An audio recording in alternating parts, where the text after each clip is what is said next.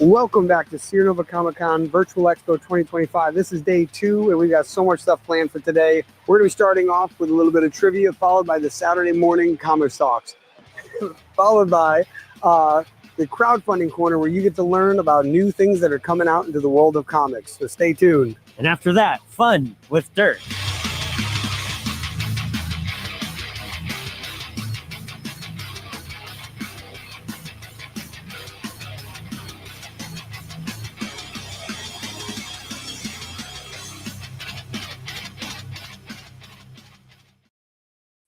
Boom, boom. Up, wrong foot. There we go. Howdy, howdy. Welcome back to day 2 of Sierra Nova Comic-Con 2025 Virtual Expo.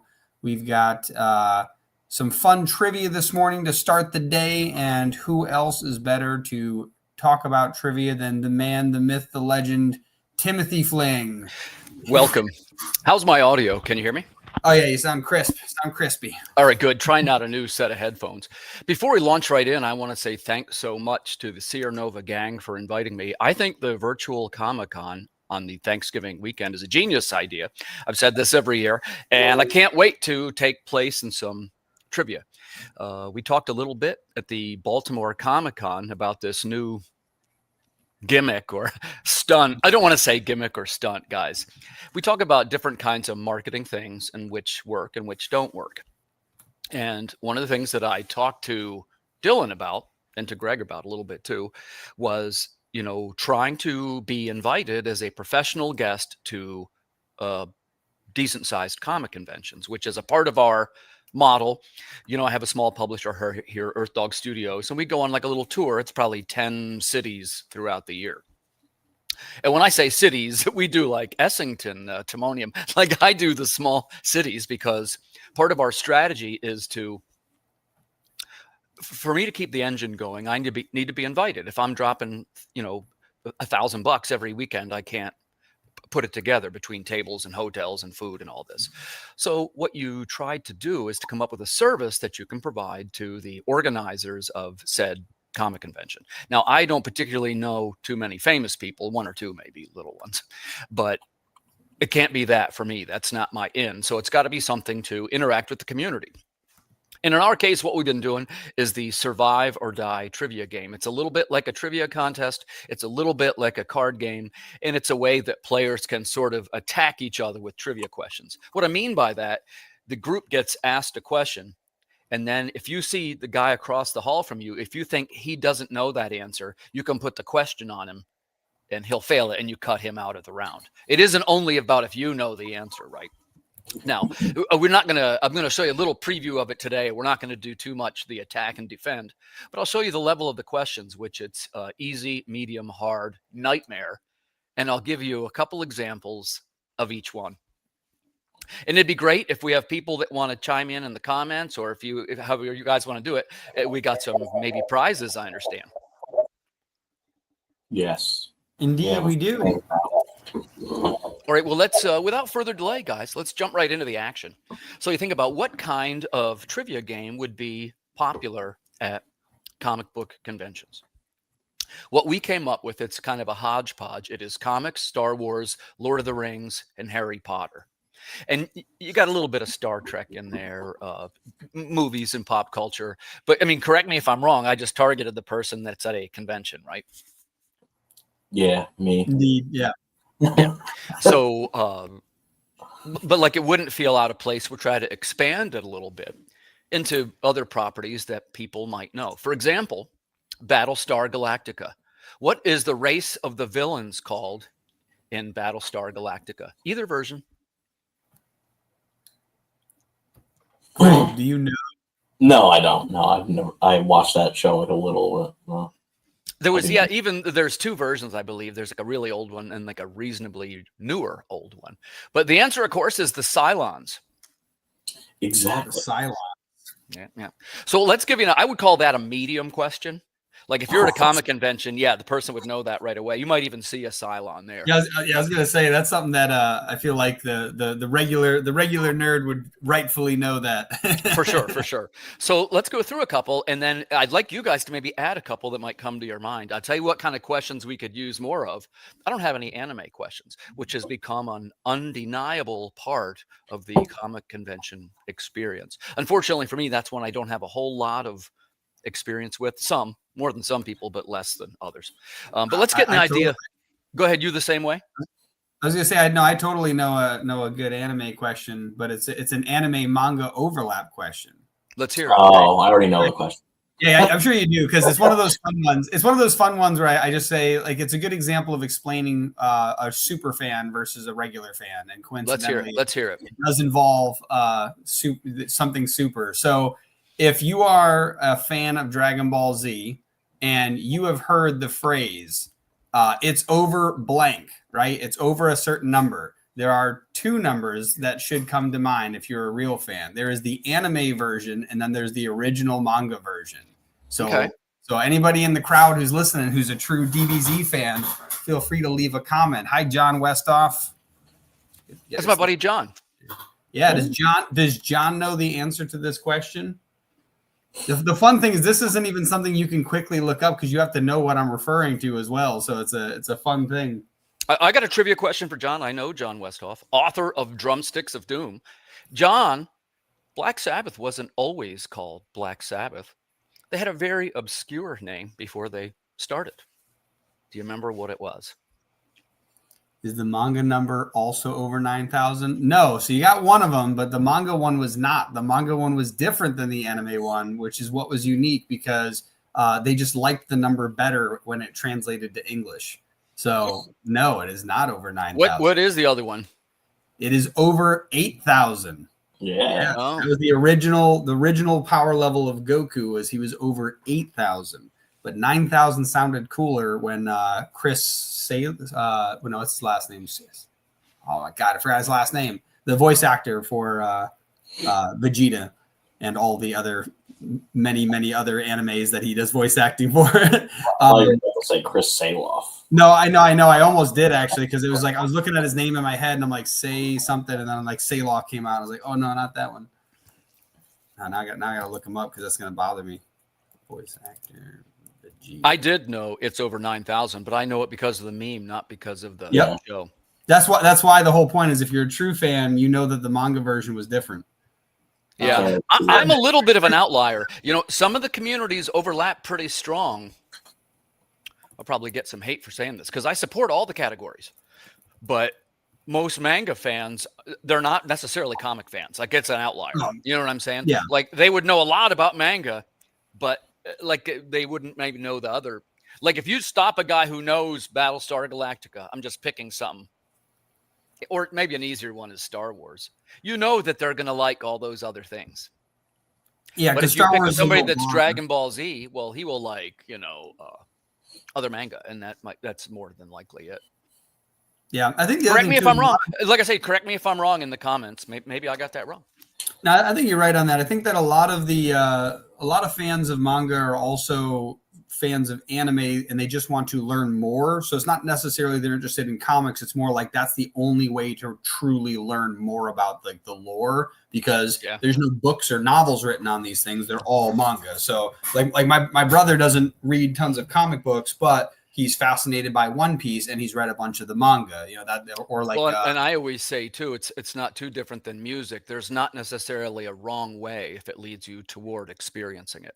If it's in this case, if we're talking about just sequential art in general, let's say, or art forms, hey, if manga is what grabbed you, go ahead. That's cool. There's not like a wrong way to do it. It's kind of like when you have like a guitar player, right? And he doesn't really know how to play, and he picks it up and he's holding it wrong and he starts playing something. Knock yourself out, brother, sister, right? There's not really a wrong way to do things. Jimi Hendrix did it upside down and backwards, and he became Hendrix. So who am I to tell you that you got to make a perfect D chord? People still say 100 years later, well, I'm exaggerating, it's 50 years later, punk, kindness is the new punk. Hey, you're so punk. Which we forget now. The reason why punk rock died out is because it was terrible. So really what you're saying is, something is the new punk, something's terrible. Like, we talk about, I always use the guitar player as the example because it's the entry level. Name one punk guitar player. You can't, because they're out of tune. They didn't play well. Generally perceived as below level musicians. Again, correct me if I'm wrong. Correct me if I'm wrong. Greg starts hurting. Greg's like, "Oh no, all of my favorite bands are punk bands." Yeah, look, I listen to all the punk bands too, but there's a reason. I just tell the truth. Yeah, there's a reason why it divided off, because and by the way, I have a bias. I always admit when I have a bias. I'm a metalhead, right? And I've been one for many years. But the thing that metalheads did from about the mid 80s on, they became what you might call like virtuosos, meaning that if you would say something to them like, hey, play a Phrygian E7 scale with the D removed, the guy would go, oh, you mean, like he would have that classically trained musicianship. Whereas the punk guy's like, well, it's not a D. It's like he doesn't have it even tuned up, the guitar, right? And there's nothing wrong with that. Like I just got done saying, there's no wrong way to enjoy music, but it's you can at least be aware of it, right? It's like a thing. And I'm always amused by when people say, well, kindness is the new punk. That's one of the examples. Like, so kindness is the new terrible thing that sounds terrible, right? What are you talking about? I'm trying to rile up the punk fans today. Now, some people will say things. Hey, listen, Christian, he's right. Like I say, I talked out of both sides of my mouth there because I just said there's no wrong way. But since it's a trivia contest, name me the most highly regarded punk guitar player. I'll give the audience at home 10 minutes on this one. You're going to have to dig pretty deep. I'll give you Google and AI. It is funny, though. Like, yeah, if you really think about it, it's like, I feel like a lot of the songs for punk are like tied to memories. I think that's why they're valuable. It's one of those things where, like what's the Good Riddance, by Green Day, like that. That's I remember. Well, I thought somebody might mention Green Day. Who'd like to jump in here and answer the question if Green Day is a punk band or not? I'll go first. Yeah. None of the elements are there. That's a pop band. What's making? Yeah, I maybe would give them pop punk. But I would say about Green Day, what about it what about Green Day? By the way, I love Green Day. I'm taking the other side for fun, for trivia. What about Green Day makes you say it was a punk band? Well, Yeah, he just breaks the shit out of his guitar and shit. Because he hits it hard? Yeah, that's rock though, but that's like Yeah, That might be it's rock. more- I stand by my assessment. Green Day doesn't have too many of the punk. Yeah, I would say like the reason why like I and probably a lot of other people would call them punk is because grunge is really the term, and grunge rock at that time kind of became punk rock. It was kind of like everything that did grunge rock, right? Like everything from like the like Simple Plan's very poppy as well, but like that was classified under punk. Up to Blink 182 and all of these bands that came out. Was it Jimmy Eat World? There's like a chunk of these that all had these very poppy versions of what would probably be considered more grunge rock. And I think because it was like poppy grunge rock, it became punk rock. So it was super interesting. Art is always where did you get to say it? Art is always feeling nostalgia, excitement, sadness. Green Day was more punk at the beginning. Yeah, I also agree with that. That's true too. Yeah. Yeah, their very first stuff was more punk. Well, when they were up in San Francisco, playing in all the punk clubs and everything, they were much more punk. It was when they signed, they re-recorded a lot of their early songs. The punk kind of disappeared from them. And sorry, I'm just interjecting. And as well, that's what we want. That's what we want. I stormed the studio and bring it in. It's quite all right. And I'd like to remind people, Ed knows this already. Like, I love to debate about music. Like, I'm not like, please tell me an opposing thought. That's why I say, correct me. I think what Dylan said was right about grunge, but it still also shows how do I want to say this? Most of the grunge players were pretty good. I would say that. Like the guitar players were good. The drummers for the grunge movement were always good. Alice in Chains, Stone Temple Pilots always had good drummers. So, and again, if you're just joining the conversation, I'm not saying musicianship is required like some kind of gatekeeping or something. I don't mean that at all. Like, there's no wrong way. We agree on that up front. But that said, there is an element. You don't have to be good to get through the door. Right. It's my buddy used to say to me about food. I like to cook a little bit. I don't know if there's people here that enjoy cooking, but things don't taste better if you put a lot of ingredients in. Sometimes the simple 2 ingredients is enough.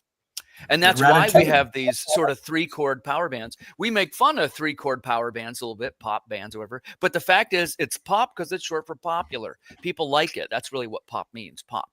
So there's nothing wrong with that. But like, I'm almost ashamed to admit, I'm the punk guy. I remember the first time. And to me, punk is I don't know how much purists are alive in the punk movement. I guess not too much from watching what people say, but like the Dead Kennedys, the Sex Pistols, the Plasmatics. I like punk isn't what, like, it's not Green Day, that's for sure.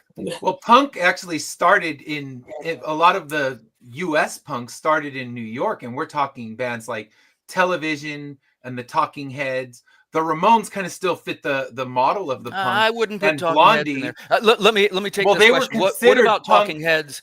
Tell me why, though. I want to know. First of all, I kind of like the Talking Heads, but why? What makes them punk? It was the counterculture of them when they were coming out at CBGBs during that particular time.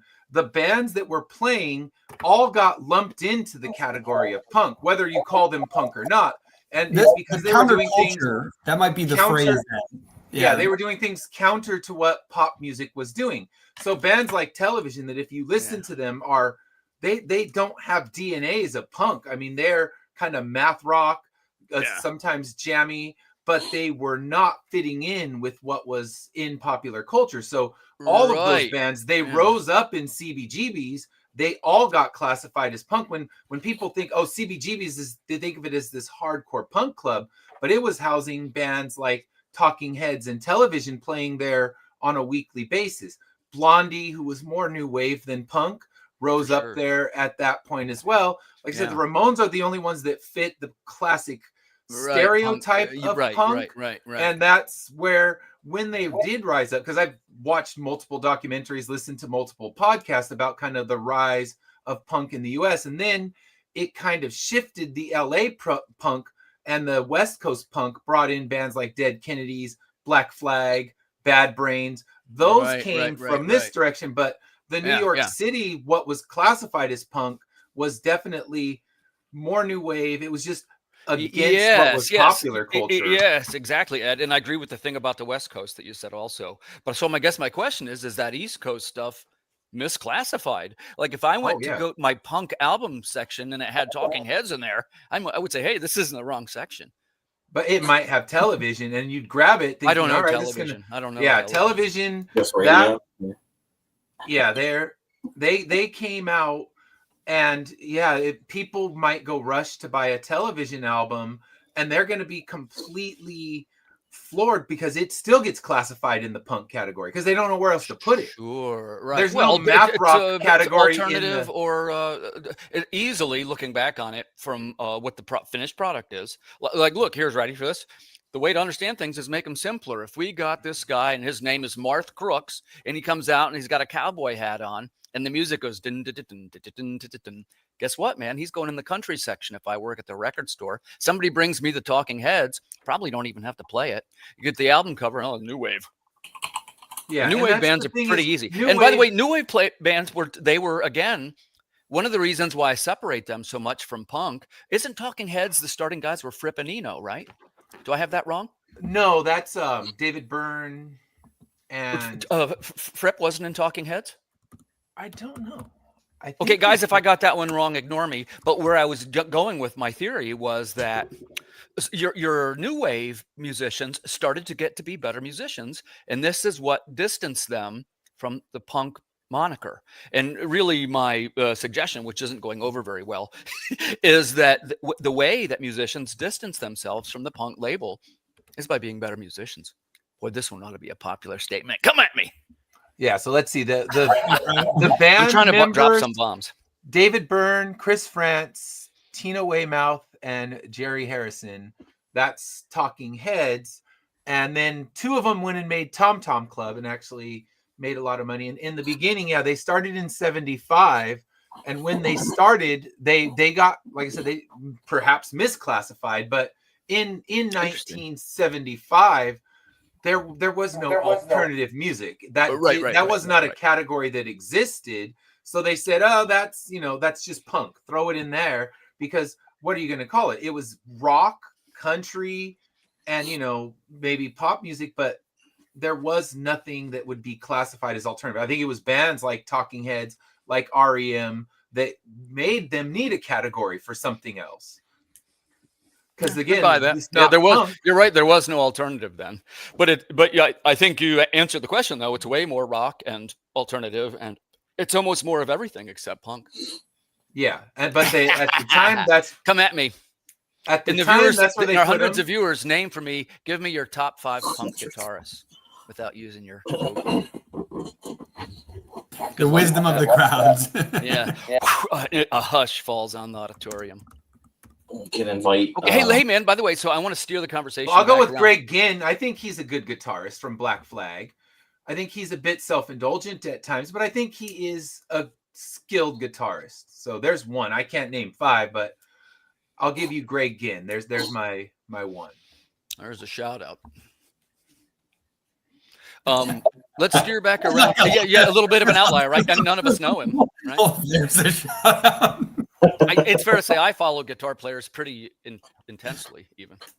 But I never heard of that dude. But I knew who Black Flag. Tom Verlaine, I'll go with him too. So, but he's from television. So, but like I said, television never got reclassified as anything because they didn't know how to put them in. They're more math rock, but their beginnings, they were in a band called Neon Boys, and Neon Boys was more straight ahead punk, and Tom Verlaine can shred. So there's my 2. But I promise, Ed, I will give those a lesson. I enjoy your recommendations, and I enjoy watching your guys' show with Dash too when you guys do the analysis of things. These are a little bit outliers. I'm not familiar with them, but that doesn't. I'm thrilled to discover something new, so I will check that out. Yeah, and if I stand corrected, I will come on this broadcast and I will say, "Hey, this guy who classifies as punk," which sounds like we all might disagree on what the classification of punk is, but I'll admit if he's a good guitar player, because to me, I'm real simple. If somebody's a good guitar guitar player, it's like a Star Wars thing. I have a bias where if I go to a Star Wars movie, I'm already about halfway, 60% there because I like Star Wars. You know what I mean?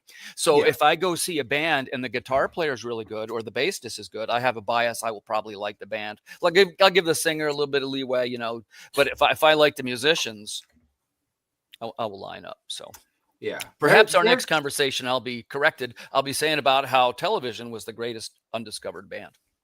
Yeah, they never made it big, so they could easily fit in that. And like I said, if you look at the history of CBGBs, which is, you know, by all accounts a punk club, the kids walking around today with their CBGB shirt thinking they're being hardcore don't realize that it was more of the rise of new wave and things like that. I would have said you also got the roots of the early New York metal in there too. The Ramones, which the Ramones, right? They kind of straddle the line between punk and metal. They play loud and they're aggressive like they're metal and they're tuned up, but they're not very good musicians in the songs. And they were more outliers in the CBGB scene when it first came out. So it's kind of funny how when it was all these, you know, more skilled musicians like Talking Heads, like Television, like Blondie, they were kind of just the aggressive thing, but CBGBs was just, it wasn't selling to one type of scene. It was selling to, you're not fit for the radio kind of bands. So right. Where could they weren't sure where to play them. Yeah. Also a little bit contributing to the rise of diverting marketing to college campuses. Because then once colleges got involved, Ed, wouldn't you say that was kind of the birth of the alternative? College radio, that's where we get the rise of bands like REM, bands like Talking Heads.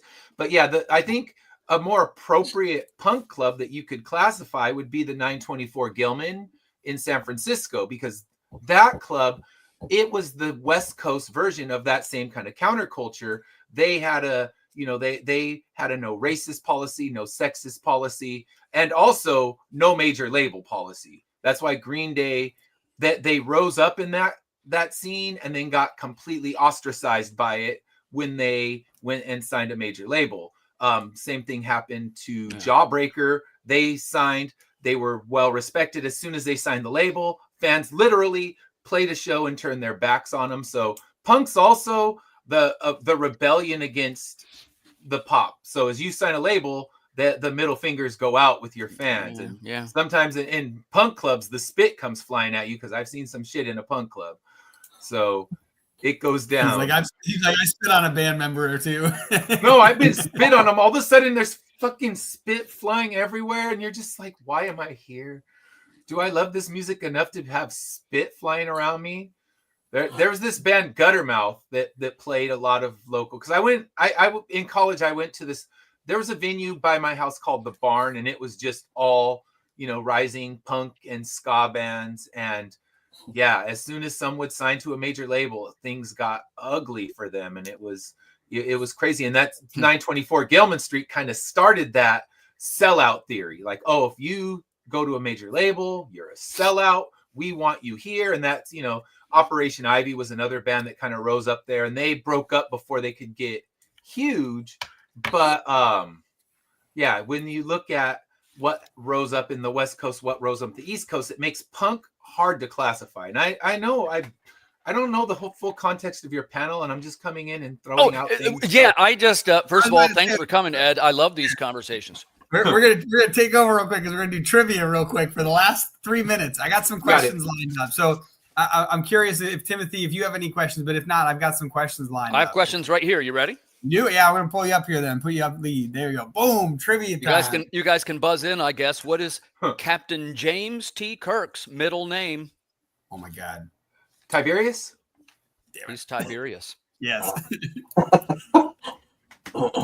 How did the Incredible Hulk get his powers? Gamma radiation. What is Dr. Manhattan's real name? Oh. Greg. Oh. Greg. Dr. Greg Manhattan. I mean, yeah. Okay. Stumped. It's Dr. Osterman. Alec Osterman. Oh. Let's try a little easier one. What's the Green Arrow's name? Real name. Secret identity name. Oliver Queen. Oh, yeah, damn it. There you go. What is Darth Vader's first name? Anakin, yeah. It's Anakin. Annie. What is the call sign of the USS Enterprise? It's written in big letters right on the ship. What is the call sign of the U.S.? Yeah, the numbers. Yeah, I a don't Star know. Trek fan would know this. What's the number of the Enterprise? Oh my God! I want to poll the audience. Anybody in the audience? Christian might know that. Yeah, does Christian know the answer?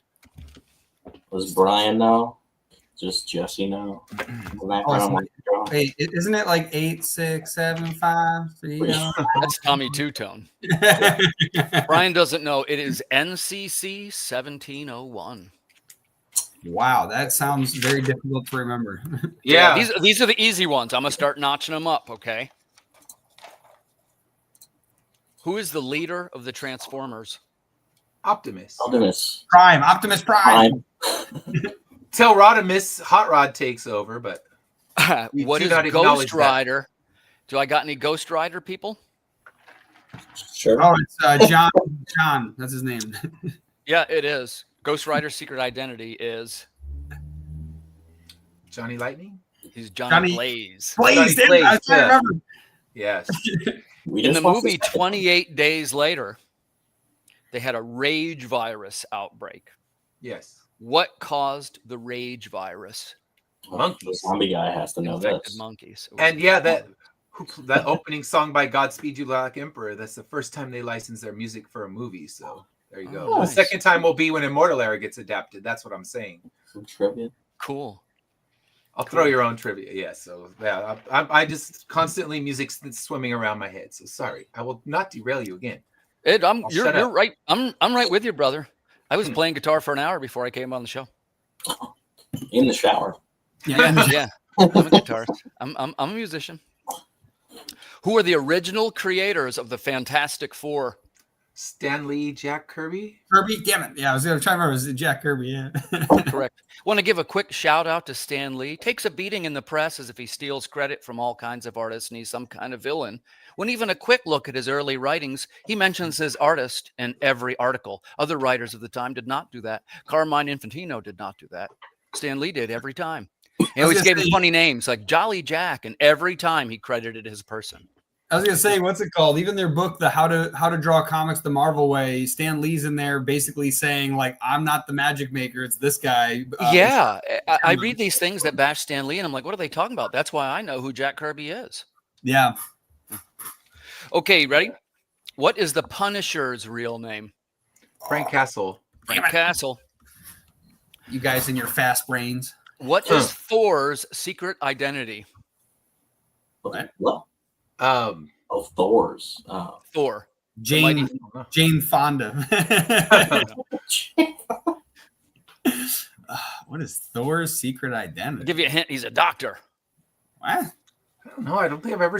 I never read much Thor. They do mention it in the movie a little bit. Do they? Okay. Like an Easter egg kind of mention? It's a little bit more like an Easter egg mention. When he's being arrested, they take his ID card that he got from Jane at the hospital, and it says Dr. Donald Blake. Okay. In the comic, he's like a crippled doctor, and he hits the staff and becomes Thor. Wow. Or at least in the early ones, it's been female Thor, frog Thor. There's a bunch of stuff. Yeah. More Thor. I'd have gave some room on that answer. In the Lord of the Rings, the Witch King of Angmar has a secret weakness. There's actually two kind of ways to interpret Women. this. Yeah. Right? It's actually two-part. Do you remember the second part? There's a dagger that has writing on it. Yeah. Oh, okay. The dagger of Westerness. His historical enemy. It's all written out in the book. In the movie, it just shows Pippin, of course, stabbing his leg with the dagger. Mm-hmm. What is Dr. Octopus' real name? Octavius. Wait. Otto Octavius. Otto Octavius. Damn it. I couldn't remember the Do you first know where he was born? Because I do. I don't. Let's hear it. Schenectady, New York. Oh, nice. Yeah. That's interesting. I didn't know that. Yep. How did the Swamp Thing get his powers? The swamp. Burger King. Wait. One second. How did the swamp thing get his powers? Wasn't like there like a lab near a swamp? Wasn't that like the whole thing? It blew up, I think. Yeah. Yeah, he was working on a rejuvenation formula. There's a bomb. Yes. The bomb explodes. He's all on fire. and he runs falls into the swamp. and Yeah. plants. Got it. Who is he who shall not be named? Voldemort. Voldemort. You said it. Oh, Dang What's it. his real name? Tom Riddle. No. Oh, damn it. Tom Marvolo Riddle. So yeah. Whoa. I've watched it a lot of times with my children and read it aloud to my classes. So Nice. Did he say it? My sound cut out there. Oh, yeah, he did. Okay. Let's do a couple of comic collector questions. What is the first appearance of Batman? Detective 27. Yeah, Oh, that's a okay. collector. Okay. First appearance of Superman was in the news this week. Action Comics. Action 1. Yeah, one. Yeah, actually, I said that wrong. You gave the correct answer. The first appearance is Action 1. But Yeah. wasn't it a Superman 1 that sold this week at Heritage? 9 the- million. No, I Yeah, thought it was Action. $9 million bucks. Oh, it was an Highest- Action 1. They just Yeah, it was. Yeah, because it was. Oh, Like, it was an Action? Okay. Yeah, they found And it in was their a mom's 9 attic. Yeah, a 9.0 found in the attic. Right, which is nuts. Whatever house that is, I want that insulation. Yeah. Right, and I remind folks, remember I used to work for a grading company. The Golden Age books are graded on a scale, meaning compared to other books. It's like a bell curve. Oh. So you could have you could have everything up to, but not including a missing page. Like if you got even a little bit of tape, it might slide on a 9. That's interesting. I didn't know that. Yeah, I had no idea. Compared to others. Because the thing is, there's not too many others. Hey, Yeah. I was about to say that's actually a good trivia question. Like, Yeah, so what's it's it great on the about? curve. Yeah, Yeah. they're graded on a curve. It's like I got a 90, but that's because there's no other. Well, books. because you Yeah. see, it sounds like comic collectors might be interested in this. Comic collecting goes in waves. Like the first one was in CGC was launched, and that was all New Mutant 98, New Mutants, which was the first Deadpool. A whole bunch of people had them, so a whole bunch got graded. So it gives you a broad grading range. Then the next one, the next big wave was the first Wolverine. That is, somebody tell me, first appearance of Wolverine. Is that with the Hulk? It Yeah, is. I got one behind me. So You got I one? literally. yeah. I got to hold one I have the a other 4.0. what was it a couple months first ago? I got to Wolverine hold Well, one. hold on, I'm about to be impressed if Ed has a Hulk 181. It's I 181, do. right? I have a Hulk 181 behind me. Nice. So Yeah. Ed, you're even a diehard comic collector. You were a little bit. You Yeah. played it off me a little bit. Okay. Yeah. Nerd. When did you get that one? By the way, did you get it like originally, or did you get it from somebody?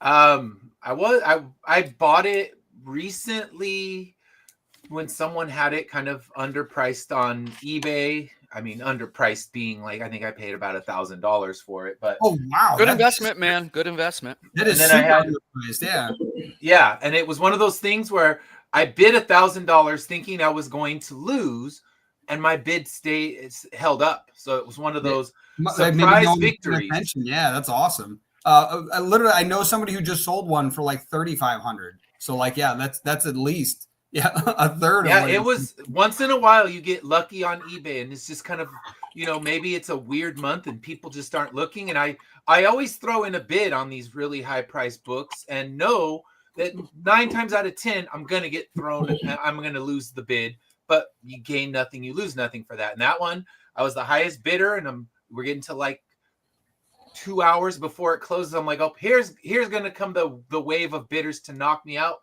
and it was just me. I think there were 2 bidders in the whole thing. So Sometimes it you get was lucky. pretty Congratulations. crazy. Yeah. I'm a collector. How about we'll move on to the next question. I'll try and focus more on some comic questions. But now I'm curious. I want to ask. Mhm. And by the way, if we're in a room where there's not all comic collectors, if you have a favorite collectible item, tell me what that is. But I'll start with Ed. Ed, what's your favorite comic that you have in your collection? Doesn't have to be the most valuable. Could be the one that you like the most because it reminds you of something, blah, blah, blah. But that's a top tier book you got there. If it's that one, I get it. And other guys too, tell us your favorite collectible.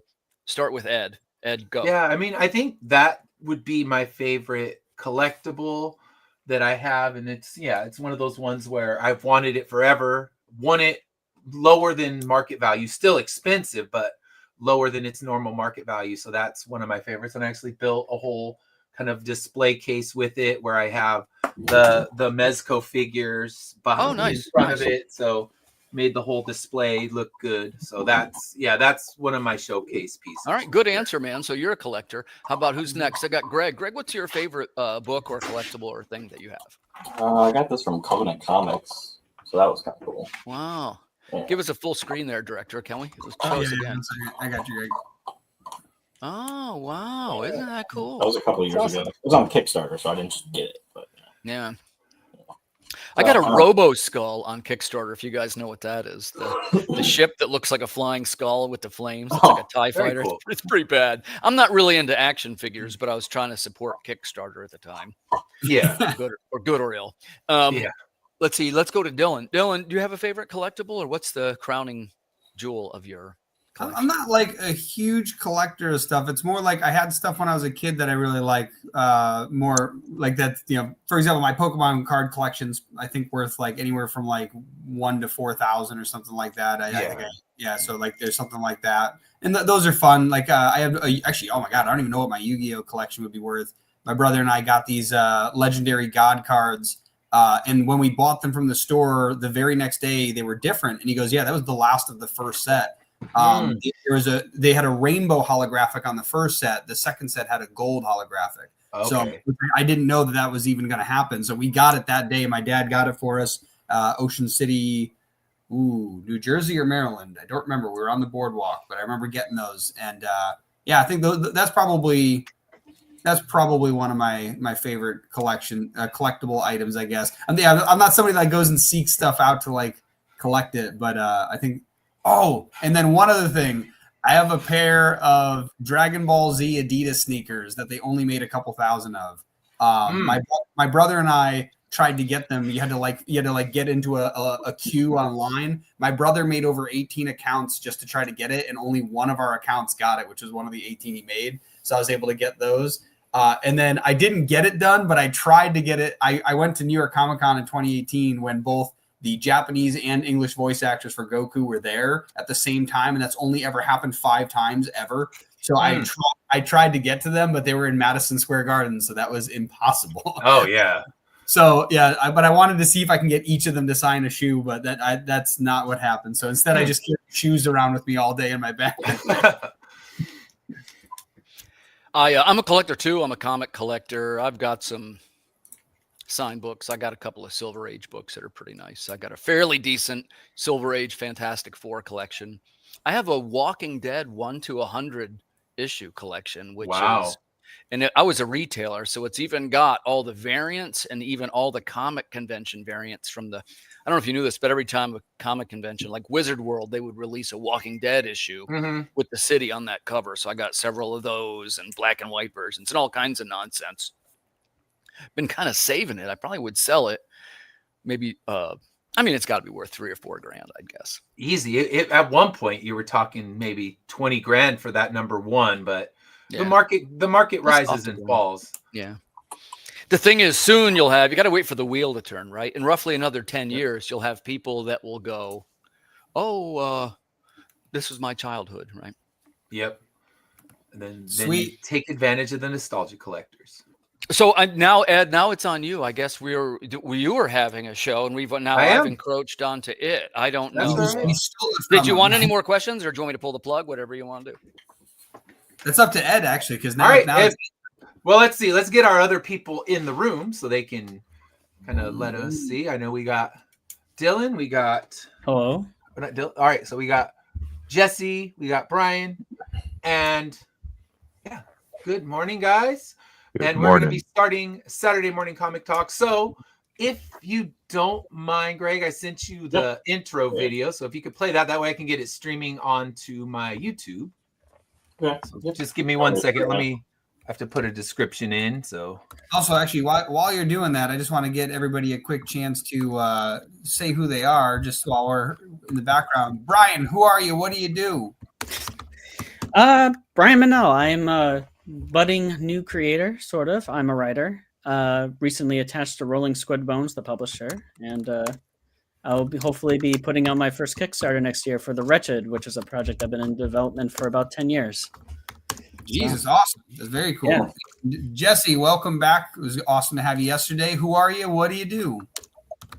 Name's Jesse. I'm an art director over at Gearbox Software, just kind of getting into the whole comic stuff.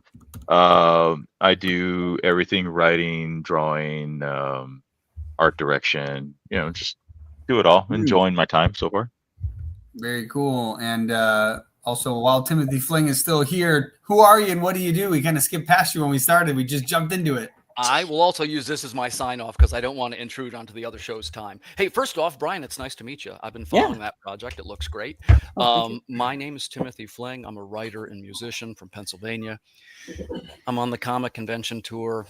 I write and publish my own series of science fiction graphic novels. And there's some songs and stuff too, if you guys like that.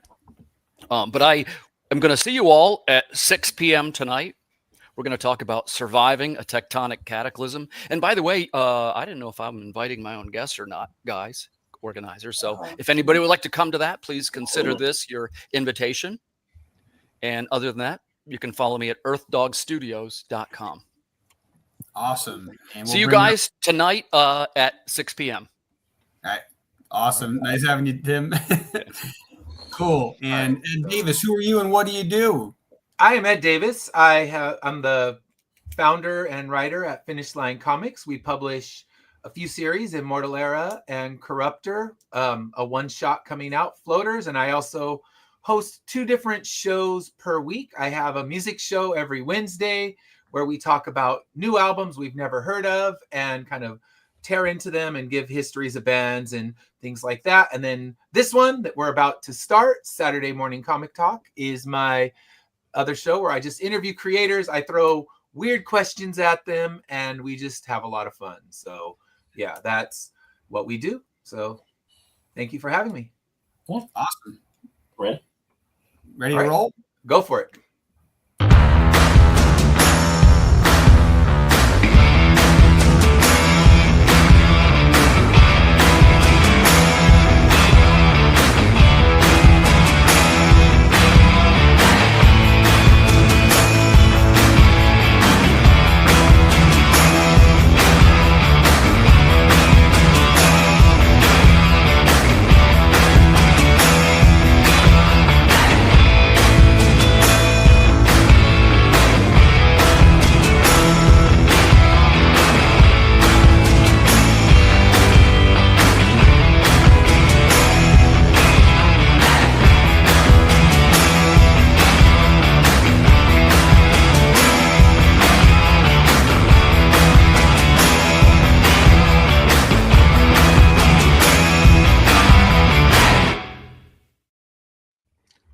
Good morning. Welcome to Saturday Morning Comic Talk. This is a show where I talk with top indie creators about whatever the heck I thought up in the middle of the week.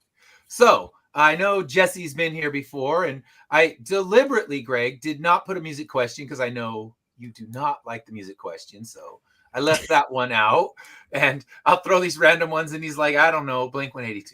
So good enough.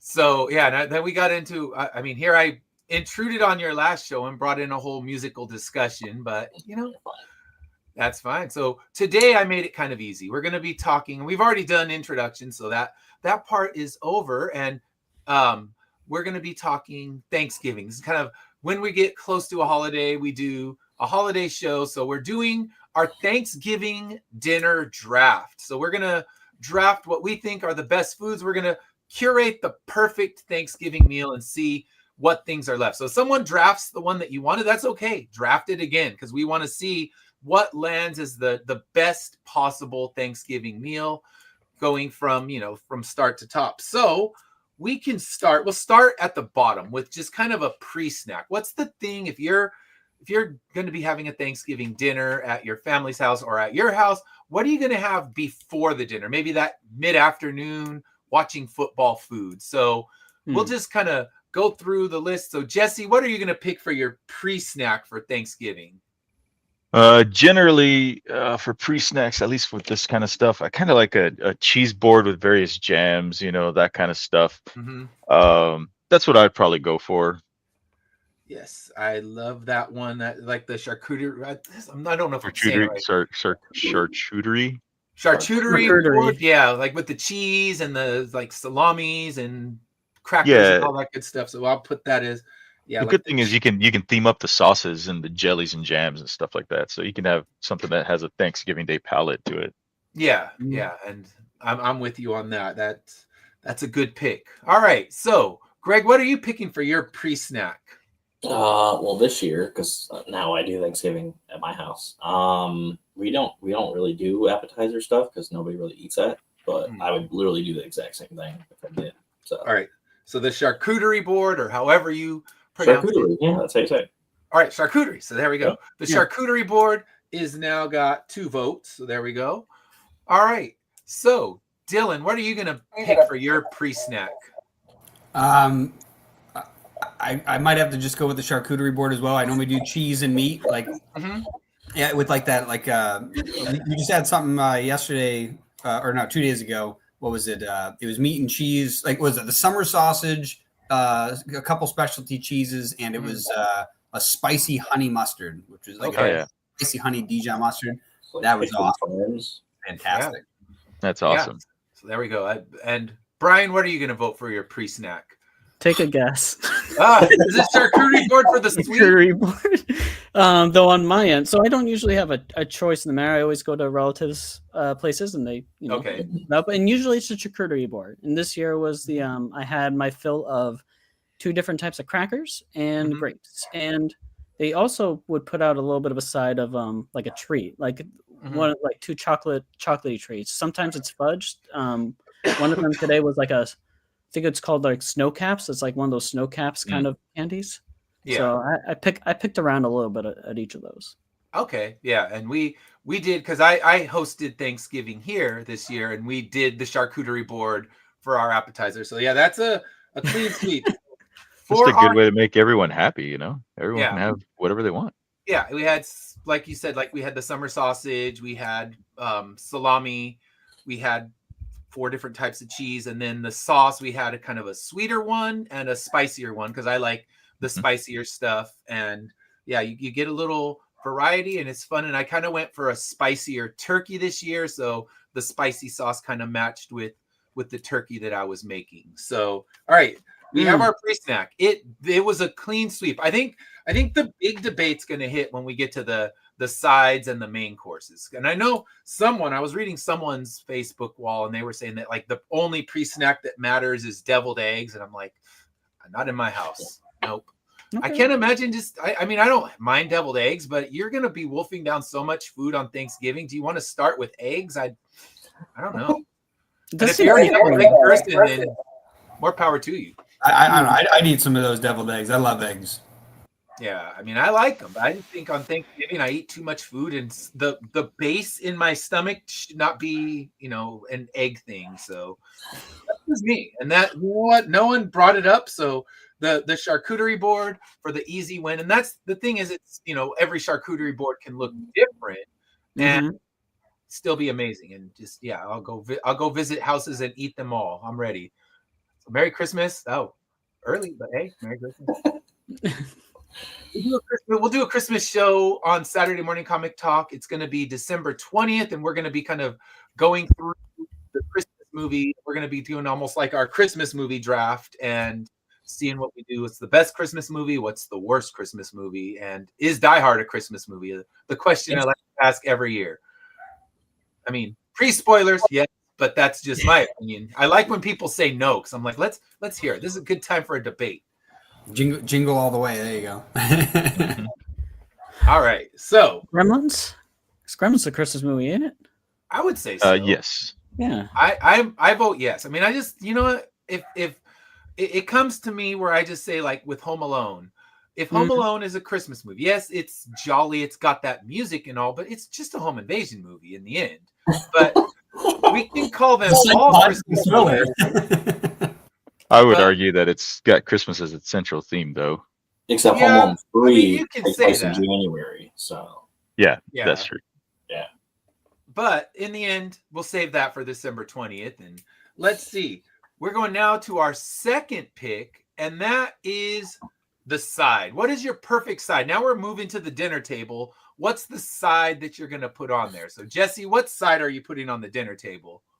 For me personally, the one I would take is a good solid green bean casserole. All right. I love green beans, and man, you get it in there with some bacon and some cheese on top. Yeah, you got me. It's a good one. Yep, that is good stuff. We had that on the table. I think me and my wife were the only ones that liked it, but since we're hosting, it's like, you know what? We're gonna make it, because Yeah. if I'm cooking all the food anyway, well, actually, my daughter really stepped up. She did a lot of stuff that you're gonna have the stuff you like. So those were two that I put in there. So yeah, green bean casserole, I say good one, but I don't know. I don't think this is gonna be the easy sweep that we had on the last time. So Greg, what's your top side? Mashed potatoes. All right, so mashed Yeah. potatoes. Yeah. Also, you can't go wrong with that if they're done right. If someone doesn't know how to cook them, it's dreadful. But I guess that goes with any of the food you put on the Thanksgiving table. Dry ass turkey's never delicious. So yeah, so mashed potatoes. I'm writing it down. So far, it's not going to be the easy win. And then what are you going to put on the table, Dylan? What's your perfect side? I'm gonna have to say stuffing or dressing, depending on what part of the country you're from. Okay. Especially because there's so many varieties. They've got some with like cranberries in it. They got some with more onions in it. Some with Yeah, you can get a sweet or savory on that. That's what I'm saying. That's what I'm saying. Either like any of them. Like all of them. Okay. Yeah, you don't lose either way. All right, so there we go. We got no consensus, but that's all right. We'll just put them all on the table in the end. All right, so Brian, what are you putting on the table? What's your top pick? Oh, my top side. pick. All right, 'cause I usually put everything on there except Yeah. for squash. So I think maybe my top pick, if mashed potatoes is considered the side and not, I think I'll probably do mashed potatoes with gravy.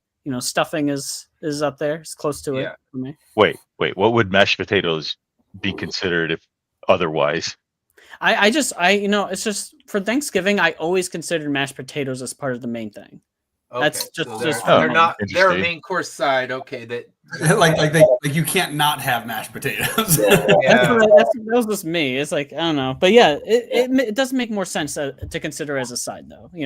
For Yeah. sure. I guess I'll consider that. So mashed potatoes, and a close second would probably be stuffing for me. Okay, so mashed potato stuffing. Yeah, for me, I'm going outside the box again and throw another one that people don't have, and I'll do mac and cheese. I was about to say, I bet he's gonna say mac and cheese. I never did that, but I actually was thinking of doing it. Mac and cheese is great for a side. I don't think it's a necessity. A necessity. There we go. No. But it's a nice extra add-on. Yeah, and the thing is, the everything that was picked, we had on our table. So they're all sides that we like. The mac and cheese was the only one that was kind of non-traditional, but my daughter was saying, I really want to make mac and cheese, and I'm never going to say no to a good homemade mac and cheese. So Yeah. she put that out, and we did have green bean casserole. We had mashed potatoes, we had stuffing, we had mac and cheese, and then we had the bread rolls, which that with the cranberry sauce. So it made for cranberry sauce. I didn't even think about that. That might be the one. It's funny. I eat that last, so I always think of it like the little mini dessert before the pie. Yeah. We didn't do desserts, but I think we can add desserts after this. Oh, we can definitely do desserts. Yes. We got to add desserts, but now you'll just be put on the spot. You didn't have your time to think about that one, but now we're moving into the main courses. So you know what? I say screw it. We're curating a perfect meal, so why not have them all on the table? Because I did this year. I mean, you're not going to have to pick just one, but as far as the top, I guess mashed potatoes wins with 2 votes, and everything else has just 1 vote. So yeah, that's still a good victory for mashed potatoes, because everybody has their favorite side, and mashed potatoes, like you said, it just seems it needs to be there. So I'll complicate this. What specific type of mashed potatoes then? What do you mean, How are they being prepared? How are they being prepared? I don't. Yeah, I like a good amount of variety of mashed potatoes. Give me the ones with the skin, with the red skins in them and lumpy, or give me the smooth ones with butter. I'm good. Like whipped. Yeah. I like the smooth, the whipped, and you throw in a little bit of like a block of cream cheese to give it that kind of cheesy flavor, and then we threw some sprinkled some cheese onto the top of it, so we made kind of a cheesy mashed potato, which is good. But you could do like the red skin one with the skin kind of hanging out in there. Sprinkle some pepper on there too, maybe. Yes, that's crazy. I just use it to scoop up the gravy. You're going hardcore with this. That's why I go with the dressing. It already has all those seasonings. Sure. Jesse just had to mix it up. Like, all right, you pick Yeah. mashed potatoes, but you got to be more specific. Like, not because that, yeah, I guess like the charcuterie tray, it can look a lot of different ways. Mm. You should call this episode "Food Fight." Food fight. Yeah, there you go. Yeah, because like I'm not a big fan of the whipped mashed potatoes, like the super just creamy, like you sprinkle it out of a powder. You know, like I don't like that stuff. I like the stuff with the skin, chunky, like that kind of stuff. More Okay. so. That's good. Yeah, Especially when you get the chunky mashed potato stuff. It just complements the smooth gravy that goes over it too. So Oh, brown or white. I gravy. did brown. Or usually what my relatives give out is usually around brown gravy. Yeah, I'm into I don't the even brown cook gravy as well. Yeah, that's what we did, brown gravy for ours when we made it here. I mean, I'm not a big gravy person, and I'm gonna just fully admit I make it straight from the packet. We don't do it fancy. I know some people put a lot of effort into it, but I put the effort into something else. I'm like, the gravy is just to sprinkle, like to maybe dip your bread in if you don't want the cranberry sauce, but to put over your mashed potatoes. So the gravy's so secondary that I make it the lazy man's way, and it tastes just fine. But when I pick the packet, it's the brown gravy packet. It's funny because I get turkey gravy and you guys are like brown or white, and I'm like, I don't know, the one that's made from meat. Yeah, the giblet gravy. Yep. Good stuff. Giblet gravy. I know my dad makes that, and I kept the giblets and asked him when he got here, like, hey, you want to make the giblet gravy? And he was just happy not to have to cook anything and let me do all the work. So he's like, nope, the packet's just fine, because I know that was one of his favorite things. All right. So now we're moving into the main course. So this is what you would prefer. Now, we'll see if we can get a consensus of what the victor is in this one. But what are you going to pick, Jesse, for your main course? And I know because you told me yesterday, but let everybody else know. What's your top main it's course? ham. It has to be ham. I'm not going to try and eat dry-ass turkey. Blasphemy. That just means you have a chef who can't cook turkey. That's all. No, but it's always dry. A lot of times it's out of your control, and you go over someone's house and they make that turkey. Maybe it's not Griswold bad where it's like you're crunching on it, but it could be dry in its best state. It can still be dry. So yeah, gravy's for gravy. That's why you get a cup of water and you dip the turkey in the cup of water. Let me just put it this way. It's like the chances of there being a dry turkey is so much greater than it is to ever have a dry ham. Like, I don't even know if that's possible. I can live that happening. I mean, I would say anything is possible with a bad cook, but it's a lot harder. It takes a level of ineptitude that's not normally seen on a Thanksgiving table to dry out a ham. I was gonna say it's probably a level of neglectfulness. Yeah, like they got a little too wasted watching the football game, and the ham is now dry. I'm gonna say about as neglectful as Home Alone's mom. You know. Yeah. You got to be Kevin's mom level neglectful to mess a ham up. All right, so Brian, what's your pick for this one? Well, you see, I like turkey, but and even if it's dry, that's why I put gravy on my turkey if for that kind of stuff too. I think it juices up a little bit, but yeah, my preference is ham, and particularly with my how my mom cooks it. She bakes ham with pineapple juices and all that, and puts in some cloves in between the slices of ham, and hell yeah, incredible! That's awesome. That's a good. That sounds like a good ham. But let's see. We know where Dylan's going to go. So all right, Dylan, what's your pick? All right, real quick, ham, just to clarify, is for Easter and Christmas. That's it. And Christmas, on your pizza. That's both turkey and ham. Easter gets ham. Thanksgiving gets turkey. That is how the world is set. Anything that says otherwise is blasphemy. But yeah, no, definitely turkey. Yeah, a bunch of. I didn't know I was in a room full of serial killers.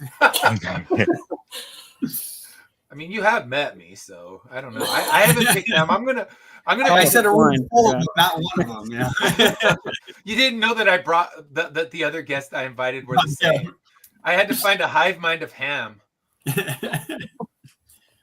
And what about Greg? All right, Greg. So what are you gonna pick? No, I have a turkey because I know how to make it. Yeah. Oh, burn. Or human meat, you know? Human meat. Yeah, there's the serial killer. The that's- other one is gross. But he's like, Prefer the liver, perhaps. I don't know. Cracker Bill? Heard good things. yeah, turkey. Yeah, mine wasn't dry. I know that. well, I mean, yeah. He's like, And "Plus my everybody, turkey mine was great." a beautiful turkey, and it was like you could put it on a postcard. It was that good, and it wasn't dry, but I'll still take my ham over it. But you know what? I'm gonna pick something else because I saw them selling it at the supermarket and offering it as a meal, and it was prime rib, and I'm like, damn, I want prime rib on the table. So I mean, I didn't Prime cook rib is for this year. 4th of July. What is with this room? Your 4th budget- of July. That's for hamburgers and hot dogs on 4th of July. Yeah. No, that's and ribs. Memorial. That's Memorial Day. You guys are getting this all messed Wow. up. Cool. All right, so Dylan is the holiday. He's the holiday gatekeeper over here, This is a cheermeister. and he's gonna tell us. So I don't know. I mean, I think the world's gonna fight you on the 4th of July being for prime rib, just because I'm not gonna serve as many people as come because they do fireworks right next door to my house. That's So a we good get a point. big crowd. We have a pool. I'm not gonna serve all those fuckers prime rib. I can't afford that. All right, fine. It's Veterans Day only if you have a All right, veteran. Veterans Day, fine. All right, we can do make prime rib for Veterans Day Look, because you when can it have was a on sale, I grabbed one and put it in the freezer, and I'll probably use it for Christmas. I don't know, Dylan. What am I supposed to cook on Christmas? Christmas is both turkey and ham because it's a much larger gathering and you give people the choice. Yes. No, Okay, well we did both. We did turkey and ham for Thanksgiving, and I think they ended up in a dead heat tie. And I picked prime rib just to keep them in a tie so we can put them both on the table. That way, No one's everyone, going to pick prime rib, but You know- I would just eat it. I would rather eat that than some people's turkey. Now, good turkey, if it's done right, it's tasty, but a bad turkey, there's probably no worse meat you could throw on the table than a bad turkey because all the gravy in the world isn't going to make your mouth not start drying up like you're chewing on a sponge. wait, real quick. when I you think eat it's a bad turkey. all of the white and brown gravy might not do that, but real gravy will definitely make dry turkey juicy. See, now you want to put more effort on me. I was already smoking a turkey. I had to wake up super early in the morning. I did it smoke. He's like, I woke up at glaze. 8 a.m. No, for me, shit, that would feel. Have you No, smoked a it turkey? How big was it? What was the size? It was a 23 pounder. So yeah, I was up around 6 to get yeah, I the was gonna say coals, 6. Yeah, to get the nice. coals up, and we had brined it the day before. So yeah, I mean, if you do the turkey right, it's good. And when I cut into the turkey and it was just the juiciest thing, people were impressed because most of the people who came hadn't had my cooking before. So it's like, yeah, I won't mess up a turkey, but I would have. That prime rib, I kept seeing it at Stater Brothers. I'm like, damn, that's a good thought. I want to throw that on the table next year too. Like, I'll have all three because why not? It's like I'll just. I mean, granted, it's going to get way more expensive because we did the charcuterie tray as well. And by the time you're done with all that, Thanksgiving's going to end up running you $400. But people, then more people will want to come to the house. And yeah, I'll save the hamburger. It'll be hamburgers and hot dogs for Thanksgiving if we get too big of a crowd. More Like, you people get at my house? That sounds like a negative, honestly. No, I don't want it. I'm like, I'm happy with the crowd I had this year. I don't need to double it if people start saying that the food is good. Because we did a launch party years ago for my book. I think it was probably 2020 is the last time we did one. And we had done 2 or 3 before, and people got wind of my salmon being really good. So next thing you know, I'm buying 4 salmons, and that shit is not cheap. And the people devoured it like hogs. I'm like, man, people, you're gonna eat me out of house and home because like I made a brisket, I made pulled pork, and they're all just diving in for the salmon. I'm like, there's other meat, people. You can eat that too. You don't have to eat the one that's costing me $20 a pound, but they did. And we cooked 4, and they were still gone in less than 5 minutes. So yes, I have a reputation. All of that. Oh, I'll stuff my face with all of it. Oh, some people did. Like I did. I had a plate full of all this smoked meat. So then it's kind of like my wife said, all right, we're doing these lunch parties for your book, and we're spending so much money on food. We're not making any money on the book. So do we want to continue doing lunch parties where you spend $500 on food and you make $300 in comic sales? So Nice. I said, we just think of it as a really expensive Comic-Con table, and we get to eat better. So Maybe you can charge people at the door. Like you coming in, yeah, give me $5. Your entry fee is you're buying a trade. I already have buy a comic, you get a dinner. Yeah, if you buy a floppy, you get one slice of meat. If you buy a trade, you can get you can pick 3. And if you buy nothing, I got some hot dogs. You have to do it like donations. Panda Express, where it's like 1 entree and 2 sides, or 1 entree and 2 sides, and it's like depends on how many series you get. That's how much you buy. Yeah, if you buy one of each book, then you get that. And let's say you own them all, buy some variants. I got those too. I got shit for you. Buy it, and then you can upgrade your meal based on that. Because I had good sides as well. So the last launch party we did, it was so much food. I was cooking for 2 days to get that ready, and people loved it. But next time the admission is based on that. Like you came in and you bought Immortal Era 1, you get a hot dog and a bun. That's it. You bought the trade. There'll be varied tables based on what you bought. Like, okay, this is the table section.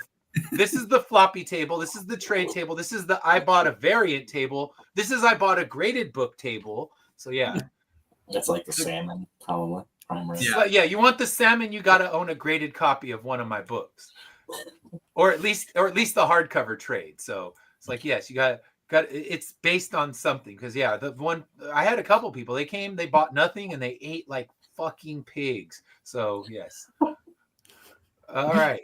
Not to disparage my guests, but buy something. Come on. Comics aren't cheap, and neither was that food. Yep. All right. But yes, I've gone on a tangent. And if anyone tunes into my show, tangents are part of the norm. I don't stay focused. I have the ADHD brain that moves in a varying pathway on a dirt road. So welcome. And now I'm doing it to Sierra Nova Comic-Con, and my apologies.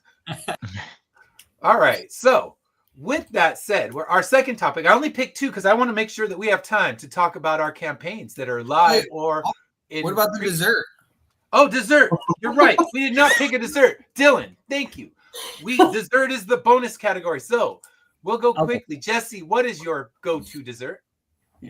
Sweet potato casserole. Ooh. Dessert? That's a side. It's a side. I don't know. If cranberry sauce can be considered a dessert, then I'm pretty sure we can make an exception.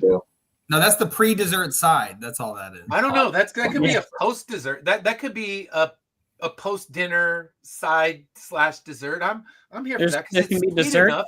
There can be dessert and second dessert. Yeah. 11sies. All right. I'm going to allow it as the food fight host. We're gonna let Jesse's sweet potato casserole, because it is so sweet. It does kind of move into dessert-like category, especially if people put the marshmallows on top and all that. I put it right before the cranberry sauce when I eat. You know what I mean? I eat in like order of like savoriness to sweetness, and then when I'm all done, then I can get the actual dessert. Okay. All right. But Dylan, we know that Dylan is the holiday master, and he's, he controls things. So Dylan, what is the right choice? What is the right Thanksgiving dessert choice? Pecan pie. That is God, yes. choice. Yes. Pecan pumpkin pie is an acceptable answer, but it's the incorrect. It's acceptable. It's not for 4th of July. I hate pumpkin pie. It's not for anything. No, see, apple pie. Apple pie is more 4th of July. That's because that's a No, that makes sense. American pie, like that's what that's all about. I understand that. Yeah, so I would agree with that. Yeah, it's not the pecan pie is not even the best pie. The best pie is strawberry rhubarb pie, but the appropriate and best holiday Thanksgiving pie is pecan pie. Yeah, and Dylan has us. Dylan, he comes in and keeps us straight on what we should be serving on the right holidays. Except you come over my house and pay for the prime rib on 4th of July. I'm not going there. All right, so Greg, what are you picking for yours? I had pecan pie for the first time ever yesterday, and that's amazing. Okay. But it is good. If it's not that, then like chocolate pie. Okay. You can pick pecan pie. Yeah, but pecan pie is that's probably like number one. All right. Okay, so it's moved in. So pecan pie has a second vote. Is it pecan or pecan? Pecan, I don't know. We're mispronouncing it. Someone in the chat's going to yell at us. We're Let's not get in a fight. Shallow and pedantic. I'm just stirring the waters. Yes. All right. So Brian, what are you picking? So I'm a fiend. I pick one of everything. Okay. So, but I guess out of my favorites I usually have. So my favorite dessert typically is cheesecake. So that's how I would go. Cheesecake for Thanksgiving. The Christmas dessert. Fancy. Could you do a pumpkin Cheesecake spice is good for every cheesecake and make holiday. it I don't care what acceptable, you say, Dylan. I love cheesecake, I'm with especially the Brian. good stuff. Not the. I mean, my dad would sometimes get the stuff from Market Basket or something like that round table thing. It's whatever, but like I'm talking good stuff, the good friggin' Homemade. cheesecake from A bakeries. proper homemade cheesecake, which Yeah. is not an easy one to pull off. I've made I make my mom a couple make that for my cheesecakes. birthday. Yeah. And Yeah. my wife makes a good one, but I had to bake her one for her birthday. And yeah, they are not easy. I can see why people just go to the store and buy a mediocre one because it's a lot less time and effort. But yeah. All right. So you got chocolate pie. I'm going to throw in, he said the sweet potato casserole, but I like a sweet potato pie. Those are good as well. Yeah. Okay. Yeah, that's an acceptable answer too. That's up there with pumpkin pie. Okay, so for pumpkin pie, Oh. I like pumpkin pie. I know some people don't, but sweet No. potato pie, I had never had one until recently. But one of the coaches that I coach with in track and cross country, that's his business. He owns a business that makes sweet potato pie, and he puts them in the packages and sends them out to stores and everything too. And he brought them to one of the potlucks, but of course not the ones that he packaged to sell, but brand new fresh ones. I'm like, damn, my life has changed right now. That is an amazing thing. So, and it's acceptable on the Dylan scale of holiday food. So I'll bring it in. But you know what? We pecan pie wins by a slim margin, kind of like the mashed potatoes did. But I say serve them all. Once again, we're curating the perfect Thanksgiving. And if someone doesn't want one of these, they can eat the other things. So there we go. Our perfect. Jesse doesn't want it. If they don't want that, they can politely leave. Yeah, they can go somewhere else. All right, so you need a dessert, Ian. I'll eat that too. Yeah, I love them. So here we go. Our perfect curated Thanksgiving starts with a charcuterie tray, sometime around the first football game. Then we go with a green bean casserole, mashed potatoes, stuffing, and mac and cheese for the side. And that was my literal table. Those were our sides. So Right. I approve of this. And Dylan, do we approve of those sides? Indeed.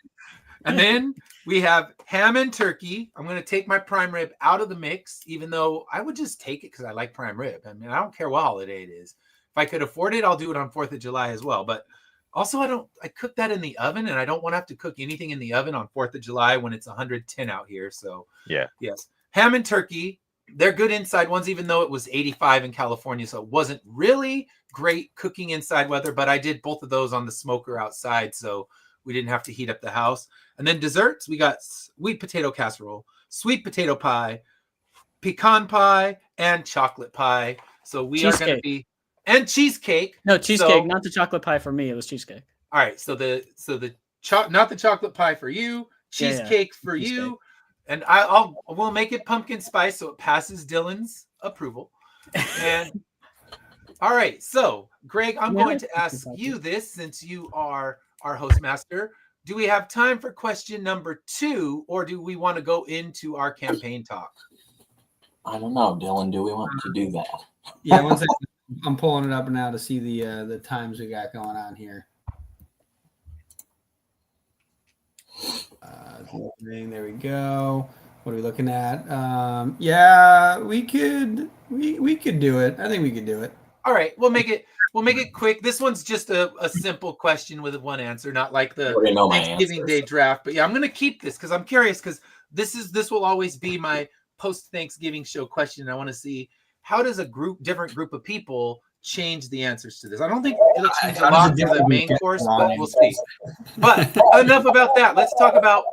There's not a lot to choose from, but what is your favorite Thanksgiving entertainment? We're talking movie, special, show. What is the thing that you need to watch to get you in that I want to eat turkey kind of mood? So, Jesse, what is your favorite Thanksgiving entertainment?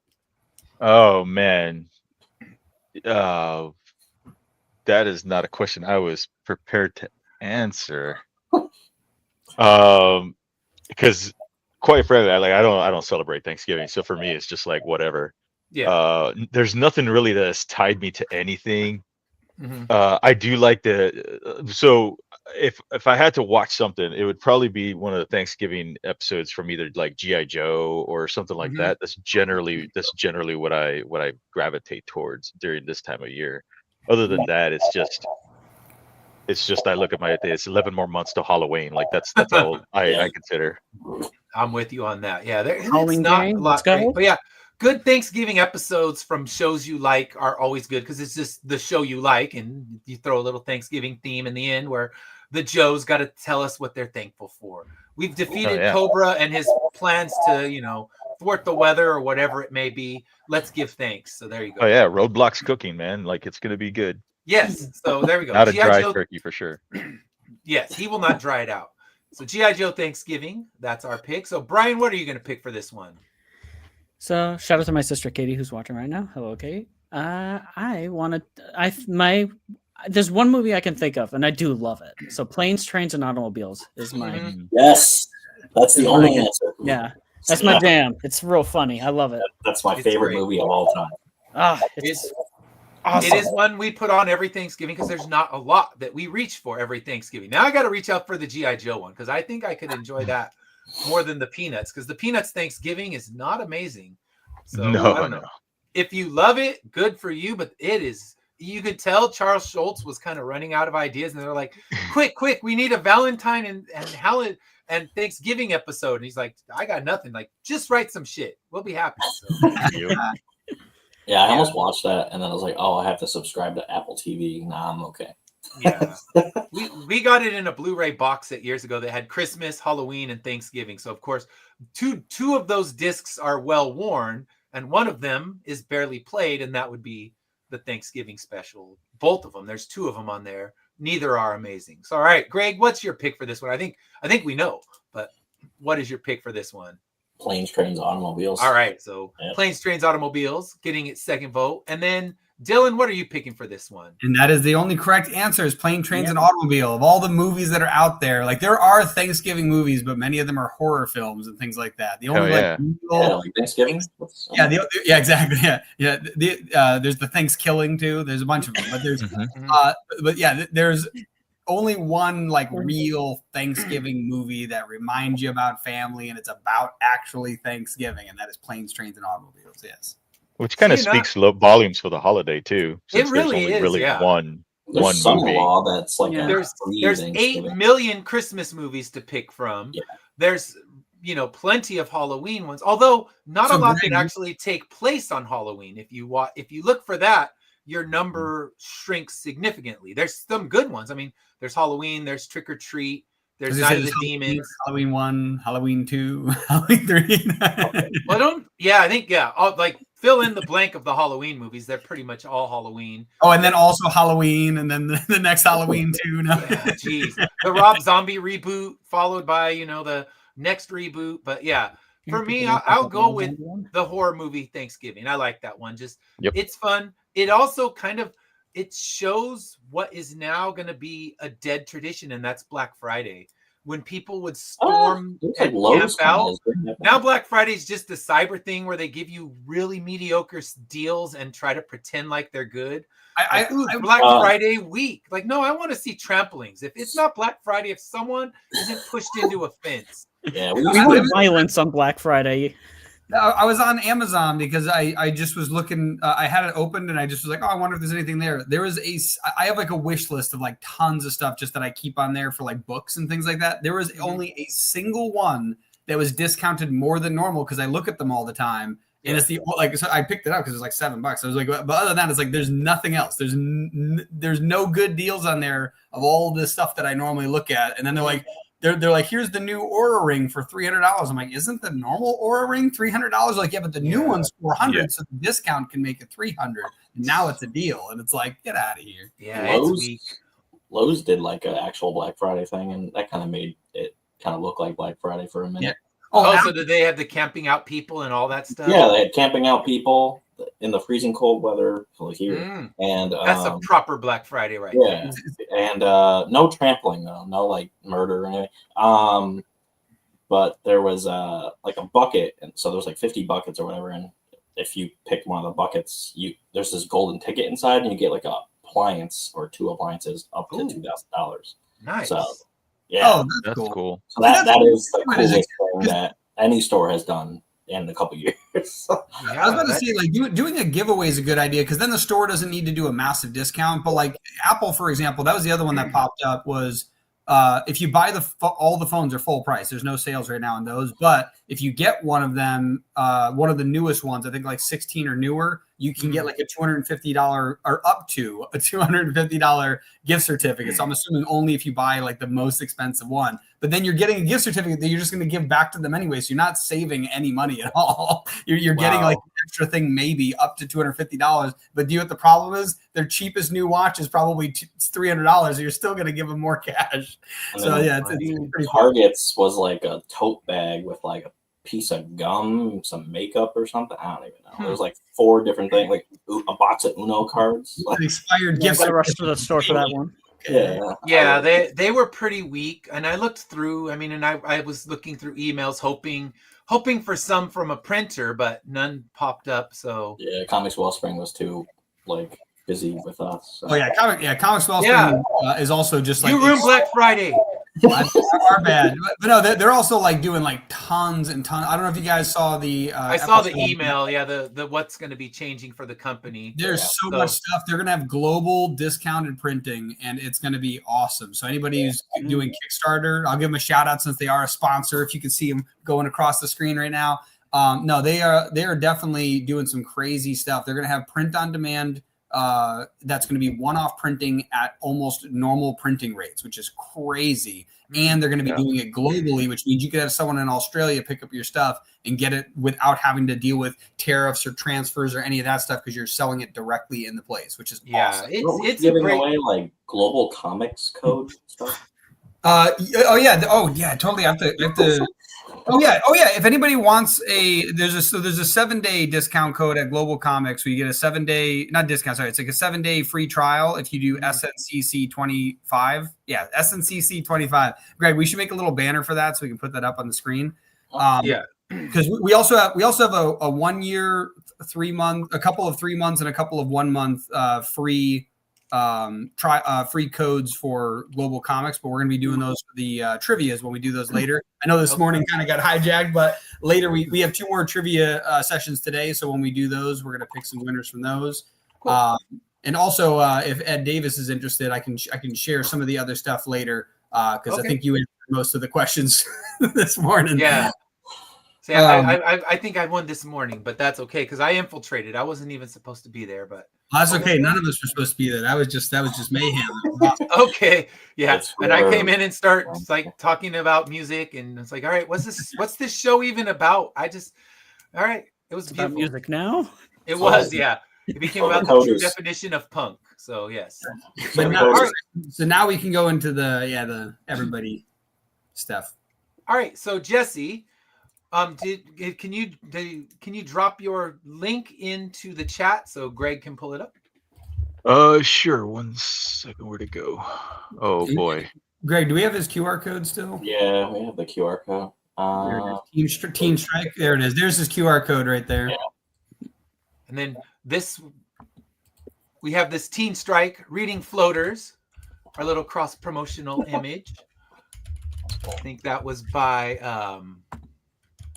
Joe sent me that yesterday. I'm like, that is very cool. I will put it into my update so that's cool. Anybody in the live streams, just scan that QR code up top and check out his that's the Kickstarter, right? Yeah, his Kickstarter. Yeah. So for his Kickstarter, well, that's the Wretched. Yeah, this Kickstarter feels a little different. It feels like Facebook absolutely did something and the reach is gone. Yeah, it's like if you post a link, it doesn't actually like it's not activated as a link, like an actual like hyper link. It's just like they won't let you because I used to do I would do it at least once a week, like post your campaigns, let's share, and now they won't be a clickable link, so I have to then reshare everybody who posted it so that they can actually have people go click over to their link. So it's not great. So if you pull up Greg, can you pull up the Teen Strike campaign? The other thing that I used to do is since my friend Joe helps me out with the social media aspect of it, I used to just go into the search and search for like Teen Strike, and then I would see all the posts and I just be like share and all this and that. Now they changed up the entire like search window too, so where it's not Yeah. easy to do that anymore. Mm-hmm. It's really bizarre. Yeah. It makes me a little concerned for future stuff, but Yeah. you know, whatever, for me at least. Yeah, it's a messy time. Hopefully it's not something that sticks, but they definitely don't make it easy to share anymore. All right, so tell us a little bit about Teen Strike so we know what's going on. Tell us about the story. Well, Teen Strike is a very personal story of mine, written back in the 90s with my friends and I in high school. We used to get picked on a lot and for liking comics back in the 90s, and that you know, this was before Pokemon, so it wasn't like the cool thing to do, right? Mm-hmm. Anime, Toonami, all that stuff hadn't happened. So my friend Roy had started drawing uh, us as superheroes, like beating up the bullies, and it kind of just spawned from that, you know, little by little, you know, it turned into a story. Mm. Then just, you know, kind of put it away and kind of did things, you know, kind of went along our ways. You know, I went into an art career, other people just went on to their normal lives. But unfortunately, in 2018, we had one of our friends that used to write it. He ended up passing away, and so in order to deal like with that, well, I was struggling to even process it. And then at the end of the day, I decided to go ahead and finish the story that we were doing. It's kind of a way to kind of like honor him and my friends and try and show people like the kind of friendship that we had in high school. And it kind of, you know, I decided to have one last adventure with him and some of my other friends, you know, that I maybe don't talk to very much anymore, kind of thing. So the whole thing is about memories, and it's about you know, it's superhero stuff, and it is definitely 90s inspired. It's very nostalgic. So if you like that kind of stuff, it's really good for that. But it's really about first love, social anxiety, having good friends, and what it means to keep them together. With the superhero stuff, kind of moving it along in the background, putting them into different situations, and that's basically it. Chapters 5 and 6. We're working on 7 right now, and we should have 7 and 8. 7. So all these are like 60-page books. They're dense. They're dense reads. Chapter 7 and 8 plus the epilogue is going to be about 90 pages, and that basically terminates the very first story arc. And then we're going to jump into the second story arc, which is massive too. I mean, I'm going to do those as triple books, so each one of those is going to be like 90 to 120 pages each. And I'm trying to keep everything low. Like for a 60-page book, you know, I'm charging like $15, you know. Things are getting a little tough for people, I know. I've noticed it at some of the most recent comic conventions. So I'm fortunate enough to have a really good job to where I don't necessarily need to make a ton of money off of these things. So I offer all kinds of deals at shows and stuff, just trying to help people, you know, because it's an escape for people, right? Yes. Yeah. But, I like but the yeah. character designs. Oh, thank you. Yeah, it's based on my friends and I. A lot of this stuff is stuff that really happened to us, you know, minus the superhero stuff. But there's a lot of, you know, I took my high school career and my early college life and kind of mashed it together. And my real first girlfriend is the love interest in here, you know, and every single person in there is a real person, you know, that is based off a real person, I should say. And I'm trying to theme it around a Toonami style, late 90s Cartoon Network style art direction. Yeah, I love the art in that. Oh, thank you. You know, for my other books, you know, I'm trying to do them as for my other books, I'm trying to do them in different styles. This one is getting the Toonami treatment. It's all about going to homecoming, you know. And this is kind of where they meet the villain of this story arc. So they go off to have homecoming and dance. Yeah, that's my first girlfriend there. That's her actual homecoming dress from the photos that I have. And they go off and are having a great night, and then that's when shit hits the fan, if you can say, and Yeah, kind of unites them all. that's it's such a great like kind of like setup, because a prom night thing. It's it's such a great time. It's like a big moment for characters and stuff, and then boom, here's the villain. Yeah, there's been building drama, and it's kind of one of those where you just kind of yell at the screen, and you're just like, why don't these characters actually talk, Mhm. and or why are they keeping to themselves? And there's certain things to human nature that prevents people from talking, anxiety and all that stuff. But for the most part, when you're talking about characters that you're writing, you can make them do whatever you want. And so I kind of addressed that in the next issue. But basically, you spent the first 4 chapters kind of just building some of these main characters and doing uh, building up that drama. And this is where it all happens, and this is where they decide, hey, we got to put stuff aside, and we have to like get in there, right, and do that. Again, trying to keep everything as low cost as possible, while still making sense as well.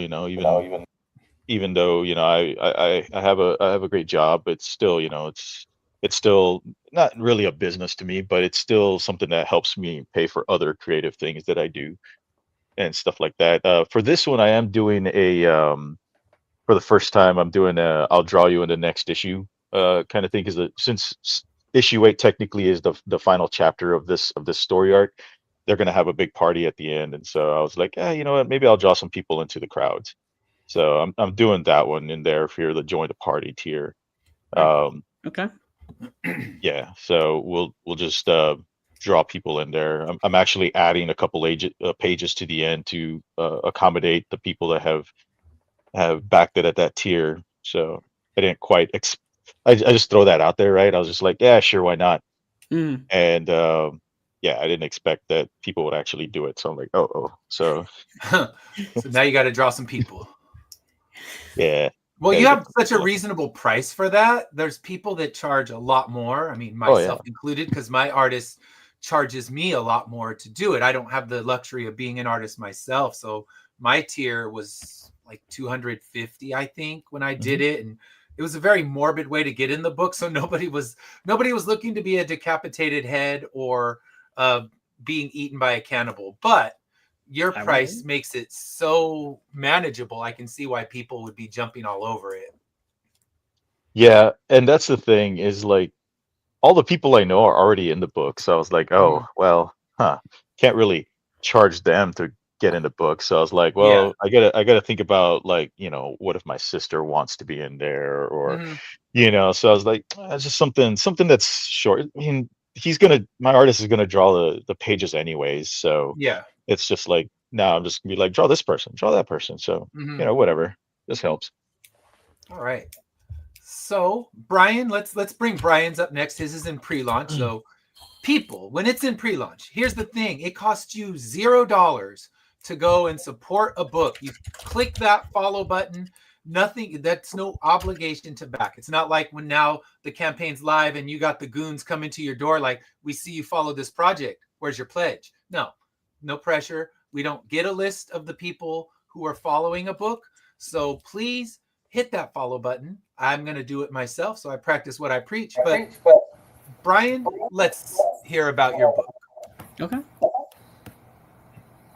And if you could pull it up, Greg. Yeah. And while Greg's pulling that up, if you want to start describing it, and then we'll pull it up. Oh, okay. So The Wretched is a very big passion project of mine from 10 years ago. It's where I started first developing it. It's about these kids who are like, it takes place in a fictional kind of world that's like rife with disease. It's a little bit apocalyptic. It's kind of like a mix of medieval aesthetics with some like semblance of primitive electrical technology kind of with it. Because this world is happened upon by a mad scientist who's putting out these experiments of his. He experiments on people and makes them into these creatures called amalgams, which are creatures of animal, human, and machine. So my story follows these 4 kids who were once human, and there's a human girl on the right, all the way in the right side. But these kids were experimented on and turned into amalgams, and they do his bidding by going out and kidnapping humans to to have them be experimented on. But the story at its core is really about these kids trying to deal with their personal anxieties and learning how to be vulnerable, and trying to dealing with their own self-hatred, trying to figure out who they are. It's about these kids kind of growing and trying to deal with their other sides of themselves. So where humans, their shadows or their darker sides are, there are other sides of, humans are a lot darker. I like kind of comparing it a little bit with like Star Wars, I guess, in a little bit. Because with these guys, their shadows are their human selves. Like, they're afraid of being human. And that's sort of what their journey is that it's like a very harsh journey of them being something that they don't like, which is being human. Yeah. Below really you'll see like a few different covers as well. You can read the first 40 pages for free on Global Comics. I'm attached to Rolling Squid Bones, and I also have it on my own thing. Those are my main cast. They were each kind of created for their own things. Malik. Those are kind of like my covers so far. There's going to be a fourth cover that's being made right now. You'll also see some sample pages further down below. Each cover is also a wraparound. It's the story is going to probably have about 4 arcs in a total. So I don't know, 20 to 25 issues, but it's going to be a lot about these kids trying to deal with their darker sides of themselves. They're more human aspects as well. I'm very excited. This is the first issues. The first book sort of is going to be 70 pages. Yeah, that's a trade size first issue. I love that. Yeah. It's also going to be translated into Spanish, as you saw there too. Those are some concept art. You'll see some like lampposts around there. You also see on the right side is, and forests are kind of infected a little bit. It's a very harsh kind of world. I think my tagline above was like, these kids are dealing with anxiety and cruelty in a hostile kind of world. I'm very happy about this. A lot of people are really excited about it, and it looks great. It's awesome. I'm following now. Yeah, I'm following. And when's the projected launch date? I'm hoping for April of next year. Okay. I am new to this, so I'm kind of I'm not great at projecting as much because I don't have that kind of experience yet, but it's looking like the book will be done probably by February. So my Kickstarter's goal is going to only cover printing costs. Yes. And so if it's done by February and I'm still developing the Kickstarter, I think it's kind of almost done. I'm waiting for rewards and stuff to kind of come in, and April's looking like a pretty good date, but We'll see.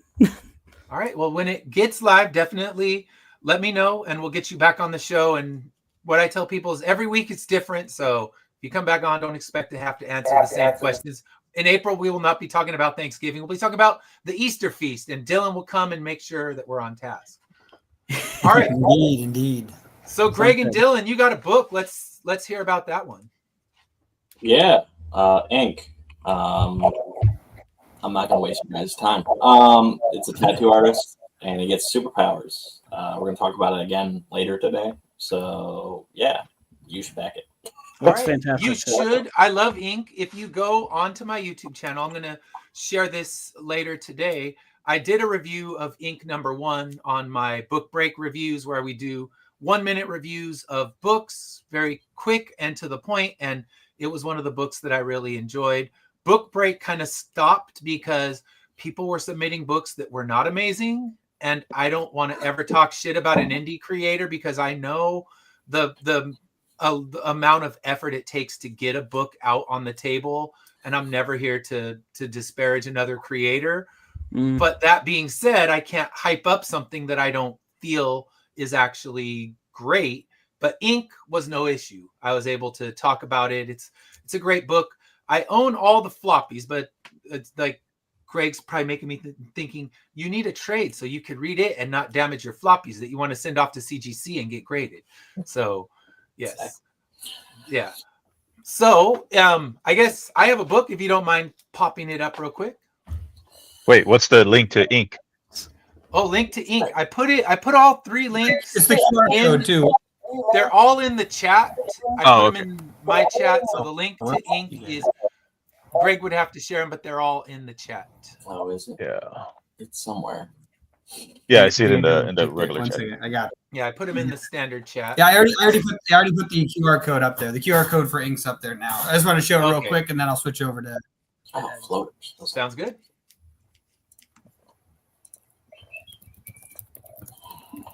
Yeah, I gotta back and follow all of you guys. Yeah, I got back to yours, Jesse. Ink. I want to get my hand. I know. I want to get my hands on the volume 1 of that ink for sure. I would love to read it.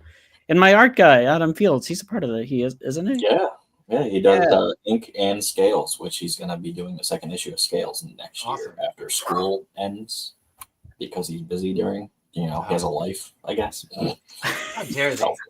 Yeah, we're not making things easier for him. He just we can't pay a living while wage. He's at work. Like what he could do is he could be like, all right, class. So you guys are gonna draw ink. Yeah. And then yeah. Yeah. Get his kids to draw the pages. Make his own college sweatshop. Exactly. Man, that temporary tattoo is a good idea. Yeah. All right, let me try to share this real quick. Yeah. Yeah, I was trying to pull it up. My computer's cooking itself. Probably because you have 20,000 tabs up.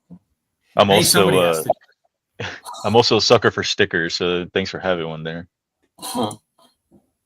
That's one of the rewards I need to. I'm gonna be commissioning for this month too. Floaters. Yeah. All right. I can't So wait. let's talk about Floaters. Floaters is also kind of like Jesse's. It's a personal story, but in a different way. This story was conceived when I was in a hospital waiting room.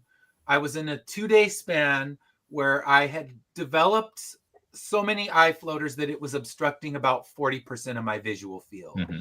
So because of that, I was sitting in this emergency room in a panic because I have a brother who went completely blind. He lost all of his eyesight. So anytime something starts happening with the eyes, you get that panic. Like, what if it's genetic? What if this is going to happen to me? So I'm sitting in this hospital waiting room and I asked the nurse, she said, what can I get you? I said, please just get me a pad of paper. I need to just kind of tell a story that's developing in my head.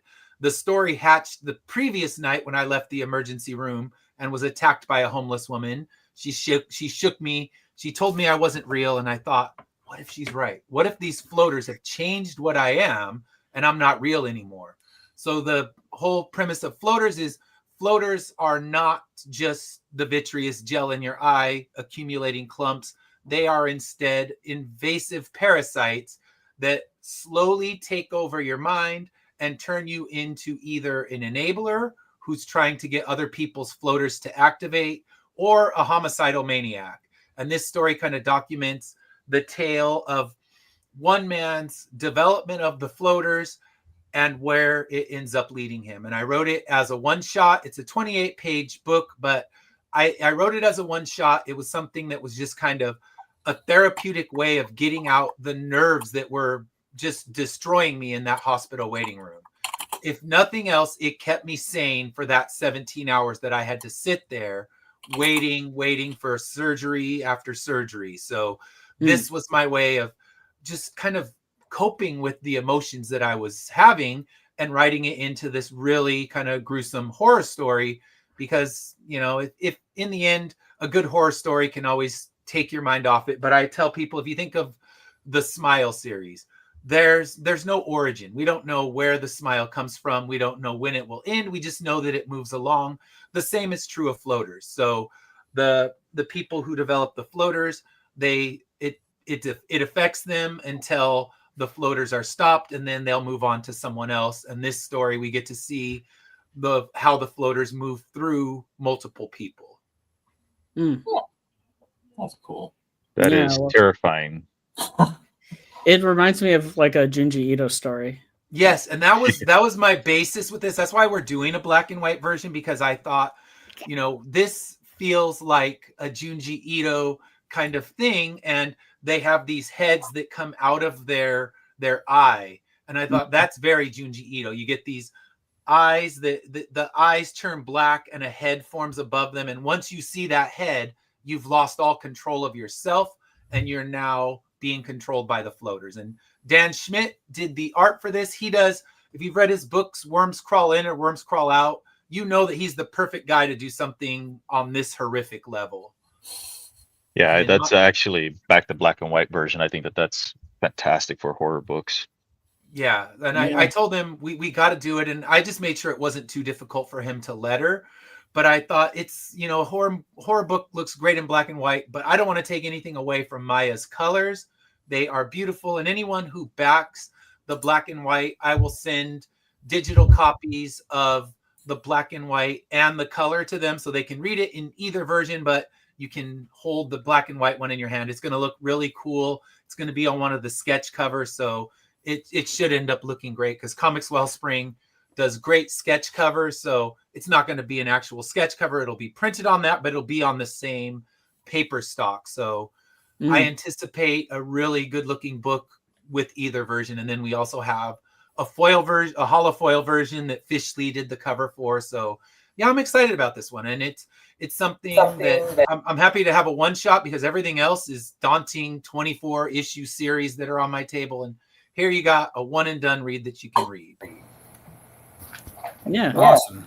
So that was super cool. We're going to be getting onto our next panel in a moment, but Ed, if you want to sign us off, let us, tell people where to find your podcast and, what's going on. All right. So thank you guys for tuning into Saturday Morning Comic Talk. You can find me at Finish Line Comics on all the social media. That includes YouTube. So please, if you haven't already, subscribe to my channel on YouTube. We do 2 weekly shows. One is completely about music, nothing about comics, although comics always manage to sneak their way in there. The other is Saturday Morning Comic Talk, which you're watching right now. If you're new to it, please subscribe. I will get the link real quick to my YouTube. And if you wanted to follow that, I would appreciate it, because it's slow going trying to build a following, and any follows are greatly appreciated. And yeah, let's let everybody else tell us where you can find them. So Jesse, where can we find you? At my house usually, but online I'm easy to find. Just look up Dinosaur Entertainment, Dinosaur Comics, Dinosaur Dev, whatever. We're there. Teamstrike.com. Perfect. And where can we find you, Brian? So social media, you can just kind of look up my name on like Blue Sky Threads, but I mean, I'm kind of active on those. I'll think, you could also subscribe, I guess, to my Substack, which is Fractured Heart Productions. That's kind of like my own kind of like thing. And if you want to follow me on Global Comics, just look up Fractured Heart Productions or Rolling Squid Bones, my publisher, and you'll be able to even read my the first 40 pages of The Wretched on Global Comics from either one of those locations. But yeah, you can follow me there, and you can follow me on Substack. Perfect. So. All right. Thank you. And then Greg and Dylan, where can we find you besides right here, right now? Sweet. SierraNovaComics.com. And Ink Volume 1. Yeah. What's it called? The QR code up there for our Kickstarter. Yes. Hit that QR code. I backed that. I backed the team for, so I have backed all the projects I'm following and just waiting for Brian's project to drop. And thank you all for tuning in to Saturday Morning Comic Talk. Tune in on Wednesday at 6 o'clock or 9 o'clock Eastern, where we're going to be talking about Susie and the Banshees album, Juju. Should be a lot of fun. Bring your Doc Martens, put on your black, and let's talk some goth queen. Cool. All right. Heck yeah. Have a great weekend, everybody. Yeah. You too. See you.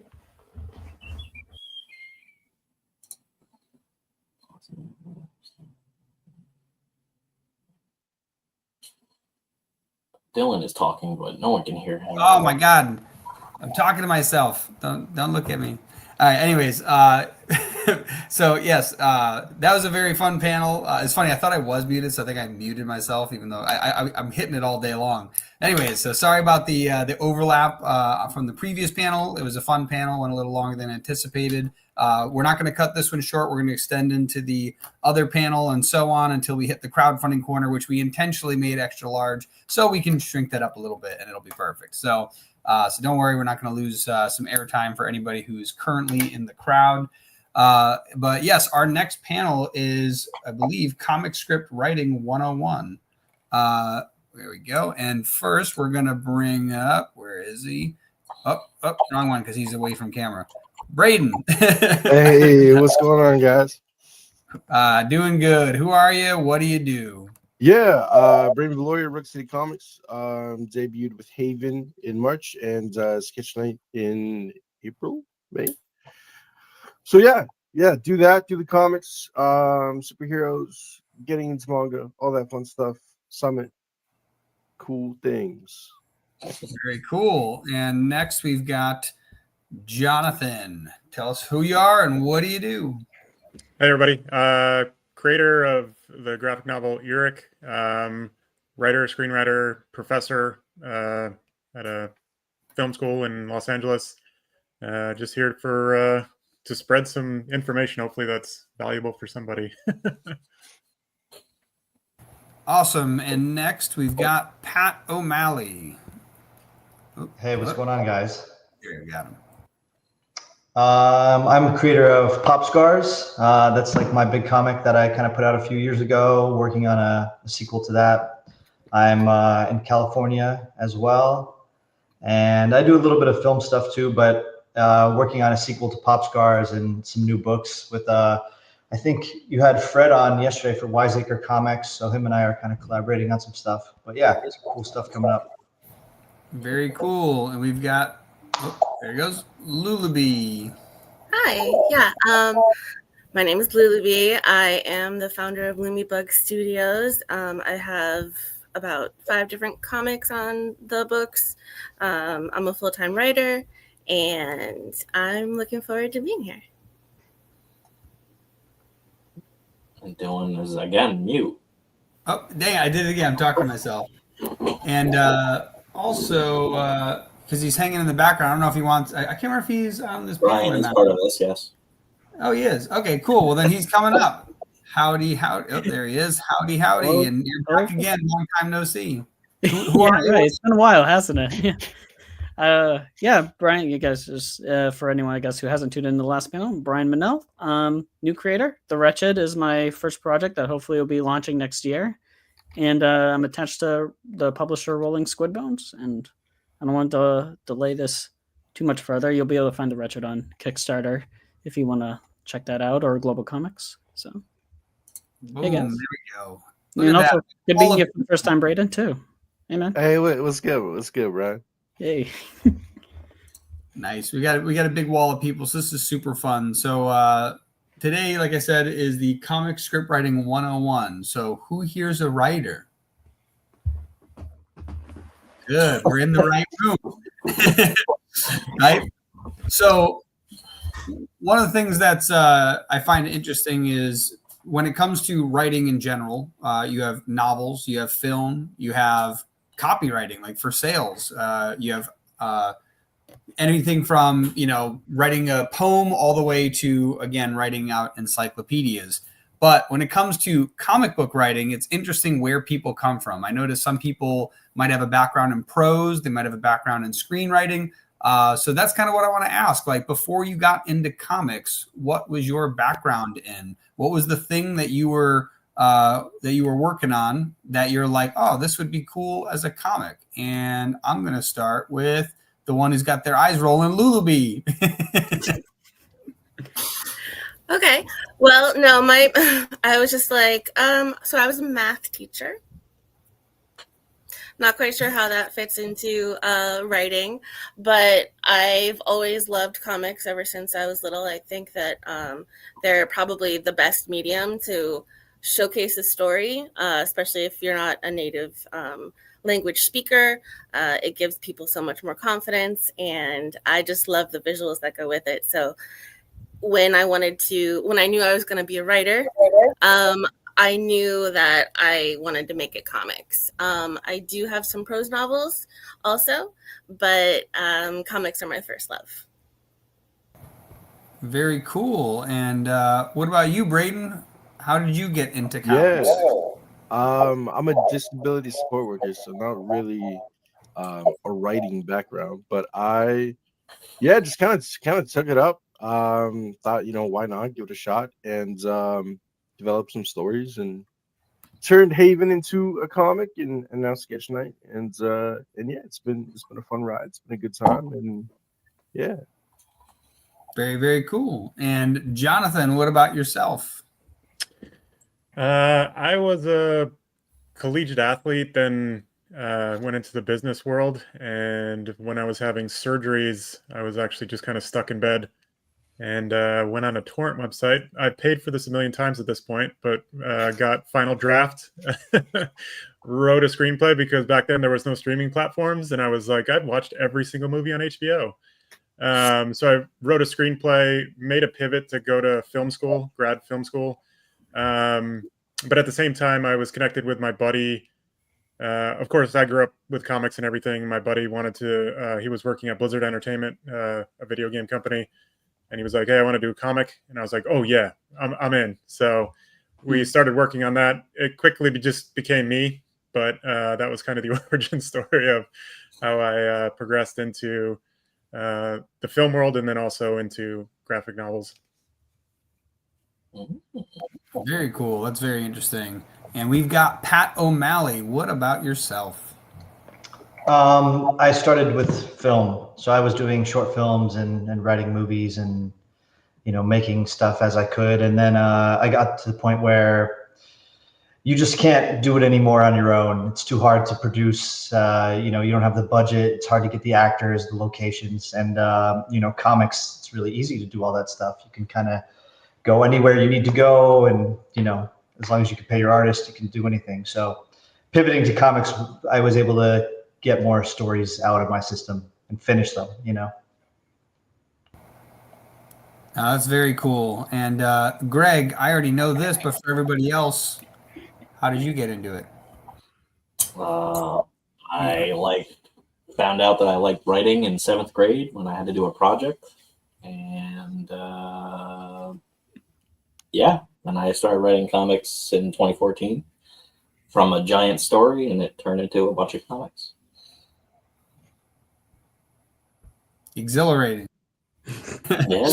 So that's I know that's how I came into the comic writing space as well. Was just Greg was on Craigslist one day and was like, I wonder if I could find somebody to draw my comics. I think I'll ask for a graphic designer, which is not the right word if anyone's ever found a comic book illustrator. Yeah. But that's how I accidentally stumbled into the world of comics myself.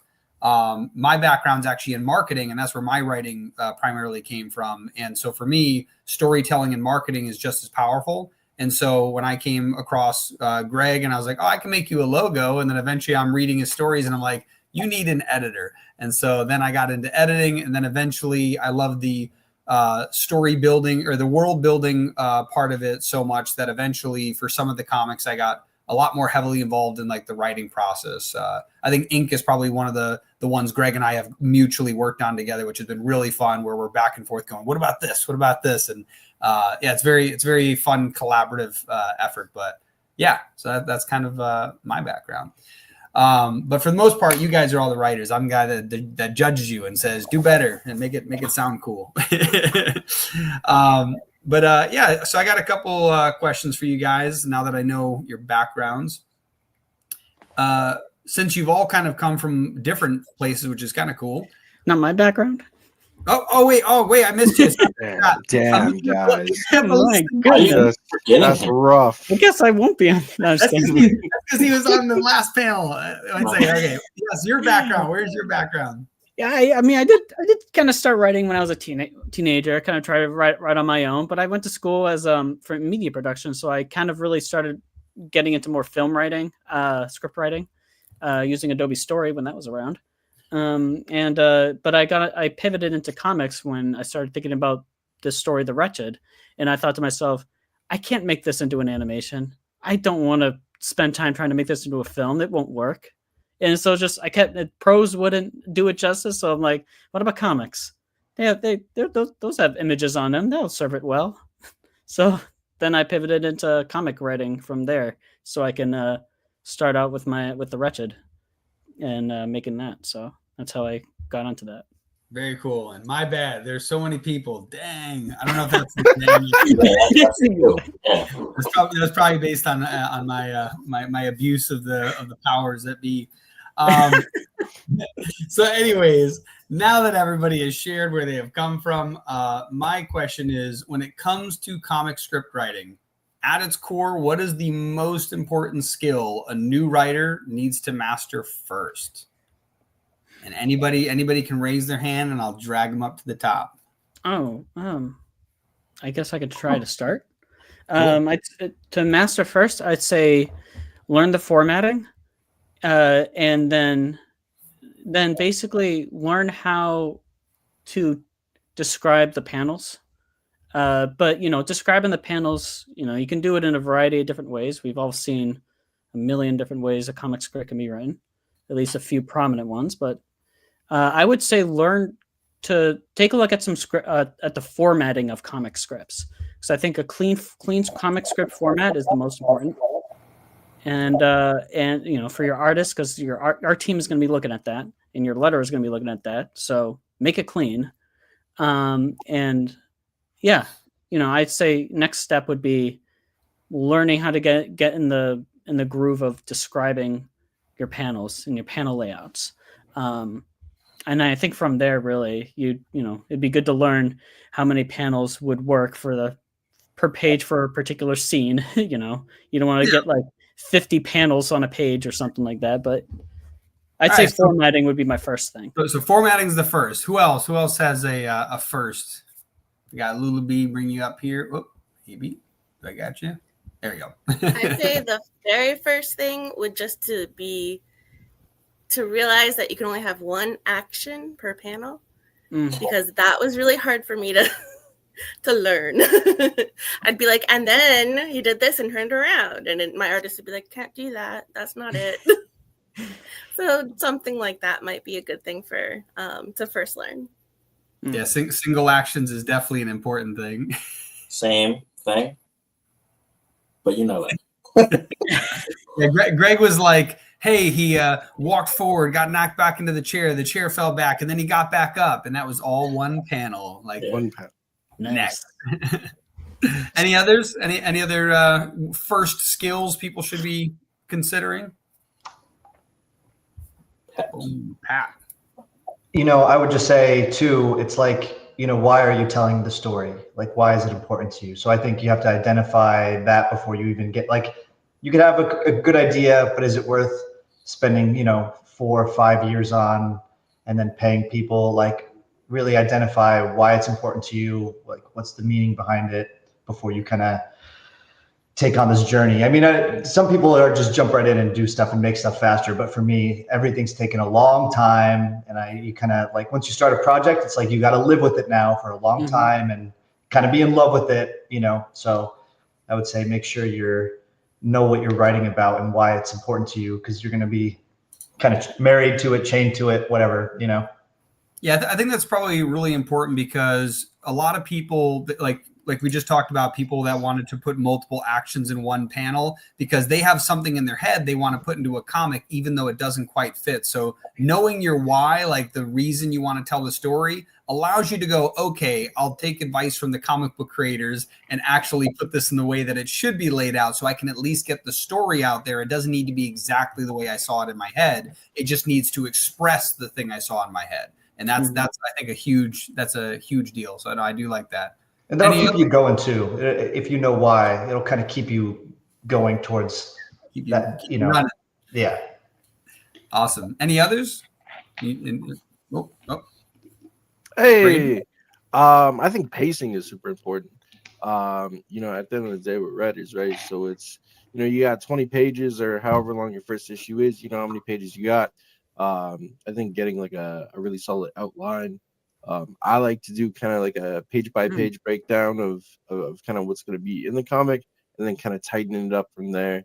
But yeah, I need to co-sign the outline thing too. Yeah, Really. So Outlines valuable are cool. to spend time on. I definitely agree. And Jonathan, you had something? I think Pat and they kind of got to it, but it's I would, before you even starting to write, I would figure out what your story's about and learn how to craft a narrative, and figure out how to craft a character that's engaging and interesting. So many scripts that I get sent and read, and I've been a screenwriting professor for a decade. It's like you'll read something and you'll say like, why is this person your protagonist? And they go, I don't know. And it's like, then why do we care about this person? And that's like the simplest thing to start with. It's like, who's your character? Why is it there? Why is it important? Like, why now? You know, what's their wants? What's their needs? What's their arc? And that's probably learning these basic, like really answering these really simple questions will get you a lot further along in your writing before you start writing and you just write something that's 700 pages and it goes nowhere aimlessly, and then you got to whittle it down. I mean, Yeah, to jump really into the form. Sorry. I was just saying, it's a really good point. I do feel like the basic who, what, when, where, why, how. You know, like if you can't answer those questions about your comic, you might want to stop writing now.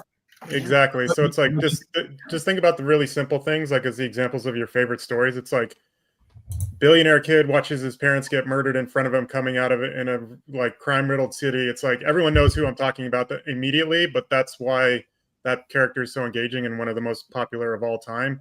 And that's your entry point. Yeah, exactly. You got it. Yeah, exactly. So like, and you could pretty much do that with any of the kind of characters. So if you can't do that with your character, it's like, you know, maybe that's probably where you want to start. Like, do a character bio. Like, don't skip the steps. If you really want to be a professional writer, it's not like some people think writing is like a get rich quick thing where I'm going to write a story in like a month. The reality of actually writing a good anything is it's years and years and years of work. And when you actually put it down on the page, the secondary part of like formatting and all that stuff is great. When you go to produce your comic book, like you're going to be like, oh shit, this is going to take forever. This is a lot of money. This is big expense. It's going to be 5 years. So it's like, if you as the writer and creator can do most of the legwork to simplify and create a great narrative, like your entry point into the actual production process of a comic is infinitely stronger than just throwing it out there and saying, I got it. It's like, probably not. Or maybe you need to think of some other stuff. Yeah, I think on that subject, the other big thing, other than like the basic, like the who, what, when, where, why, how kind of questions, the other thing, I talk to a lot of creators in multiple spaces, novelists, music, comics. It's very important to learn the basics of storytelling. Like if you don't know what the different plot arcs are, the different hero archetypes, villain archetypes are, if you don't know what the hero's journey is and how it resolves, like it's kind of a big deal, because a lot of people are like, oh, I'm just going to do something totally new. And it's like, sure, you can. But if you want to do this for a living or you want to have people read it, you can't do it just anyway. The best example I like to say is, here's all the rules of writing. If you want to be unique, you can break one of them, right? Especially if you're a new writer. But if you over time, you can learn, you can break a couple of them in a certain way, and now you've got a unique story. And one of my favorite examples and easiest to comprehend would be Pulp Fiction, because every story has a beginning, middle, and end, but they mixed theirs up. So it kept the essence of a beginning, middle, and end, but the rule that they broke was what order they put them in. So that's kind of the idea, like when it comes to creating something, and this is from that marketing background, it's like the way you promote something is it can be novel, but something must be familiar. And Jonathan, I saw your hand raised. I would just say, like, this is like classroom stuff, but learn all the rules before you start breaking them. Like if you don't know the rules, then you don't know what you're doing. So Pulp Fiction's a fantastic example. That's a fractured narrative where you're tossing things around. But you could tell that story in a linear fashion and it still would have probably been awesome. It was just a decision the writer made, Tarantino, afterward, once he made the story like completely awesome. And then that took it to the next level. So it's like, learn all the rules. I mean, too many students show up in my class and they're like, I don't like structure. I'm like, why then why are you in a classroom? Like, fantastic, like, awesome, go do what you want to do, but like, do you want to learn this stuff? And then once you learn all this stuff, then you can do whatever you want, because then you're doing it on sound footing versus just, no, I'm going to do it my way. It's like, oh, well, you're kudos, good luck. It's like, your way sucks. But yeah, 100%. So yeah, like, obviously we all kind of have like different rules, or like different ideas we think are like the first thing you should learn, but definitely you'll notice that they're all things about structure in general. Like, you should learn the structures of writing, because essentially it's like, if here's the realm of writing, you can hang outside of it, but if you're not in the realm at all, it's not writing, right? You're just throwing words on paper. You know what I mean? Like, A comes before B, comes before C. Like, there's certain structures that if you break, no one can follow what you're trying to tell. So I think that's super important. The next question I have is, what is your, speaking of structure, what is your personal process for developing a comic story from the initial idea to a structured outline? And I'm going to actually share a little bit about ours just to give some reference points, and then I'm going to put it to the floor and see who wants to go first. But for example, the way that we've done it is Greg writes a story. I look at it. I go, hey, where's the structure? And then we start fixing it from there. And then we basically go panel by panel. We look at stuff like page flops, and like, that's kind of like how we structure it. I think Braden mentioned it earlier, of like looking at our page flips, looking at the they're flops. That's what it is. But looking at, when are the, whoa moments, we want to make sure that those are planned out ahead of time, because the whole idea of getting someone to read it is to get them to turn the page. And if they're not excited to turn the page, right, then that's a big problem to begin with. So we kind of start with that. And then anytime we get stuck, we go into character development. We figure out, okay, do we know enough about this person to decide what's going on next? And then we go on a tangent and we start world building and make up martial arts and different countries and planets and minerals and all of that fun stuff. So that's what we do. And then eventually we get back to the writing, and it's great. But how do you guys start your stories beginning to end? Like, what is your process if you have one? Anybody? I can, or Pat, Yeah, I got you. You raised it first, so you get to go first. Okay. Well, when an idea hits me, so there's a couple ways I kind of go about it. One is either I start an outline or I start the beginning of the script, but I don't finish it. What I do is that I kind of start to if I do either one of them, there's quickly a point where I start thinking about trying to getting to know the story, trying to get to know the characters, trying to get to know the world that I want to build. And sometimes that spawns when I get that idea. Sometimes that spawns from the initial beginnings of like maybe 1 to 2 pages of a script or the outline. But my process is that my process starts with getting to know what the story is, who the characters are. And what world do they inhabit? Like, what kind of tone and genre do I want to go with this? And I'll just start making notes, and the notes will be on my computer, or I'll have like a notebook in front of me. I'll start jotting stuff down that comes to mind, how I'm feeling about it.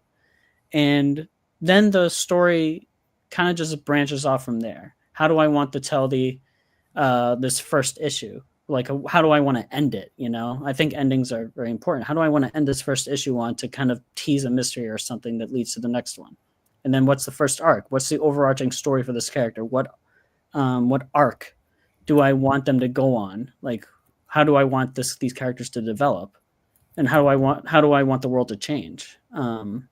It's infectious, that's kind of getting to know it is kind of how I begin a story, getting kind of just asking myself questions, getting to know the world and everything else.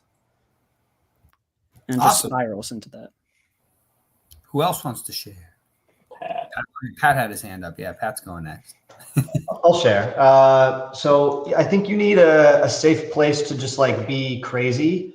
And like, you can't write a story and like in its final form just when you get started. You need to scribble stuff down. You need to like do sketches and panels and like, you need to like figure out a lot of the characters. So what I do is I'll just get started writing the story by hand.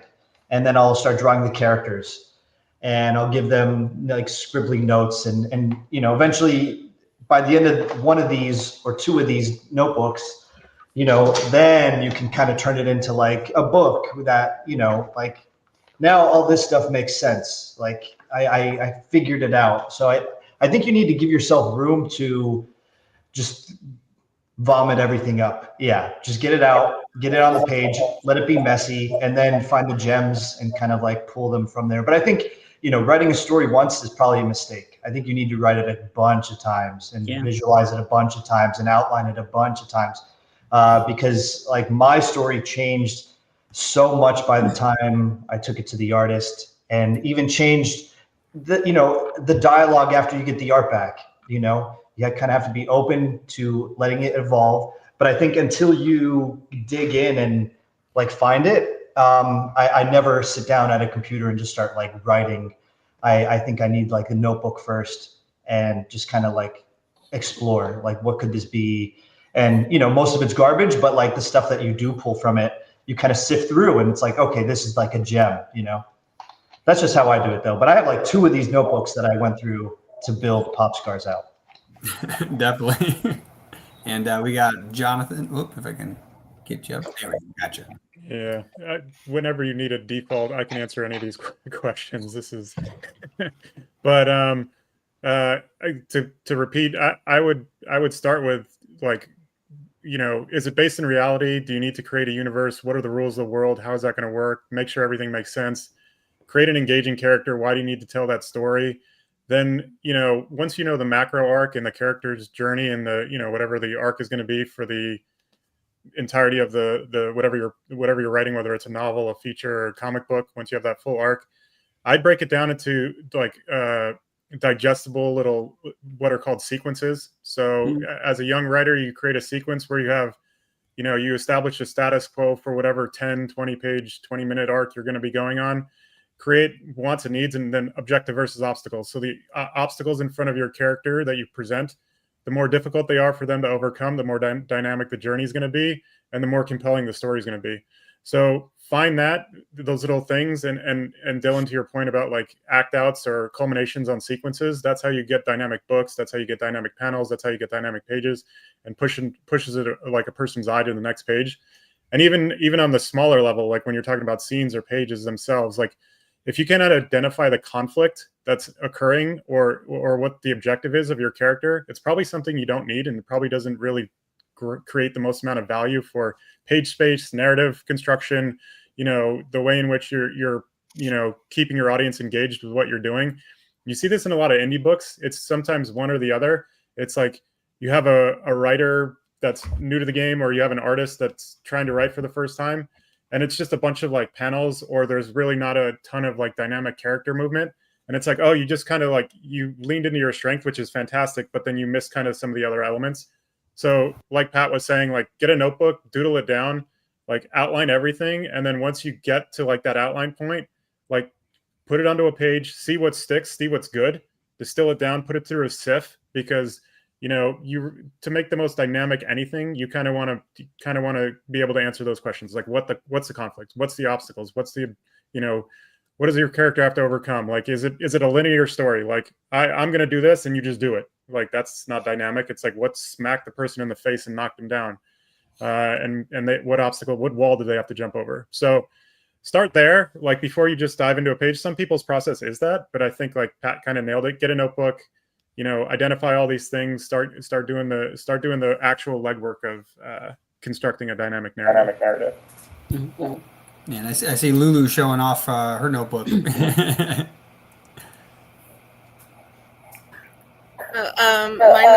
notebook is very full. So I have different lengths of things. I think that's another thing that is really challenging when you're writing. I have Sky, which is very long. This is only the first 8 issues. There's 100 of them in here.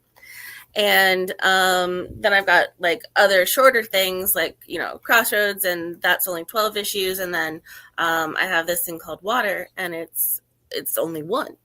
And so I do go about trying to figure out what the story will be and how to write it the same way.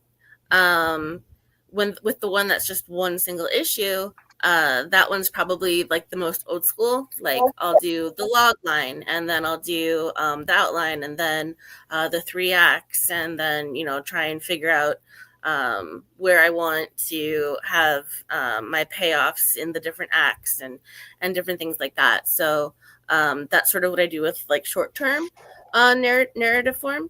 And then I know it's not comic book writing, but like when I get into prose writing, which is completely different, that I'll have 10 million notebooks. Yeah. Very nice. Anybody else? We got more questions too, so we don't have to. Cool. We can jump here. Boom. Hey. Yeah, I would say like I'm a fan of the outline. I like outlines. I do the 1 to 20, and really tighten it up because I feel like, and along with like the notebook stuff and everything, it's good to get out like your first draft or your first like visualization of it, right? So I like to do the 1 to 20, tighten it up, and just like take out what I don't need, add in some more stuff if I feel like something's missing. I don't do a lot of like paneling, so I don't like panel 1, panel 2, panel 3, panel 4 kind of thing. How I like to write is I lay out the action on the page, whatever's happening on that page. I give it to the artist. I see what they come back. We do a couple revisions, and you kind of end up with your page there. But yeah, definitely a lot of ways to go about it. I tend to keep it loose. As some have said, right, like when you're doing comics, it's a conversation with the artist, right? Like a lot of the times they're interpreting your work. Mm-hmm. So you're not going to get everything back exactly how you envisioned it, right? And same way with dialogue, right? Like you might have like, this is how it's going to be laid out. And then the artist comes back with like a perspective change or a camera split or whatever. And that changes, right? That changes how you write or how you want that scene to play out. And I think that's like the cool that's the cool thing with comics is it's two people making this, unless you're like a writer and artist, then it's like, hey, do whatever you want. But yeah, it's I think that keeping it loose and keeping it to where you kind of have a little bit of flexibility there leaves you in a good spot. Definitely. And Greg, I saw your hand. Yeah. So our first issue of Ink was actually, the art was done before Dylan even saw it, and it was the first script, one. Yeah, it was one of the first comics that Adam Fields even did. And so the script was basically the art, like nothing was changed. But then when Dylan looked at the script, he's like, whoa, all this dialogue can't fit on these pages. So then we had to like just redo the entire script. So that's why the way that story is the way it is now. So yeah, it's funny because although that one turned out awesome, we totally don't do it that way anymore. Like the way that we structure it now is after we figure out what we want going on and we figure out things like page flips, as we're going panel by panel, one of the things that we'll do is if we have a vision in our head, we're like, this is an over-the-shoulder shot at this person at a downward angle, bird's eye view, whatever it is. Like we actually use that was one of the things after I went through the book, what was it, How to Draw Comics the Marvel Way. I actually did that so I could learn how artists are supposed to draw so that I could go, okay, how am I supposed to talk to the artist? So that was actually the methodology we used. And so now sometimes though, Braden, like you said, we'll wing it. What we'll say is, here's this view, here's this view, here's what we want to happen. We don't know the best view. You're the artist. You've seen this in other works. Maybe you have a better view. And definitely working with the better the artist, obviously this is a lot easier to work with. If you get a brand new artist, it's unlikely that not giving them structure is going to make them draw better. But if you have a really talented artist like Adam Fields is, we have it where, we're like this panel, this panel, this panel. And then it's like, this is the idea we have. What do you think? And sometimes you get back stuff that's incredible. And you're just like, whoa, that is better than I thought it was going to be. And then other times we're like, hey, I want him swinging from this lamppost with this view from the top balcony in a warehouse. By the way, I made a 3D model of it, so in case you want to know where we are, we've gotten very, very, very detailed. And all of that, by the way, is actually true. We did, in fact, have a 3D warehouse we built with boxes and rafters, and we're like, this is the water pipeline where, like, if there's a fire, it'll put out the fire. So we want him to hang his chain from there and jump down and kick somebody, so yeah, we've been pretty detailed before, but then after that we're like, yeah, that whole scene is so funny. We basically paneled out everything right up to the point where we're like, okay, now he's fighting, make it look cool, right? Like, we're just like, punch somebody, kick somebody, do whatever you want. And what he did was awesome. So just letting the artist wing it is also a cool option. That's why I wanted to ask that question. I like the idea that, yeah, some people are very loose. If you have an artist that you guys are vibing on whatever story you're telling, that's very good. One other thing, depending on how many stories you write, and if you're not the artist, that I would even throw in there is finding, like, while you're doing the storytelling, starting to look for artists who can actually match what you're looking for, because depending on what you're writing about, whether it's monsters or like a dark demon realm, or it's the sky and fluffy and clouds, or it's nature and there's a lot of things like trees and mountains you want really detailed, or I remember there was somebody, we were chatting about this, they were really good at drawing clothing, and for certain people that was super important because that was part of the storytelling, was the clothing, and if it wasn't just right, that would be a problem. So I think that's another thing, is as you're working on it, I would say before you finish your script, it might be good to start finding an artist, because you might actually change how you want to finish or write out the story based on how the artist is capable of drawing. So I think that's another big one. I just saw your hand up there, Brian. Oh, I wanted to jump on your comment real quick, because I guess, in terms of looking for artists and whatnot, like, depending on the genre of your story or the kind of story you want to tell, like if you're doing a horror story, and this could go without saying, but definitely look for artists who are used to drawing or have an experience drawing horror. But I say that in the sense of, like, because when you're scripting, in terms of scripts, when you're submitting a script to them, you're submitting a horror script to someone who could take your story and use their own experience of drawing horror stories into it, So it's good, of course. Yeah. Find the artist that connects best to the kind of story you want to tell. And it just makes your life, in terms of your connection between your story and the art for it, just that much easier. And also the relationship with the script for the artist that you connect with, definitely easier too. It's like, I wouldn't get like this really cartoonish manga artist for like this Junji Ito or Silent Hill kind of horror story that I would get. I don't know. I may or may not, depending on what kind of vibe I'd want to go for. But that is an important point, to find the artist that connects to your story, and even they could even give you inspiration too from what they draw for you. Definitely. And actually, speaking of that was another question I had. Has your writing style ever changed because of the strengths or weaknesses of an artist that you're working with? Right? So you're working with an artist, you can see now what they're pulling off or what they can't pull off. Has anyone here changed their writing? I see Lulu nodding her head, so I'm going to pull her up here. Yeah, how has your writing style changed based on your artists? Well, okay, so I have 3 different artists, and they are all non-English native speakers. And so being able to write in a way that is easy for them to understand and, getting that collaboration out of it, I think is really important. So that's been like sort of a thing where I've changed some of my style. But I wanted to say that back in the day, when I first started comics with my one artist, it was her first comic and was my first comic. And we were like, let's do this together, because that's like the best idea ever, right? And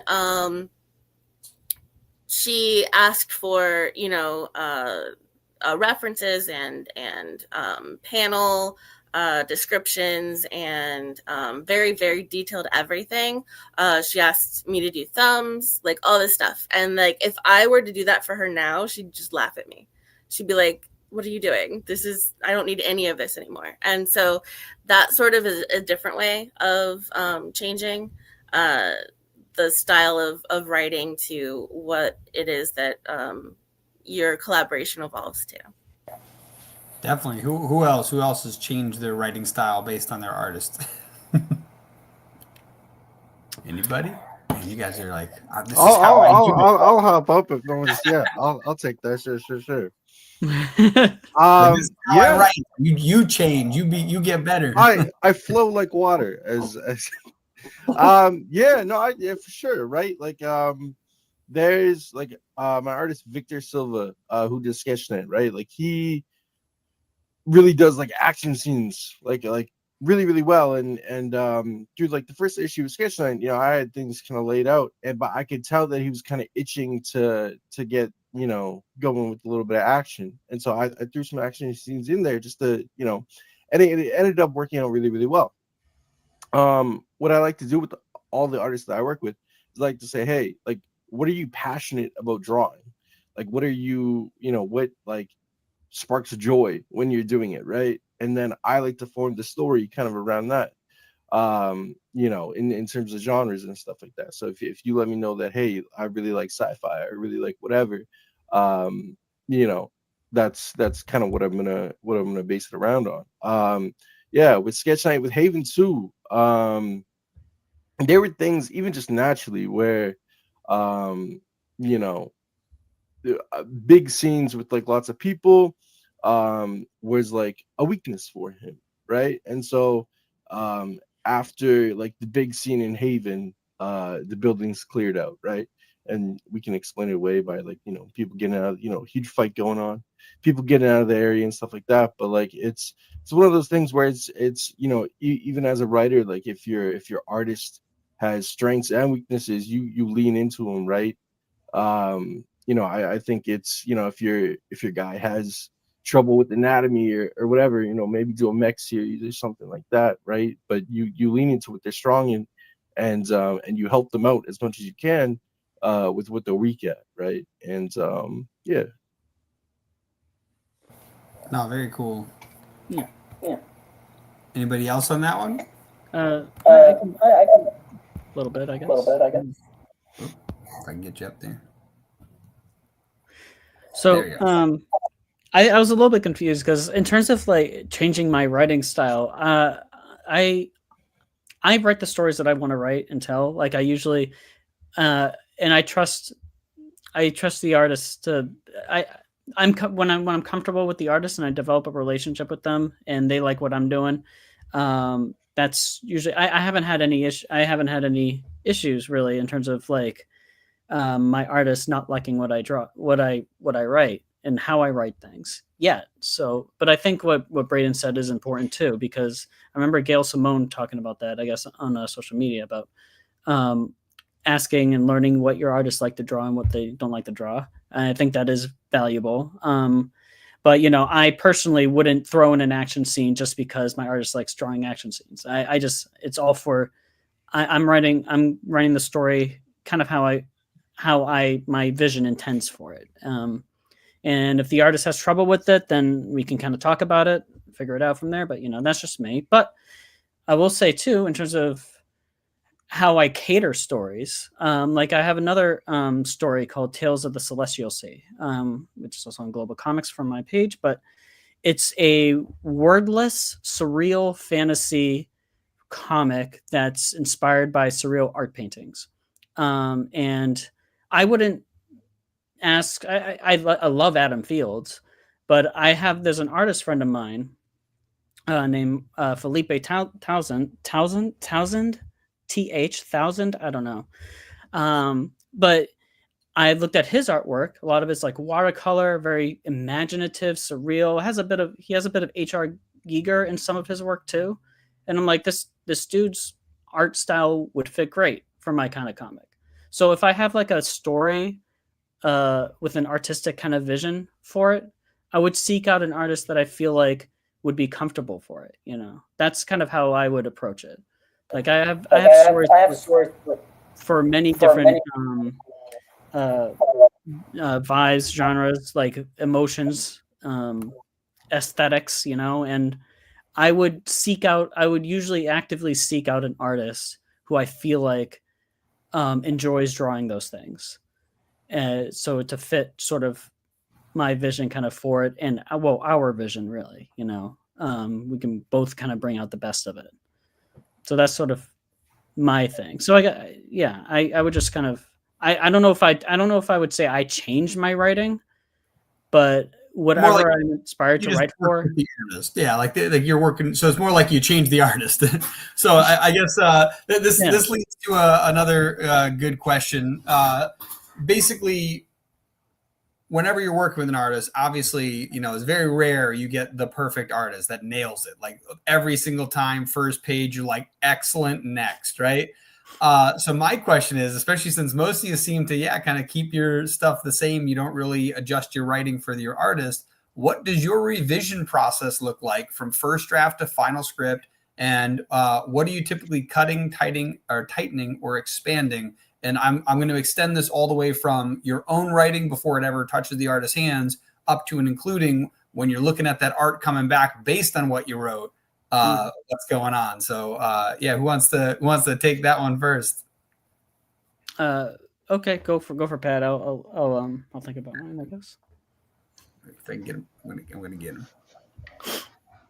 I think you have, at some point you got to work with an editor. That's like the big deal, like taking your stuff from like the notebook to, actually in production. So I think if you're serious about it, working with an editor is like totally necessary. They'll take your story to a next level and help you develop things where you're never going to get there on your own if you're new.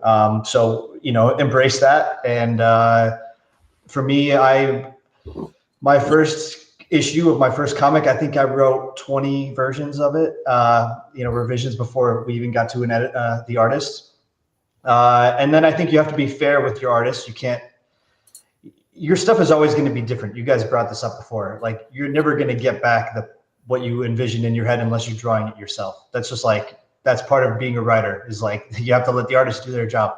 So I think you have to be fair with them too, though. You have to give them freedom to change and visualize things how they need to.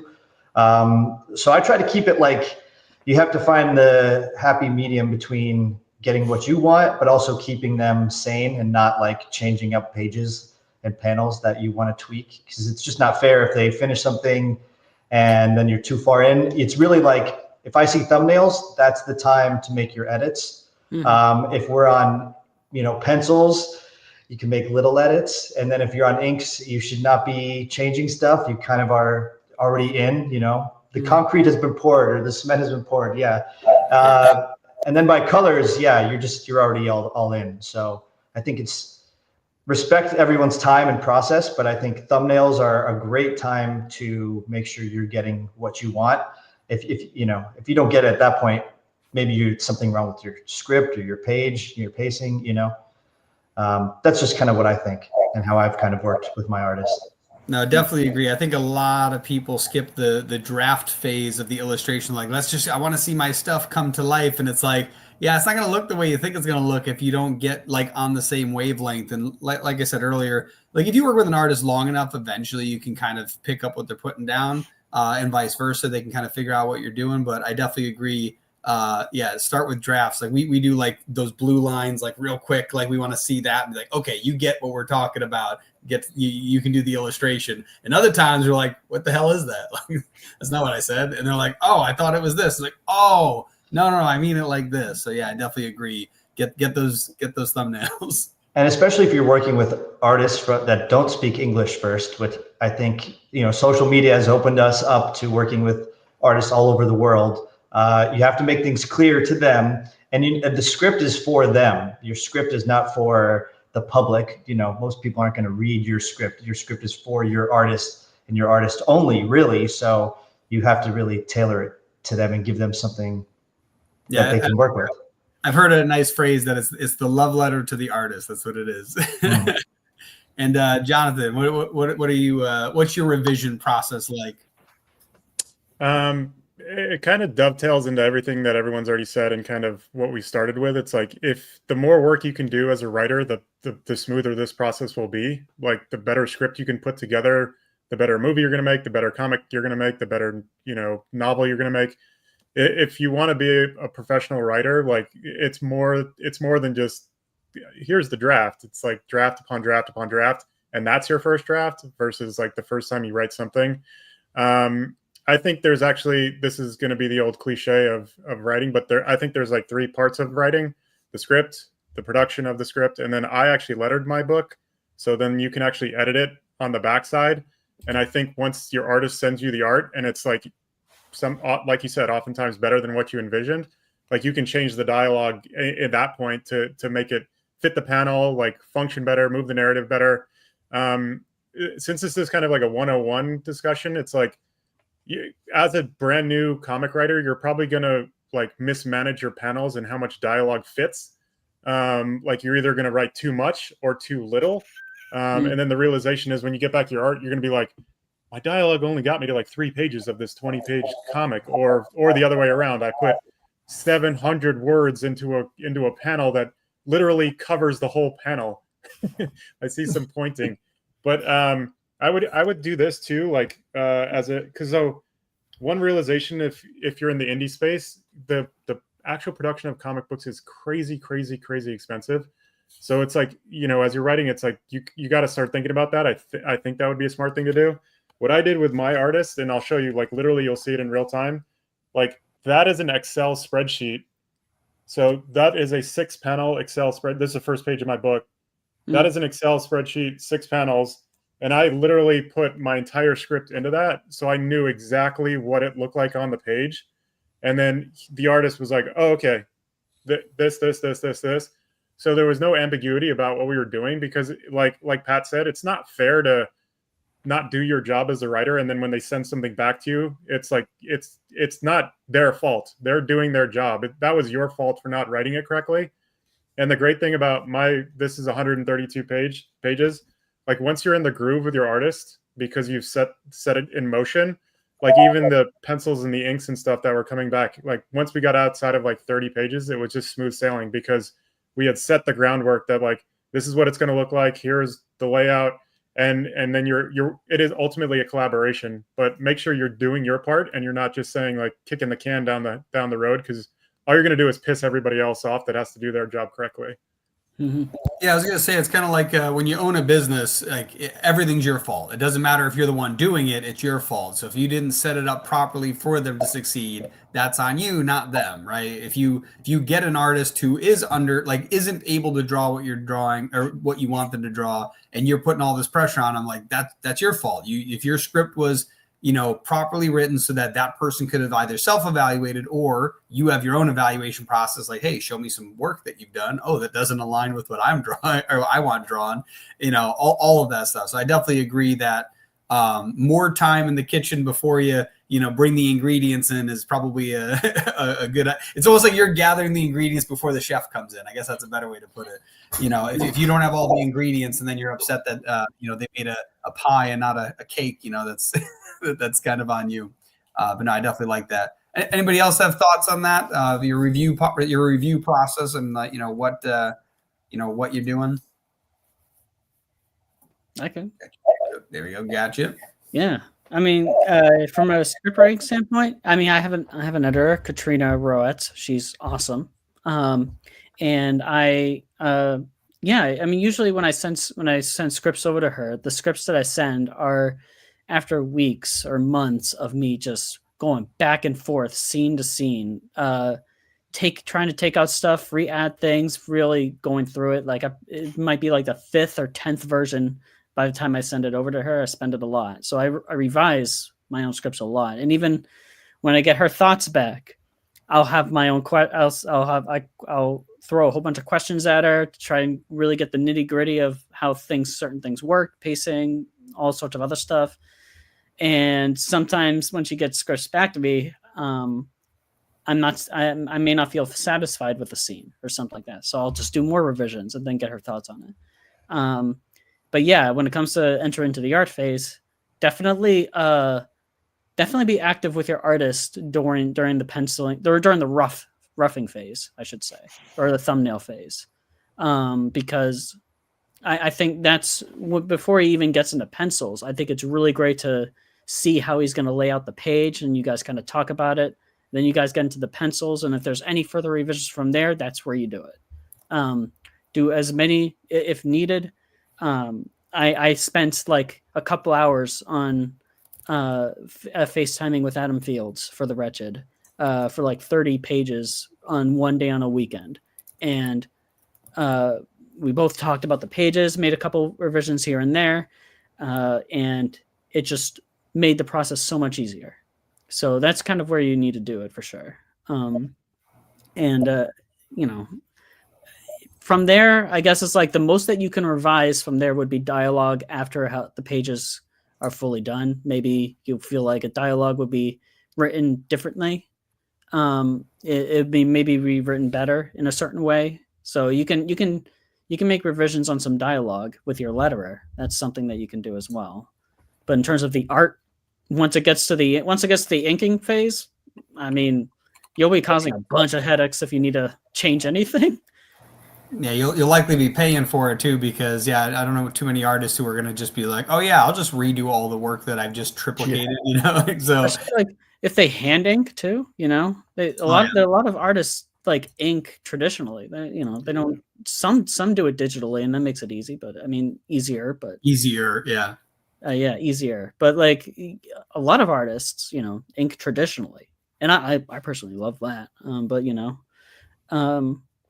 Yeah, so that's I forgot what else was kind of being talked about a moment ago, but in terms of revising process, I try to get as much done as there's one thing I do want to add, but I do try to get as much done as possible. Like I spend as much time as possible on the script to the point where I just feel really good and comfortable with it before I even get to the art. And I do want to say one thing too, something that Adam Fields complimented me on. Was that when I approached him about the project, I had essentially an overview document with concept artwork on the characters, the world, descriptions of them. Like it's like 20 plus megabytes with Word document with a whole bunch of different details. Like if you have the budget on it, I'd recommend bringing on board a concept artist. Just so you can get the designs kind of down, and you'll give your artist like a vision of how the characters will look like, how the world will kind of look like, and maybe some descriptions on how it kind of operates too. So I mean that's a bit of an underrated thing. I think if you can afford it, usually rates vary between concept artists, but it could I think that could work pretty well. Adam Fields at least loved that I spent time doing that. He really appreciated that. No, definitely. I do think artists appreciate when you go the extra mile and give them way above and beyond what they really need. Kind of gives it's kind of funny. It's like that whole there's a phrase, discipline equals freedom. It's like when you're very structured, it actually allows you to be free in the creative side of things by getting rid of all other variables. So I think that actually is an important rule. So I got two more questions I'm going to combine into one, just because I want to get you guys, be able to share what you're working on and who you are and all that fun stuff at the end. But basically, the last two questions are, what are the most common mistakes you see from beginners? And the other one is, if somebody wanted to start writing this month, what's a simple, actionable exercise that you would start with? So thing to avoid, and how can they get started? Who wants to go first? Oh my God, he's so excited.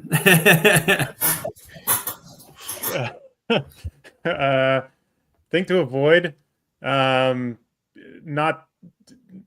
kind of developing your characters. I think, not having interesting characters, or that you like an empathetic character, an engaging character, somebody that you're interested in.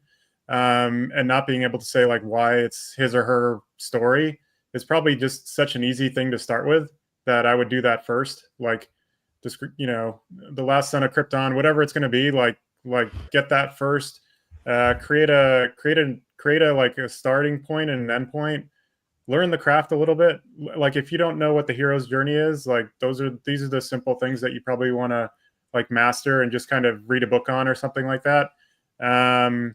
And then what was the second part of the question? It was, what are how to get started? If they want to get started right now, what's like a first step that they should take? First one's like what to avoid. So like you're saying, make sure to not forget the character description. Yeah, the basic stuff. The basic stuff. But then I want to start writing. Like I want to create a comic book. What can I start doing today or this month to really get the ball rolling? Yeah, do a character bio, do a story Bible. Like, so a treatment or a story Bible can be a bunch of different things. You know, that's a very loose term, but it could be literally a 1-page short story telling you what the story is going to be.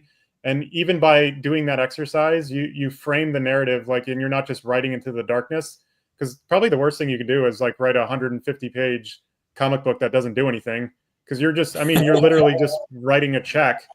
For like, just so anybody that's kind of referenced, when you see a comic, when you go to your LCS and you grab a Batman or whatever it may be, each page of that book, you're talking on that level, it could be $1,000 a page. Like, I mean, the numbers to produce a comic book are really are prohibitive. So, but that's also part of why we love it. So do the easy things, create an outline, create a treatment, create some character bios. Like, one of the things, I think Dylan said this at the beginning of it, like, I forget exactly how it was phrased, but I'll kind of answer it anyway. Like, when you do a really dynamic character bio and you know exactly what their flaws are or their fears are or all these things, like when you get to a moment in your script where you're not certain what to do, like those flaws and those fears and whatever create the conflict in the scene immediately.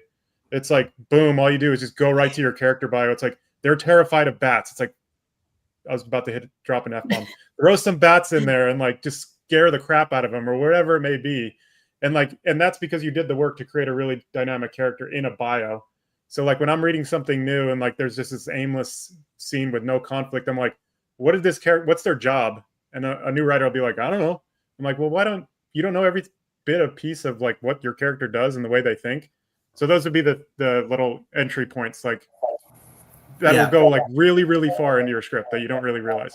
I love that because Greg knows this with a character that he originally wanted to make and then kill very quickly, and he's going to be a villain, not even a main character. And there's a bunch of times where I'm like, well, why are they doing this? Why is he here? Why are they doing this? Yeah. And what happened was a side character is in a scene. And we were trying to figure out how it's going to play out. And I'm like, well, does he live there? And he's like, what? I'm like, does he live in this area? He goes, yeah, I guess so. He probably lived nearby. Does he have family, right, that lives there? Because he's a cop. And basically the question was this guy going to hide and they were going to get away? Was he going to jump out? Maybe he's a marksman. Or is he going to jump out because he needs that area safe because his family plays or his kids play at the playground down the street? So he's going to jump out to keep it safe and he gets shot. And that's how we determined how that page was going to end. And it's like, that was like, we were back and forth on it probably half an hour, like trying to figure out like who is this guy? And he's just the side character that you see in like a couple of panels, but it was an important scene and we needed to know what this guy was going to do and how it would play out. So no, I definitely agree. The character development's huge. So last thing on that is like, when you're doing your bios, you're doing yourself a disservice if you approach each bio as if they're the protagonist in your film. So, or story, whatever it may be. So if you have 30 characters, don't say this guy shows up with a shotgun, pretend he's the lead in your comic and do a backstory. And then that situation that you just described is resolved like immediately. Cause you know his job, you know where he's from, and you get to where you guys ended up being. But it was like, that could have been done kind of at the beginning. 100%. And also just very quickly before I bring someone else up, because you mentioned a story Bible. I know that there's tons of variations. I'm sure everybody has their own version of it. What would you say are the minimum things that should be included in your story Bible so that somebody can, again, they're just getting started. They're like, all right, I want to get like the truth of my story in this little, 1-page, 10-page document, whatever it might be. So right before the stream started, I was grading this. So like we actually have a comic book class that it took me 5 years to get started at our film school, but we have one now. So like the bare minimum for me would be like character bios. Maybe honestly, the better you want your story to be, the more in depth your bios will be. But a page each for your character, like give us some backstory, but don't give generic backstory. Give the way in which that story impacted them emotionally. So pretend you're a therapist, and when you're like, how did that make you feel? Because if you lose a parent, that could embolden you to never like miss a minute of your life. And counter to that, the same event could make you an introvert that's terrified to go outside. So not when you give backstory, don't just give the backstory. Pretend you're a therapist and say, how did this impact you emotionally? And then you know how the character is going to behave, which then makes the story more dynamic. So a character bio, I would do at least 5 pages.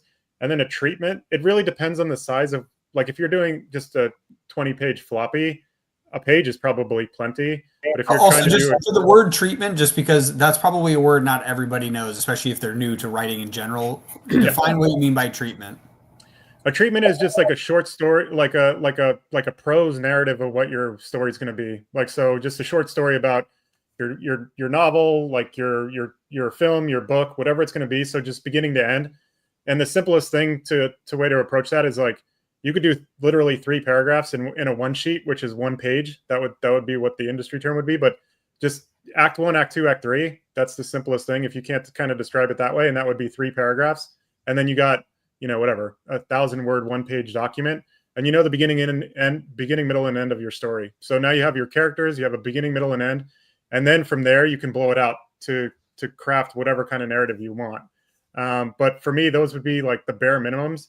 And when I'm talking to somebody, I took a meeting just the other day, and they're just throwing stuff into the ether, and I'm like, what do you have? If you don't see that stuff, it's probably not. That's the bare minimum of work you can do. Definitely. Who else? Again, we're looking for mistakes that beginners tend to make that we should avoid, and if we want to get started today, what's the one thing that we should do? I do want to quickly just a very quick little jump on to Jonathan's thing, and I want to let anybody else kind of jump in here too. But like creating the story Bible for someone who's new, it would feel daunting for you at first, but just start, just kind of like start kind of writing something in there. Get to know the story that you want to tell and the characters, and really when you kind of start doing that, because story Bible's big huge thing, but when you kind of start doing it, then you kind of just want to keep going and get to know the character a little bit more. You kind of get excited about wanting to create their backstory, maybe create sort of rules of the world, even if you want to start with that. So it may be daunting at first, but really do spend time at least starting it, trying to give it a shot. And just let your imagination spiral from there. Yeah, I do like the idea, by the way, of the rules of the world. I would probably include that in the Bible as well, where it's like the characters, what's the story, and if there's limitations to the world. I think, Jonathan, you might have brought it up before, where it's like, is this the real world where all the rules apply, or is this a fantasy world where there's a specific rule like gravity that doesn't exist? Like, you kind of got to know what's going on. So I do agree that should be a little piece of your story Bible there. And underrated too in a story Bible. I mean, I don't have a lot of experience in it. I've written a little bits, but I think an underrated piece to include is to give your character like an item or like an important item that means something to them. Because I think you can put a good amount of story behind that item. Why it's important for them, or just something that they use on a daily basis or something. I just feel like it can be a nice touch to add for a character. Like, for example, I had this character in The Wretched who's sadly not as prominent as I originally was going to have him to be, but I had him with I had him wearing like a pouch with a small fossil on it. And I'm like, and so having that little fossil, it was like a fossil of a leaf on it.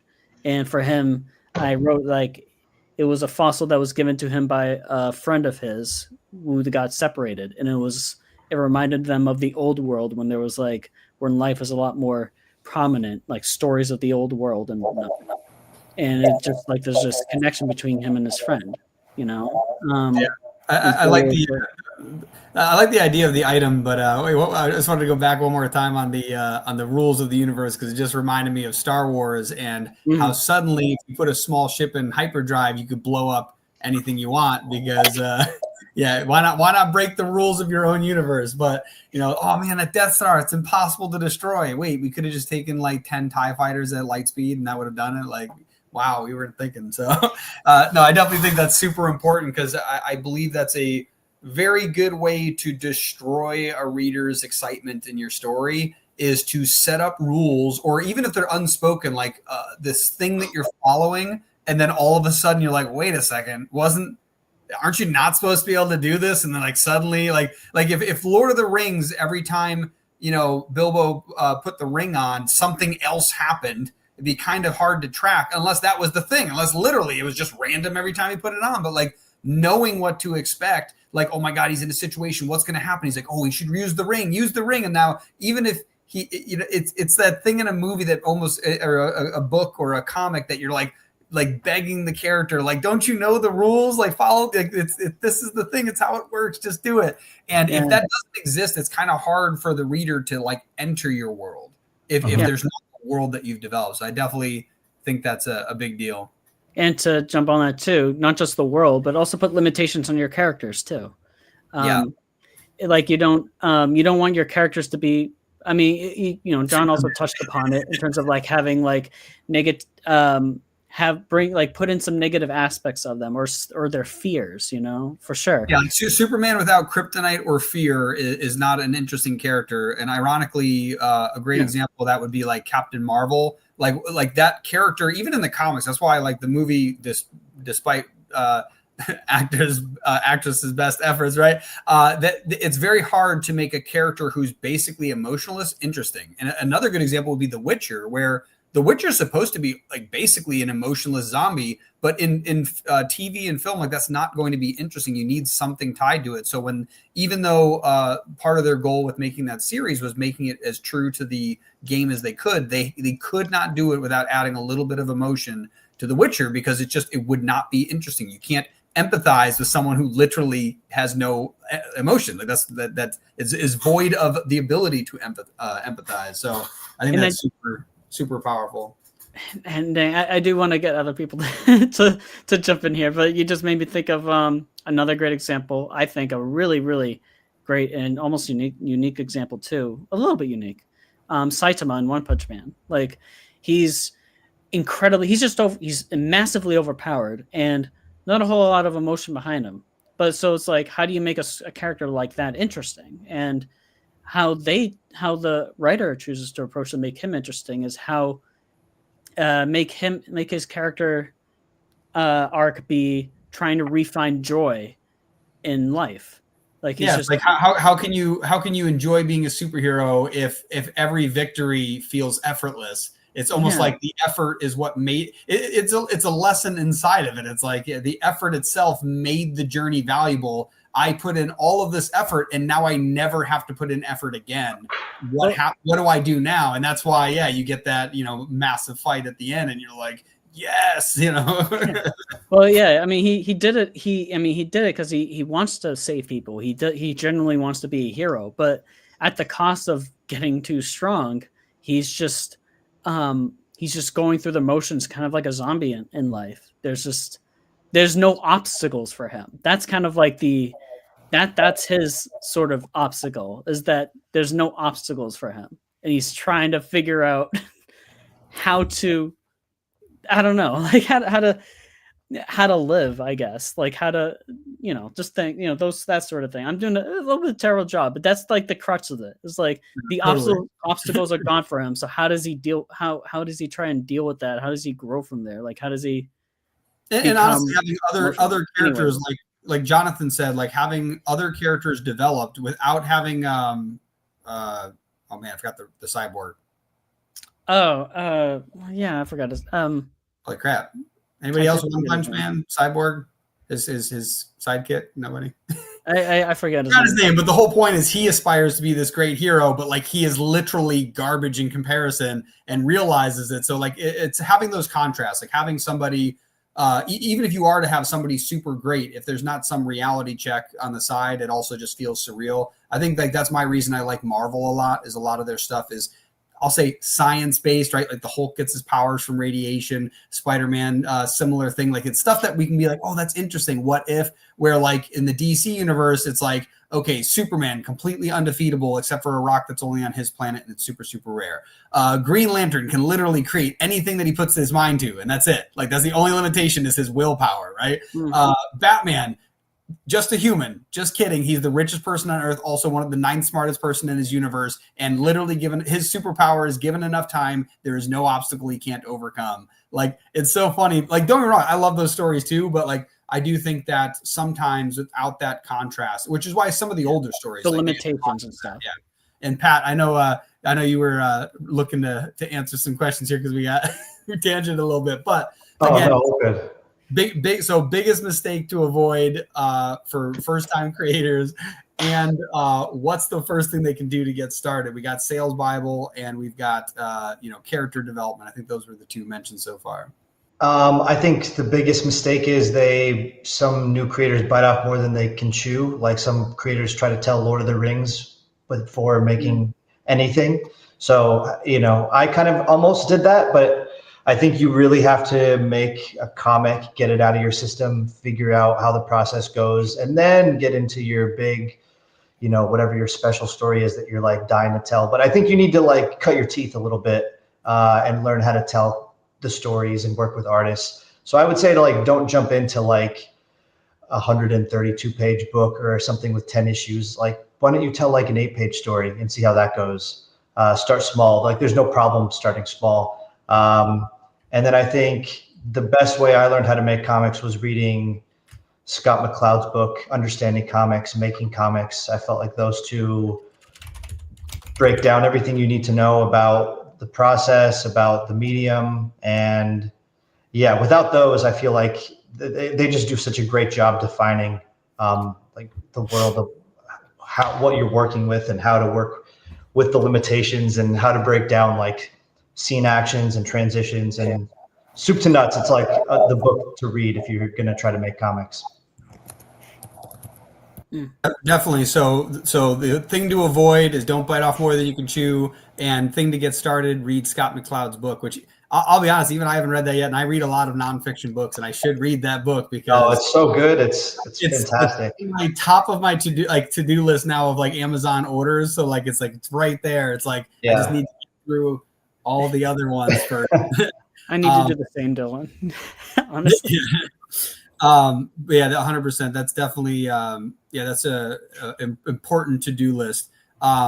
And oh man, what was I going to say? There was something, so something I would even suggest, like you mentioned, don't bite off more than you can chew. I think one of my suggestions, thing to avoid, I also agree. Don't bite off more than you can chew. Don't try to, write a graphic novel on your first go. Again, there's could. Yeah, of course you could, but like I don't suggest. No, but like let's say you're a novelist or you've written multiple screenwrites. You know what I mean? Like you've done a lot of writing before in other mediums. I think that you could probably transition to a graphic novel better than the average writer. I don't recommend it. I'm just saying like there are definitely people who could pull it off, but I probably wouldn't avoid. Yeah, he's laughing down there. Jumping right into that. If you've never written anything before and now you want to write comics, my suggestion is actually to jump onto an anthology. Somebody else. Perfect. Anthology. I think that's a great way to do that. I suggest that so much is because it is a much shorter story, and the best part about a short story in an anthology is it's typically 4 to 8 pages. It's very small, and because of that, you have to learn how to tell a good story in a lot less material. Yeah. So if you can write a good story in 4 pages, well, once you're given 24, you're like, yes, freedom, as opposed to, I want to write this 100-page, 200, 300-page novel or a Lord of the Rings series, film, and I've never even written a short before. So I think that getting into an anthology is really good. And the reason I recommend that for first-time comic creators is a bunch of different reasons. A, practicing telling a good story in a short window. B, working with others in the comic industry so you can learn more from them, not just from yourself writing. C, all of the extra connections that they have when that anthology goes out that gives you the clout to say, hey, I'm in something that's been published or run on Kickstarter and got some funding. So that's another thing. And it allows you to grow your audience. So you get clout, you get experience, you get the knowledge from those who've already probably worked in the field, and you get a place to potentially start growing your email list or your followers or whatever it is, because no matter what you work on, if you want people to read it, people need to know who you are. So I think that that's a very powerful, first time tip for creators to really get in there. And we're butting up against the next panel. So what I want to do is I want to get everybody a chance to share who they are, what they do, and where people can find them. So first I will, since Pat's already up here, I'm going to give you the floor. So I'm on Instagram at Punch Publishing. You could order Pop Scars. I put it on sale for today at punchpublishing.com. It's a 172-page revenge graphic novel about a girl who wants to kill a movie producer, but it's her father. So it's very Tarantino vibes. But yeah, that's where I'm at, Punch Publishing. Awesome. Thank you for having me on too. Definitely. Thank you for coming. And Lulu, who are you? What do you do? And where can people find you? Hi. Again, still Lulu. I am under Baron B, Biku, or Lumibug. You can just look at the QR code that goes to my link tree. I have an Help Us Turtle the Sky. It is up on Tapas and also on Global Comics. And then we've got Crossroads, which is our other one, which is up on the same platforms. Also, where do you get your comics printed? It depends on the comic. I'm curious because it's so funny. Like so many people today have mentioned Global Comics, who they are sponsoring today, which is awesome. Which let me pull up the little banner we got. We got a discount, or we got a code for a free 7-day subscription, SNCC 25. But yeah, I just wanted to shout them out while we got them up here.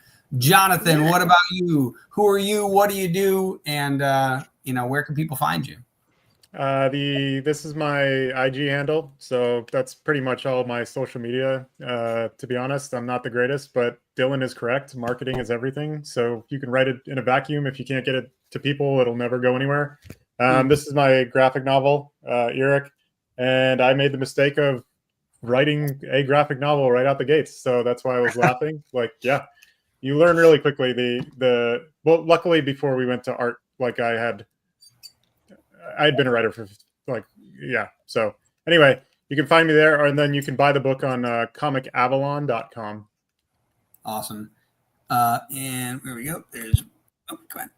Can't move him over there. Get over there. There you go. Braden. Hello. Braden, Rook City Comics. Rook City Comics on all social medias. We got a website. It's right there. We made Sketch Night. It's a cool book. It's superheroes. It's fun times. Cool. Nice. And we've got Brian. Hey. So like John, I'm starting out with a sort of graphic novel, but to my thing is that I've been developing it sort of for 10 years, The Wretched, and in that time I've been saving up a bunch of money. So I'm prepared to try and get this out. And to my credit, I did bring it down from like 96 pages to 70. I tried my best. But yeah, you can find me usually at some social medias by my same name, my same name here, Brian Manel. You can also find me on Substack under my kind of production name, Fractured Heart Productions. You'll also be able to find that on Global Comics along with my publisher, Rolling Squid Bones. And if you go to Global Comics, you'll be able to read The Wretched first 40 out of 70 pages for free because the rest of the book is being produced now. And if you don't know, so my story, The Wretched, which is that story I've been developing for 10 years, is also on Kickstarter if you want to go look it up and hit notify on it. It's about these kids who are experiments of a mad scientist, kidnapping humans and whatnot, but also learning how to deal with their own personal anxieties and vulnerabilities as they learn how to be something that they hate, which is being human. Awesome. And Greg, who are we? We're Sierra Nova Comics. We're the one that we're touching all the buttons in the background, having a fun time, clicking on everything. That's our QR code up there. That's Ink Volume 1, which is our first trade paperback, because we weren't crazy and we started off with floppies, but don't get me wrong, we were also silly in the sense that instead of working on one series, we're like, what if we did like 5 series at the same time? That'd be awesome. And then we'll start over. We'll do second issues of all of them instead of finishing any of the story arcs. But Ink has definitely been a favorite of ours in the sense that it was the first comic we ever got printed, because the very first comic we ever tried to make ran through so many walls trying to get to print that it was crazy. And so Ink ended up being the first one that ever actually got printed. And coincidentally, there was 2 other comic books that were supposed to have their 3rd issues out, and both of them got held up during production, and Ink ended up skating by, and Ink also became the first 3-part issue that we actually finished. And so that's why Ink is also getting its first trade paperback. We're super excited about that. As far as I'm aware, it got funded yesterday, but now we're looking to get to our next stretch goal, getting our cover. So super excited about that. So excited for everyone who's been here. It's been awesome having everybody here. Let me take our little QR code out of the way. Our next panel is supposed to be actually trivia, but we've been pushed back so much. I think later I might just do a longer trivia at the end of the day. And the next one is actually the crowdfunding corner. So we've got a couple people in here. If anybody who is currently here has a crowdfunder, a Kickstarter campaign, Indiegogo, doesn't matter, that is either active now or will be active in the next month, like December, feel free to stick around if you've got a pre-launch page, something you can share. I'm going to boot everybody out, and then I'm going to start bringing people back in for a nice introduction. But again, thank you everybody for coming. It's awesome seeing you guys. Good meeting everyone. Thank you. Thanks, guys. Thank y'all. See ya. Oh, there we go. And now we're back. Awesome. Sweet. It has been very cool having everybody here. That was an awesome panel, and they were champions because we went right through the last panel we were supposed to have. Basically, everybody but Brandon was AWOL, so we don't know where they went. And one of them was sick. There was one person who had Braden was here, so Braden. No, I know. That's what I was saying. I was chatting with. Braden. No, not Braden. Sorry, Brandon. No, Brandon was supposed to be on the last one. No, I know but also Braden. Braden was on the last one. Yeah, he was one of the other panelists. I'm saying, but it's fine. He was on there. But okay, so it would have just been Braden and Brandon then. All the other people weren't able to make it. But that last panel was awesome. It doesn't matter. It was very cool, and I'm glad that we actually finished that one through, because basically the other one was just going to be about tools and techniques in the digital era. And I think it was much cooler to do the writing, because that's a very important thing. And honestly, tomorrow, the first event in the first panel we're going to have is about character design and actually why is it the end of the day? I was trying to move something. Oh, gotcha. The first panel tomorrow is going to basically be a character design workshop. So it's going to be super exciting. So we'll be getting into we did a bunch of writing today. Tomorrow we're going to do some illustration. So super excited. Anyways, now we are on to the crowdfunding panel. I'm super excited about this. This is the crowdfunding corner, the indie comic spotlight. And first up, we are going to bring up Mark Bell. Who are you and what do you do? Hey, I'm Mark Bell. I run Plague Doctor Press, which has 2 titles on it, and we've done 5 successful Kickstarter campaigns and looking to do our 6th very soon. Very cool. And we have Anthony. There you go. Anthony, one second. I want to see if I get this last name right. I got to see it so I can say it. Oh, it's funny. I have dual monitors. My laptop's touchscreen. My other one is not. So I'm just poking my screen over here doing nothing. Wait. Where'd you go? Ionacio? No. Ionacio? Nope. Ionacio. Ionacio? Yeah. Oh, man, that's crazy. Ionacio. Is that Italian? Yes, sir. It better be Italian. All right. Who are you? What do you do? Sure. My name is Anthony Ionaccio, or Mr. Tony Nacho. That's easier. I'm a writer, and I'm here to talk about the 2nd issue of my series, Super Guy. Very cool. And back to the table, we've got Braden. Who are you? What do you do? It's me again. Braden Valoria, Rick City Comics, Haven issue 1, Sketch Night issue 1, and other upcoming projects that are unannounced. Also on the website. Exciting. I'm a rat. Cool. Actually, let me do it. Let me do this one. No. Mark, do you have a link? Oh yeah, Mark, Do I you have have a a link that we can put up a QR code for and we can pull up? I'll put it in the chat. Awesome. Well, Braden, you were here for too much earlier, so we're going to bring you up after. But first, we're going to start with Mr. Tony Nacho, and now I want nachos. So this is the crowdfunding corner. So what is it that you are in the corner crowdfunding?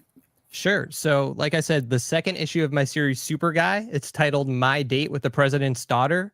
Right now, we're in the pre-launch phase.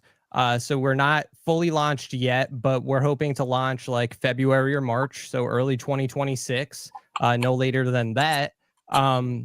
So our first project, Super Guy #1, I'm the writer. The artist is Joey Murphy. We launched back in April, our very first issue. We funded in under 4 hours. It was, that was an incredible thing to just watch happen. The numbers just keep going up. So we had a lot of people in our corner. We're hoping they come back for issue 2. But that would only make this technically my third comic. So also even the artist Joey Murphy. So this making comics is new to us, although as a writer I've written for a long time. And Joey as an artist has been doing art, especially on Instagram at Jerion's Belt. That's how I discovered him, actually. And so he does the main art, the interiors, he does the letters, he does everything. I'm the writer. So we work together really well. It's just a 2-person team. That's his cover right there, or a little preview of his cover. And he did the main cover for the first one, of course. This one, we have a lot of variant covers. That first of all, I just love getting in touch with artists and seeing how they could do Super Guy themselves. And so we have a lot of cool designs for Super Guy in this one. Right there, we have our main cover.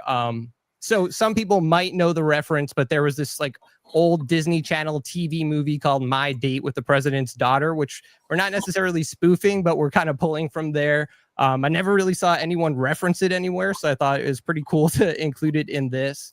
Obviously, Super Guy is a comedy, so everything we do is going to try to be as funny as possible, even the covers. Here from Ahmed Rafit, we have one of our variants for the it's a romance cover.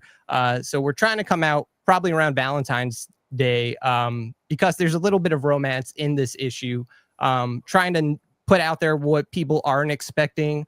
And that's a big thing about Super Guy too. Like maybe on its surface, it seems like a silly superhero parody, but I really look at it more as like an action comedy than a straight up, superhero tale. Because I know a lot of people who read comics aren't here for superheroes, and I totally respect that. And as a reader myself, I want to read, so many different genres. But with Super Guy, we're trying to mix a lot of different things in. There's a little political aspect to it, but I wouldn't call it a political comic, just that Super Guy's arch nemesis is the Prez. So that comes into play in silly ways. And right here on the page, we already put up 4 like penciled preview pages. But Joey's already, last he sent me like page 18 or 19. So we're well on our way to a finished comic because Joey colors it too. And he's just great. Like our working relationship is just so much fun. Our ideas for this go back and forth. And yeah, so Super Guy #2, direct follow-up to the first issue. In our first issue, Super Guy and his sidekick Robot Guy got into a spat because Super Guy's whole thing is like he's lazy, right? He's basically a lazy Superman, and he doesn't really want to save the world or do anything. He wants the credit for it, but he doesn't really want to, waste the time. So Robot Guy saves the big city, saves the planet essentially, and then people start to notice him, and Super Guy doesn't like that. So there's a split right away. And in this one, Robot Guy is continuing to be the new hero of the big city. And we're going to see how that conflict with Super Guy continues. the comic is called Super Guy, but we're following Robot Guy through and through. He's like the true hero of the big city of the comic. And we're having a lot of fun with this one. So as you can see, yeah, we're introducing some new characters right away. I really want this world to feel lived in. So there's a lot of detail that we pay attention to in terms of like how the big city is constructed and all the characters that inhabit it, from like the smallest throwaway lines to like these kind of villains. I like the Jungle Jim. Yeah. Oh yeah. He plays a big part in this one. Jungle Jim is also just like, we didn't know who that guy was, but we keep like a shared list of villain names or villain ideas. And then, we see how they come to life on the page. And then that's an example. Jungle Jim was just a name, just like a silly pun. And he became this like Australian mercenary that's going against Super Guy. So he makes me think of, did you ever see the 3D animated show Garfield? And there's like that, dang, what the heck's his name? It's like an Australian guy who like, he's not a bounty hunter. What does he do? He gets animals for people, like rare animals. Oh, nice. He's definitely got a little Crocodile Dundee in him. Yeah. Who's this guy? Who's Glorious Guy? So Glorious Guy, he doesn't have like a big role in this issue, although we do see him. Part of Super Guy is that he's a hero that everyone seems to love, but he doesn't really do anything. And we're going to start to learn a little bit of his backstory, starting with this issue. And part of his backstory involves this guy named Glorious Guy. No one has heard of him yet in the comic. This is only the second issue. So I don't want to say too much about him, except for that Super Guy follows in his footsteps. And he's not going to be, like I said, I don't want to say anything else than that's what he looks like. And that's what we're going to find out about. But Hot Mess is the big new character for this one. She's the daughter of the Prez. We've heard about her in the past Super Guy stories. And we're really going to see what she's all about in this one. Obviously, she hates Super Guy. She blames him for her hideous transformation that we see right there. And it's going to immediately come to a head in this issue. And the issue is basically a whole conflict between Hot Mess destroying the city, looking for Super Guy, and her confronting him. But we're going to see how Robot Guy reacts to her, because they're not enemies, and she seems to really like Robot Guy. So this issue, again, is just continuing the story from the first issue, and we're trying to have really as much fun as possible. It's a second issue, so like it's not necessarily standalone, but we do want each issue to feel like a fun little adventure between Super Guy and Robot Guy, not necessarily like bogged down with canon or what happened right before it. Like, I think if this was your first issue for, you skipped issue 1 or whatever, I think you could still get into it pretty easily. We just put out our first issue for free on Global Comics. Love Global Comics. So anyone could read the first issue digitally for free. We did that this past week. The thing with Super Guy too is as long as I know that you're interested and you talk to me, I'll find a way to get Super Guy in your hands. I just want, for this story, I want as many people to read it and check it out. I think we're doing something really fun. I don't see too many, whether indie or, big two, I'm not seeing too many books with comedy as a heavy focus anymore. There's been a lot of cool ones in the past, especially like something like The Tick. And like, I feel like we have those kind of vibes. One person described it as Super Guy as Mike Allred meets Mike Judge, which I love. So yeah, I don't want to take up too much time. I know other people are here, but Super Guy #2, My Date with the President's Daughter. Look for it in 2026, but that pre-launch page, as you can see, is up now. And we'll take all the support we could get. No, that's awesome. No, I like the Mike Judge reference there. No, this is super cool. Super guy. Awesome. And what actually, real quick, let me expand this. What's some of the reward tiers you got? Anything exciting? I know it's in pre-launch, so we can't see them yet, but anything planned? Yeah, so nothing too crazy planned yet. Last time, we were really about the variant covers. It seemed like, the art that we were offering for the covers really got people interested. I wish I had one right on me, but we had like these cool Wham stand, Super Guy, like that logo. Everyone who backed the first one got one of those for free. It was we had prints, so we'll definitely have some prints there. That wasn't something we had too much of, but I'm trying to. I love seeing different artists interpret Super Guy and Robot Guy in their own way. So I'm really trying to get as many artists on board and putting their work out there, be it as like a variant or a print. So it's even, as you can see, like we haven't even announced all the variants yet. So there's definitely going to be at least 2 or 3 more of those. Probably stickers. But right now I really don't have the rewards ironed out. I'm really just focusing on getting the comic finished. Same thing with our first Kickstarter. Like when we announced it, the comic was completely finished. It just wasn't printed. And the same thing is going to be for this. Like I just want everyone backing to make sure like you're backing a product that's a comic, a book that's already been made. We're just trying to get it in everyone's hands. So that's really my main focus right now. But I am going to make sure we make it really fun with some cool rewards. Awesome. And you mentioned Global Comics. If you can see on the bottom of the screen, so if you want to check out any of the stuff that anybody mentions on Global Comics, we got a free 7-day subscription code, SNCC25. So yeah, put that in, check it out. Later, we're going to be doing giveaways for a 1 year, a couple of 3 months, and a few 1 month, memberships as well. So definitely check that out. Awesome. And now we're going to bring up, where'd you go? Let me drag you over here. All right, click. There you go. Mark Bell, tell us about your project. What do you got coming out? So coming out in early 2026 will be A Strange Ranger 3. So I have 2 series, one called Spirit and one called Strange Ranger. And Strange Ranger 3 will be coming doing Kickstarter early in 2026 with the same artist, Janssen Carbonell, who is so absolutely fantastic to work with.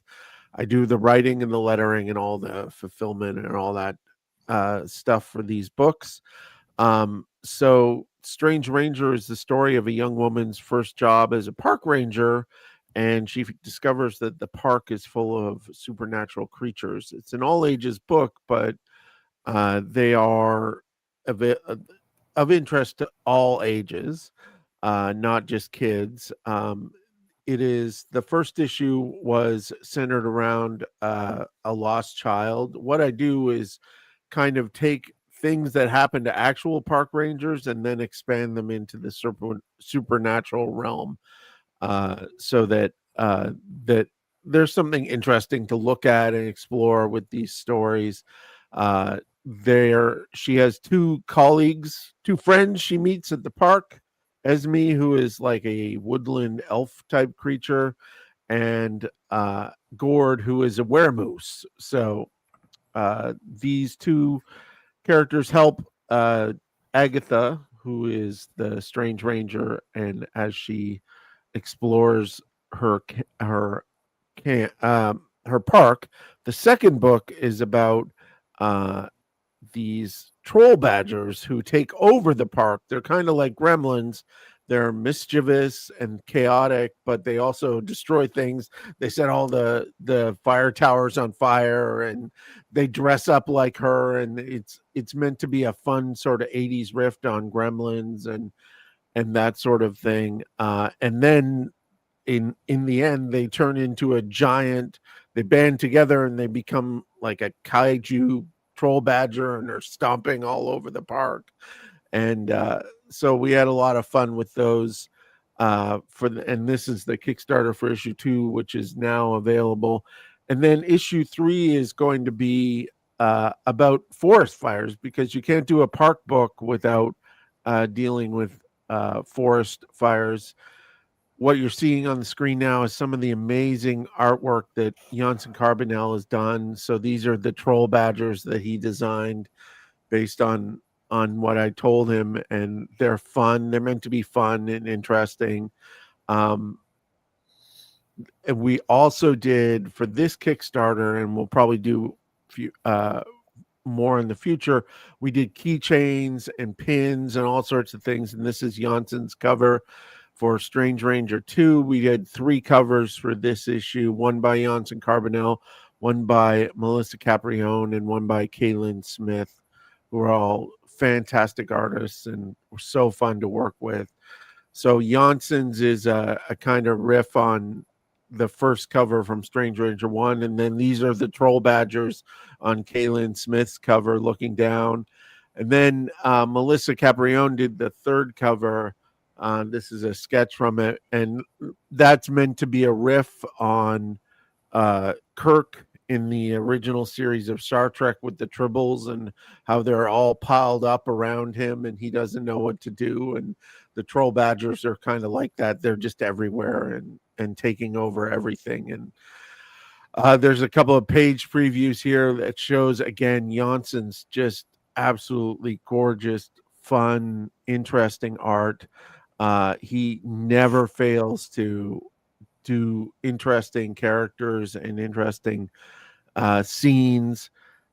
The first part of this issue, they Esme and Agatha go to see an oracle, and this is the space that they go to see the oracle in, and the oracle tells them that, basically gives them oracle things to think about, and then they leave.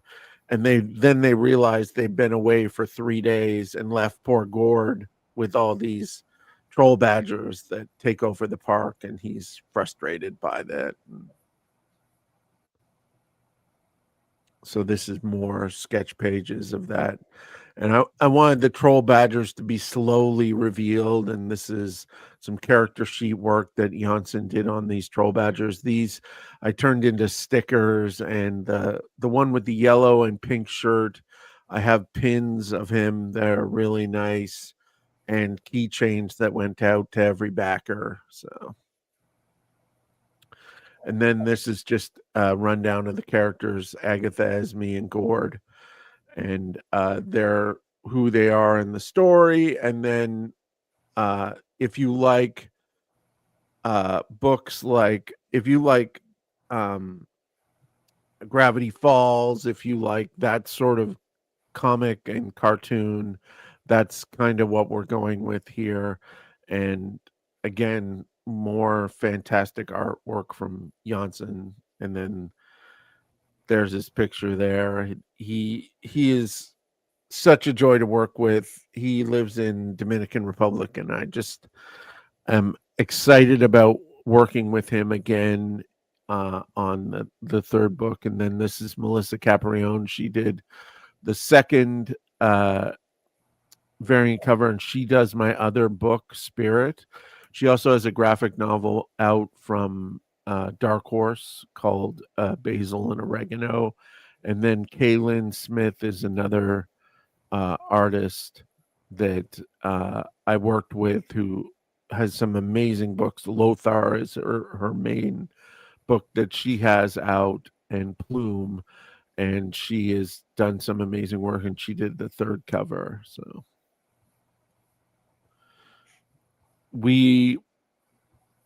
that went out the door in September, and we're looking to move forward in January or February for the next one. This is books that you can order through me, Spirit 1 and 2 and Strange Ranger, and Spirit 3 has already been kickstarted and fulfilled. So I'm going to be doing some trade paperbacks for the first time because I have 3 issues of Spirit. So I'm going to offer Spirit 1, 2, and 3 as a trade paperback, and Strange Ranger 1, 2, and 3 is a trade paperback as well, because I want to get, like, in the all ages market, it's important to get those trades out so that you can get them into libraries and get them into kids' hands, because that's really essential and beneficial to you selling more books and getting more kids reading your books.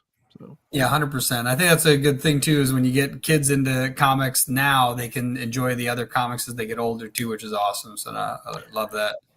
Well, my goal always has been from the start to get more people making comics at a younger age. So I do lots of things like coloring books and things like that to get kids making comics, as well as specifically young women and young women of color. There's always young women in my books and young women of color on my covers. to me, that diversity element is essential. And it is like, I'm like everybody. I still like my this dude beats up this dude in his underwear comic in the city. I read my Daredevil comics every month, but I wanted to bring something new and something interesting and bring more people who into comics. Definitely. Cool. And next up, we've got Braden. Hi Howdy. again. Switch. Yeah. Oh, there we go. I think Greg did the same thing. Cool. That's and now you guys, we were switching these QR codes. That's Sketch Night. Cool. Tell us about Sketch Night. Cool. Yeah, Sketch Night is part of my comic book collection. So I have Haven and I have Sketch Night. They're both set in Rook City. Rook City is the fictional universe in which Sketch Night takes place. In Sketch Night, there are superheroes called Enhanced. These people have mutations like X-Men, mutants, and they are feared for the powers they have. Sketch Night follows a disabled protagonist as he navigates high school, takes on the Devil Syndicate, and navigates kind of like his friendships and stuff as he kind of takes on this otherworldly power that we're not quite sure what it is. Sketch Night was really important for me as a disability support worker. I really wanted stories with people with disabilities to be kind of at the forefront of kind of what Sketch Night is. It really is something where just having that representation and having it in a way where it's not the whole character, right, but it is an aspect of them. Victor Silva does the art for it. What you see there. And so it's number one. It's completed now, but we do have late pledges up if you want. We also have some over at Rook City Comics as well. You'll see that in Canadian dollars because we are up in Canada. So Rook City University. Sorry about that. Oh, you're good. You're good. Rook City University is kind of what we're building out. So we have Haven, Sketch Night, and then we're going to release 2 one-shots, one by Travis Gibb and another one by Sean Wood next year. And then we're going to collect them into a trade, into a volume. So Sketch Night has no alien babies, no chemical reactions, maybe a couple orphans turned vigilantes, but a human mutation granting powers. And so they're called Enhanced. Well, one of the things that I really wanted to play with was having the powers be something that's like feared, right? And like that's a lot of like what mutants are and X-Men are, but really having like the city be a character as well, right? So I like to say how people react and how the city is on issue 1.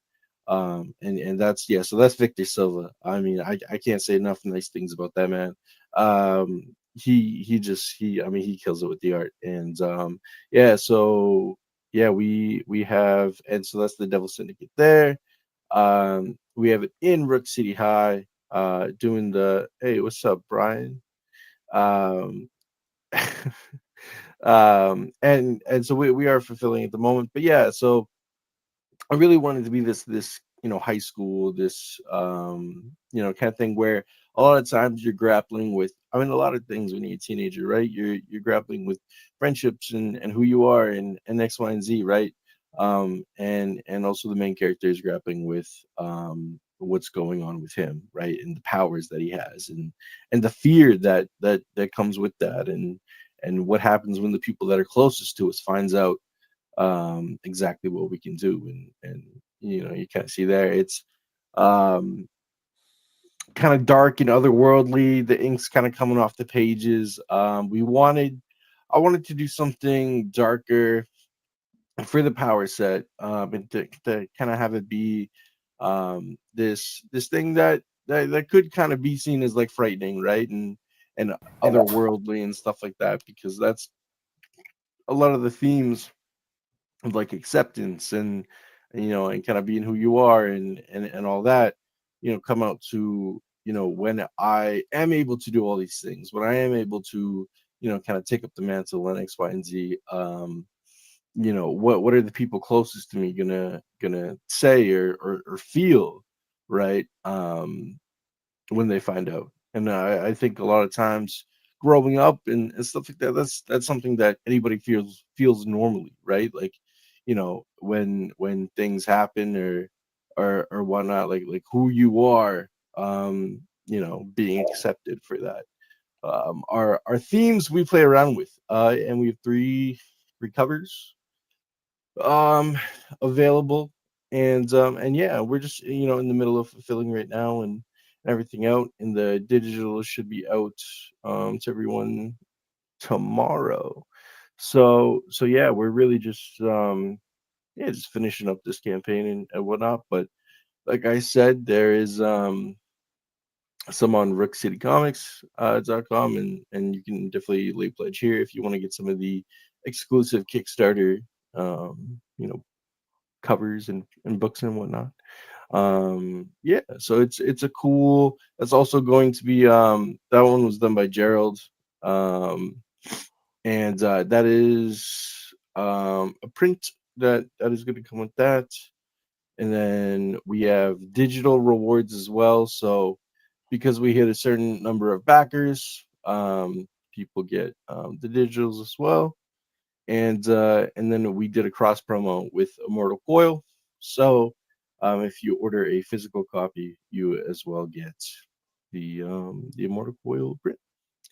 And yeah, so that's me in a slightly blurrier picture. Making comics. Amal Deze, who did the lettering, who won a Ringo actually. He was in the finalists for the lettering and whatnot, and so I've used him for all my lettering. So he's amazing. And then you have Victor Silva, who is doing this, and then we also got him on Travis's one shot that we're doing called Kodiak. So you'll see Victor Silva's face again in that, and yeah, that's kind of the joint for oh yeah, and then so in memory, so I started making comics Haven Sketch Night when my uncle passed away from cancer, and that really drove me back into comics. I decided to start writing and kind of try my hand at that.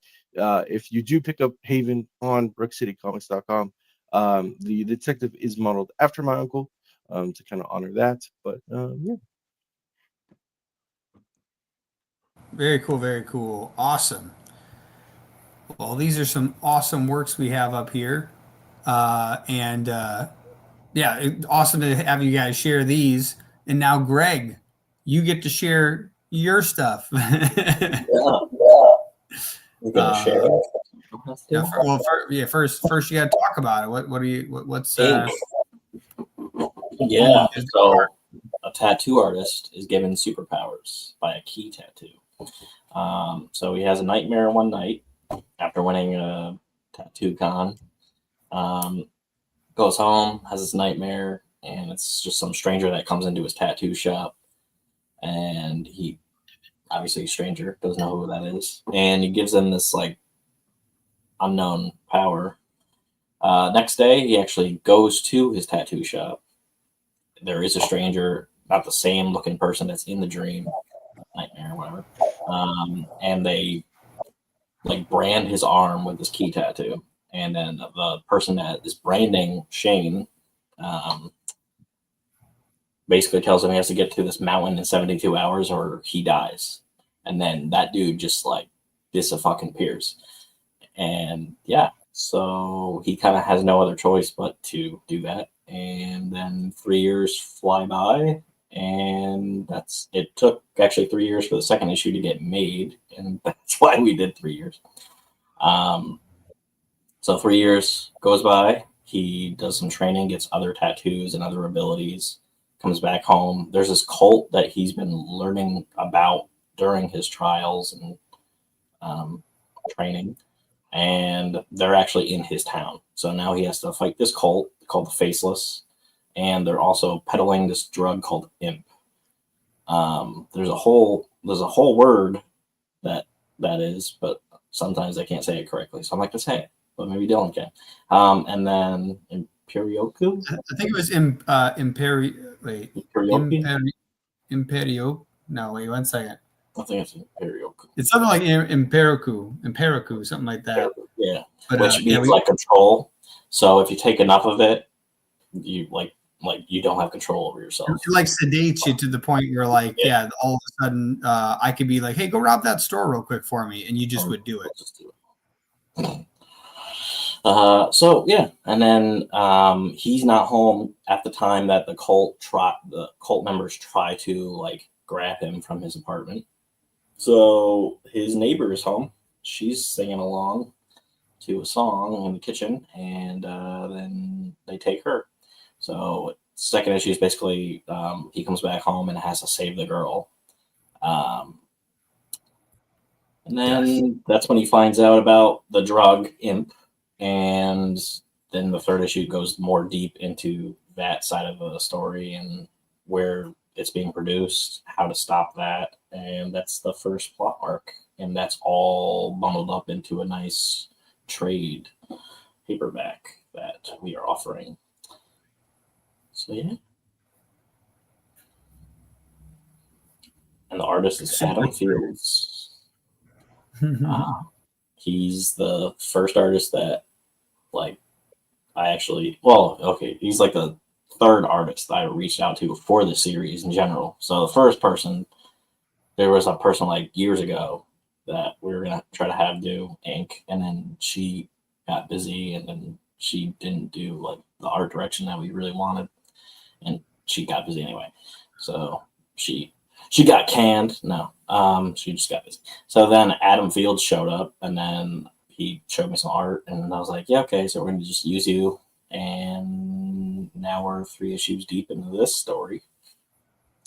And then he does our series Scales too, which he's going to be working on the second issue of that next year.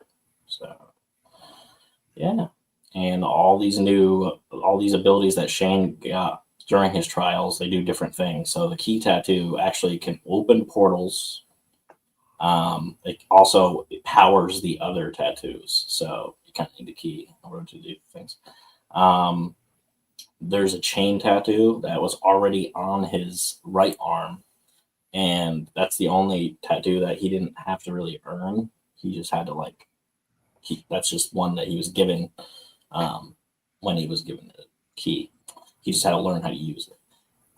He's got the cheetah print, which is on his leg. That's like, he can run a little faster, which is like, he's not like flash speed, but he can run pretty fast. The elephant tattoo, which is like his defense mechanism, so he can like shield himself from attacks. That tattoo we haven't actually used yet, so there's a few tattoos we actually haven't used yet in the series.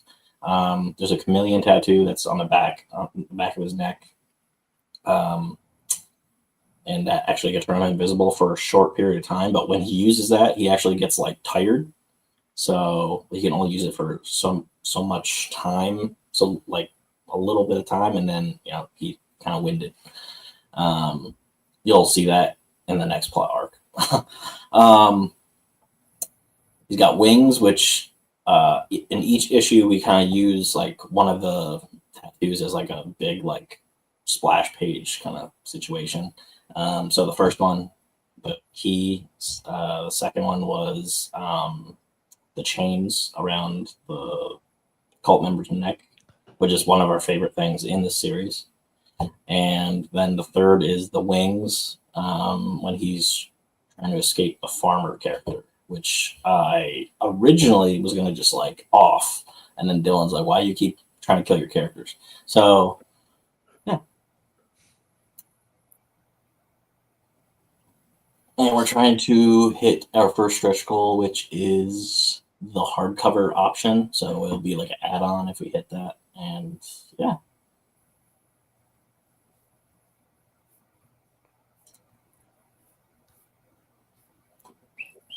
We got Tons of cool reward tiers.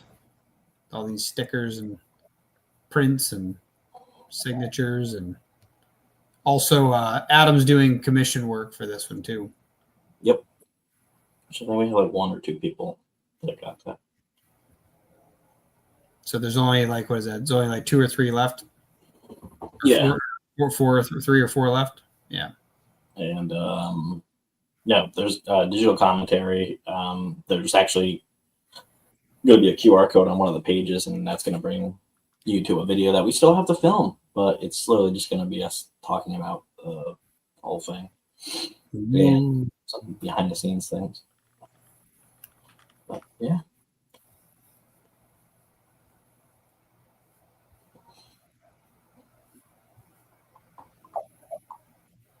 Yeah. Awesome stuff. Very cool. Nice. Hey, where'd Braden go? Braden disappeared on us. Somewhere real quick. Make some maple syrup or something. Take him down for a minute until he comes back. Whenever he comes back on camera, I'll bring him back up. Awesome. So, yeah, very cool. Tons of fun projects coming out. So I think, Mark, yours was already completed. Thank you, Greg. I was looking to take that down. Mark, yours already completed. You're looking to launch issue 3 when? Early in 2026, January or February. I just haven't figured out the right time yet. Janssen's already on board and already doing sketch work. So awesome, nice. Once you hear about that, let us know, and we'll make sure to send out an email to the people. And Anthony, when I'm trying to remember what yours is. No, did you say a launch date for yours? No. So we're still in pre-launch, but February, March is where everyone could expect that to officially launch. Awesome, cool, definitely. And the same thing, yeah. Once that launches, let us know, and we'll get that out to the people. Very cool. What time is it? I got to see how we are on the schedule, because I think we actually made sure this had plenty of time, and then we sent this out to a bunch of people, and then a bunch of people are like, "No, I don't want to promote my stuff." What time is this supposed to go to? This goes to 4th. Yeah, we still got a half hour. Tell you guys that in my newsletter, I always put Kickstarter recommendations, and you guys are all going to get in the next newsletter. Well, Anthony, I'll wait till you do your release, but for sure, I'll definitely put you guys in the next newsletter. Appreciate it. Yeah, appreciate that. Awesome. Well, I guess since we skipped it earlier, we might be able to go into the trivia. I'm trying to think, Greg, do you want to? Yeah, we can do the trivia. I got some trivia questions. I'll just not play because I don't want to win anything. Well, no. You can just wait to see if anybody else has answers, and if they don't, then we can, make them feel bad. No, I'm just kidding. But one second, let me. I'm going to step out because I have another thing to get onto. But thanks for having me, and you guys must be tired. I'm going to see you again tomorrow. So it was great meeting you other guys. And Braden, I already backed your campaign and sent you an Instagram note, all that good stuff. So 100%, man. So have a good day, gentlemen, and I'll talk to you later. Thanks. Take care. Definitely have a good one. We'll see you tomorrow. Bye. Nice. All right. So if the rest of you guys are sticking around, I want to pull up this trivia here. Now that Mark is gone, let's talk shit about him. So let me swap out the banner here. There we go. Look at this. Boom. Look at all of our sponsors. Since we've got a minute and all of a sudden there's this free time, let me shout out our sponsors. We are working with Comics Wellsprings, who they print basically everything that they can print for us. Anything they don't print, they should start printing so they can take more of our money. But in the meantime, anything that we can print through them, we do. We've been using them for years. They're awesome. The banner we bring to our events was printed by them. 90% of our comics was printed by them. So yeah, I'm pretty.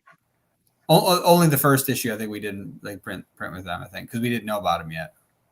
Oh yeah. Oh, I mean, now all the comics that we have are printed. Yeah, all the comics we physically have. Yeah. But of all the new prints, 100% of those come through Comics Wellspring, and they're awesome. Brandon's awesome. He's been helping us also assemble this. He's been meeting with me for like the last 8 weeks, planning this, figuring out what panels to have, who to invite, who to tell to go away because you guys don't belong here. And it's like, wait, who are you guys? It doesn't matter. We'll find out. But the whole point is, we've been having fun meeting up for weeks and chatting about all this. So it's been super awesome. We've also been working with Metal Ninja Studios. Equally, Joel from Metal Ninja Studios, CEO, he's been hopping on those same calls, helping us plan and figure out what we're doing and what's going on. In fact, he right now has a link to school, which let me see if I can pull that up real quick. Boom.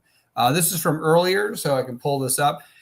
He has Concept to Comic Academy over on school. If you go to metalninjastudios.com/academy, you can check it out. He actually has some forums set up for all of the panels today. So if you want to go in there and chat further, so there's the comics script writing 101. If you want to hop in there, ask some questions, he and the team can help answer some of those questions. And later today at after hours, it'll be 8 p.m. Eastern. There's going to be the first launch of the Capital of Comics Mastermind podcast. This is a podcast that's going to be going on. I can't remember if it's once a month, twice a month, but I do know that he's going to be regularly meeting with experts in the field and basically putting a mastermind together. I believe some of the content is going to be released publicly for free. If you join during this convention, I believe he has a discount or a window in which you'll be able to watch at least the first couple episodes for free. And then eventually it'll be like a monthly subscription and you can check out some of the greatest minds in the comic book industry getting interviewed and learn more about writing and illustrating and, partnering with other people and printing and all of, the other things involving comics. It'll be very exciting. So definitely check those guys out. We also are sponsored by Blick Art Material. They gave us a couple $50 gift certificates for art supplies at their store. So if you were an artist, especially if you're an artist that uses their hands on paper, right? So Greg's like, wait, uses hands. Everybody uses their hands. I hope so. Some people use their feet. Leave them alone, Greg. So anyways, the artists that still use pen and paper, ink and paper, definitely when we do our trivia game later, you want to hop in on there because if you win, then that'll be one of the prizes you can pick from. So definitely exciting. Another sponsor we have, Blue Rock Media.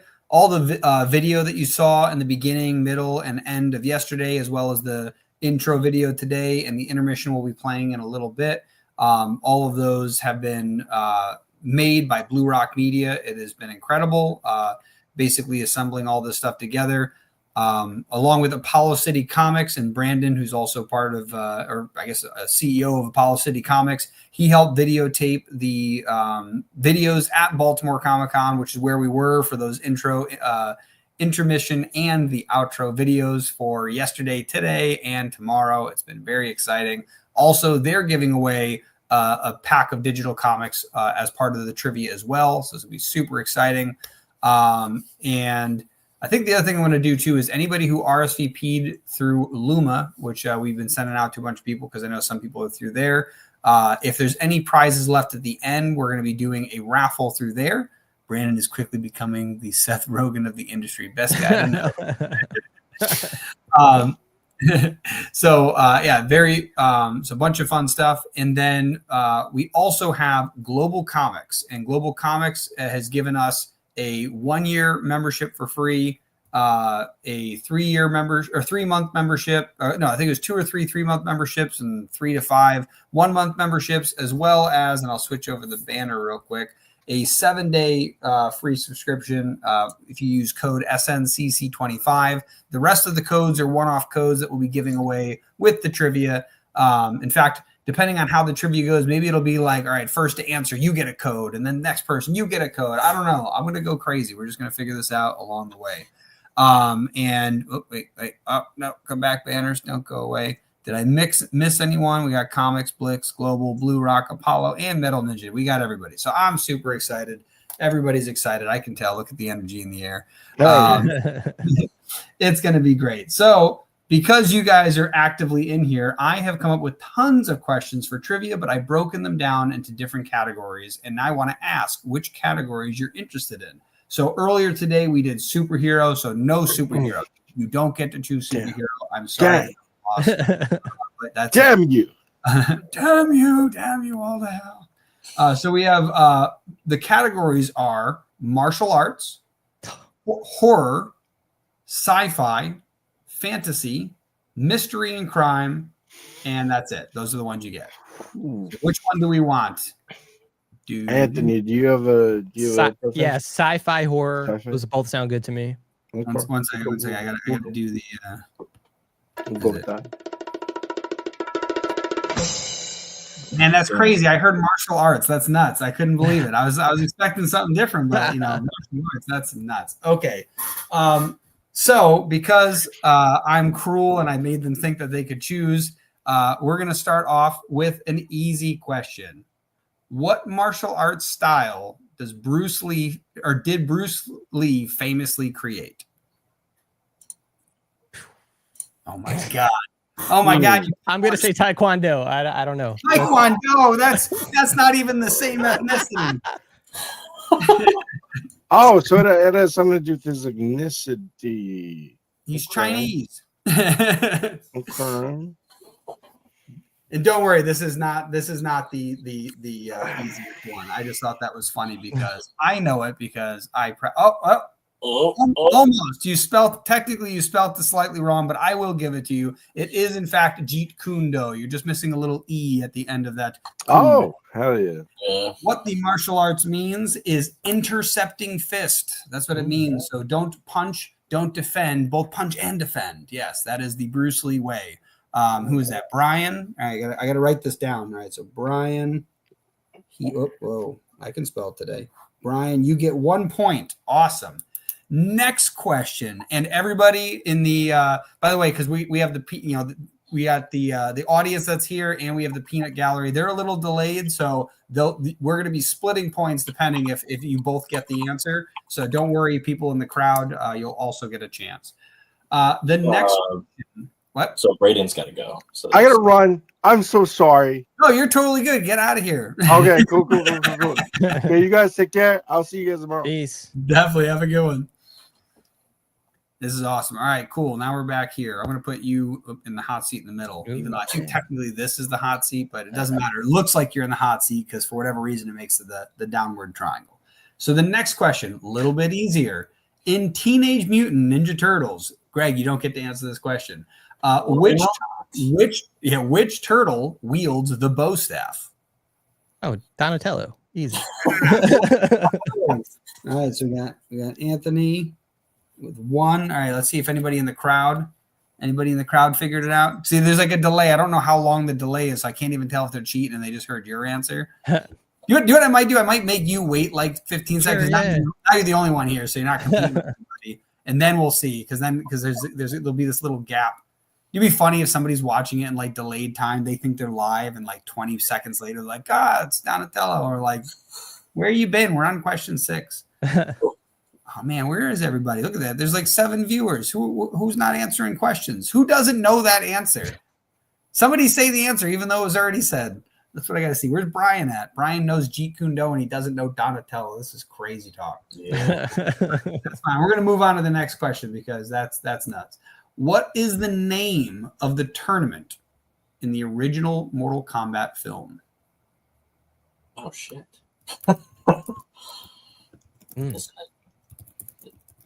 Isn't it? No. I'm not gonna say it. Yeah. There's Donatello. That's so funny. Look at that. He's on a delay. He's got to fast forward. It's so funny because you'll kick yourself after you figure it out.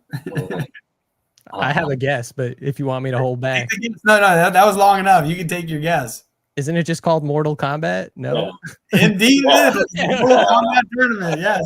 Oh my gosh. I was surprised that took so long. That's amazing.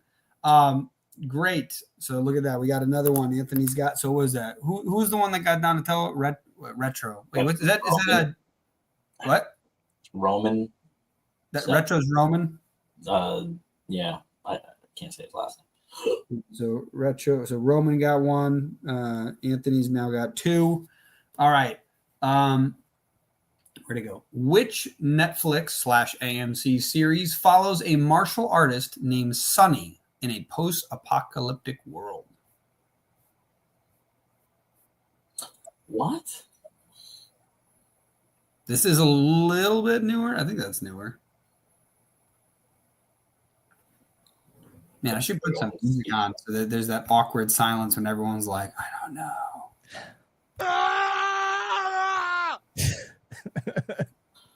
Yeah, I don't even have a guess. Why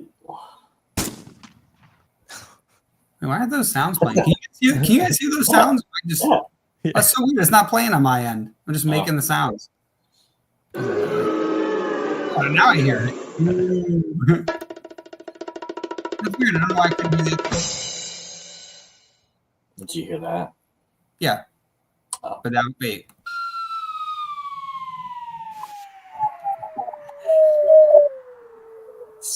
All right. Damn, that is a lot longer than I remember that. Anyways, did anybody answer it yet? Nobody in the crowd? No. Okay, man. I guess that would lose it. It is Into the Badlands. Oh. Yeah, that's right. Yeah, perfect. So now back to another easy question. What martial art is central to the book and film, The Karate Kid? Wait, what? Wait, what? What did you say? Oh, well, martial art. Oh, okay. Another tough one. Yeah, what? So I'll repeat the question again for anybody who might have gone a little over the head. What martial art is central to the book and film, The Karate Kid? Boom, we got an answer. No, it's Cobra Kai.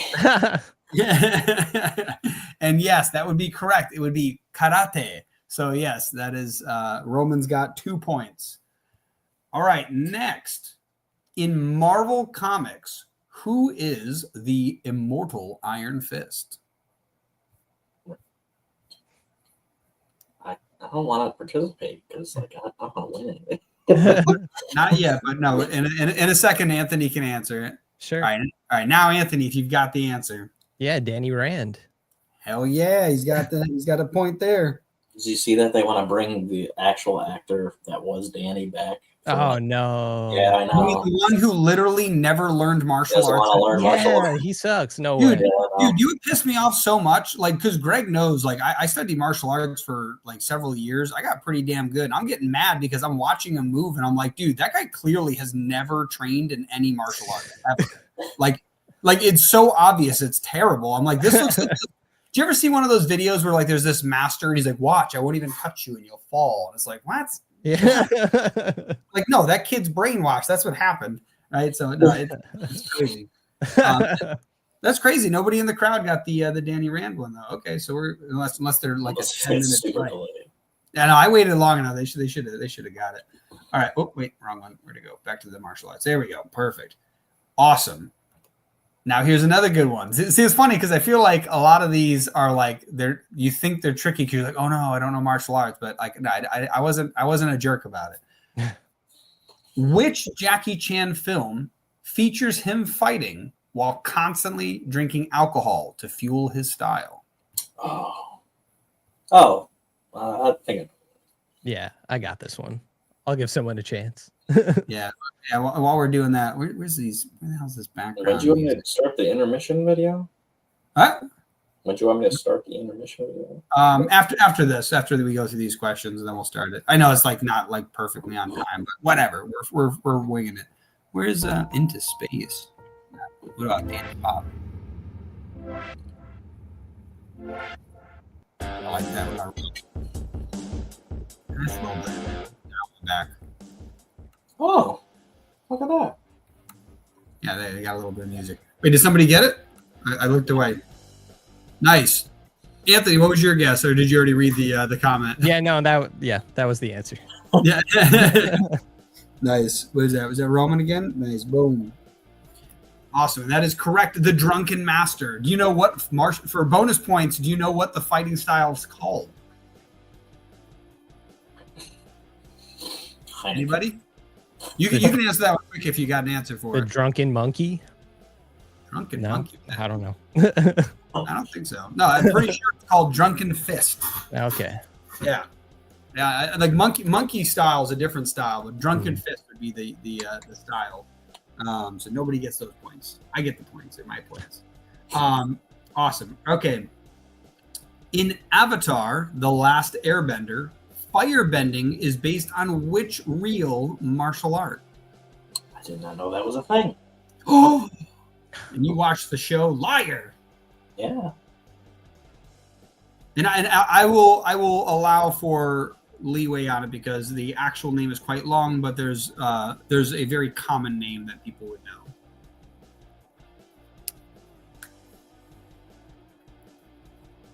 And by the way, does Anthony have any idea what it might be based on?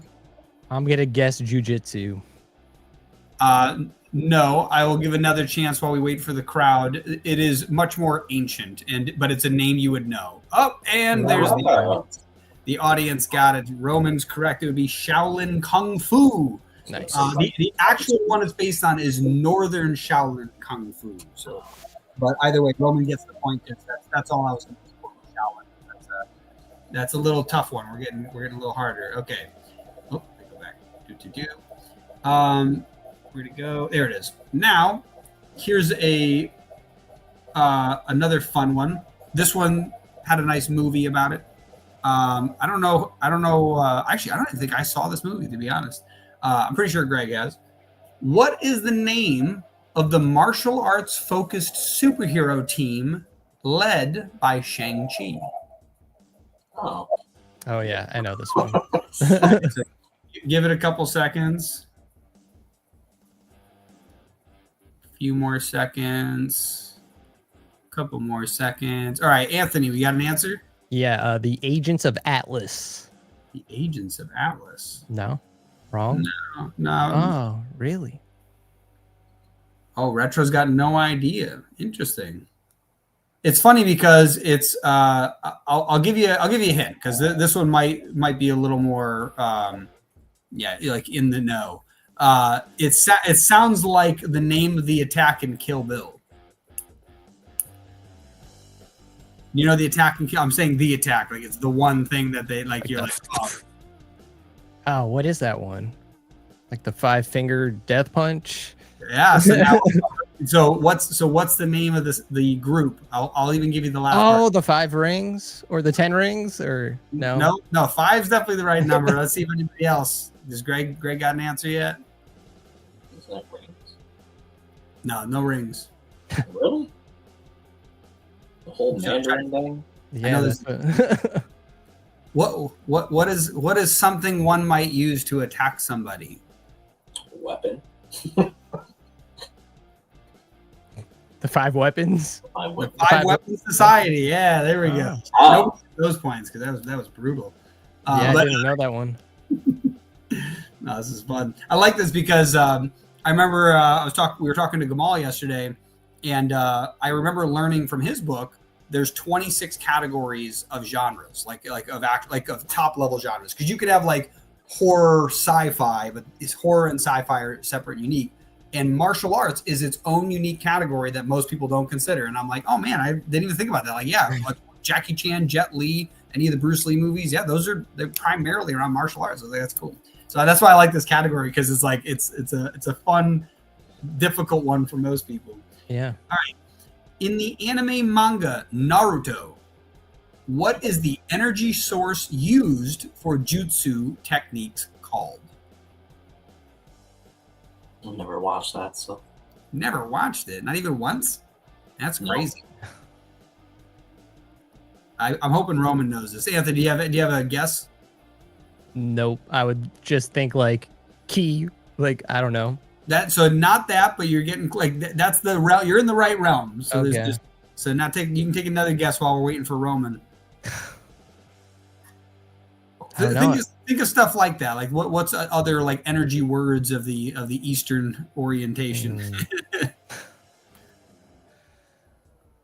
I never watched Naruto. Like I know Naruto. I know exactly, but like I know he transforms. Right, so now I'll give you one other hint. This is the phrase. This is the word used in energy for yoga.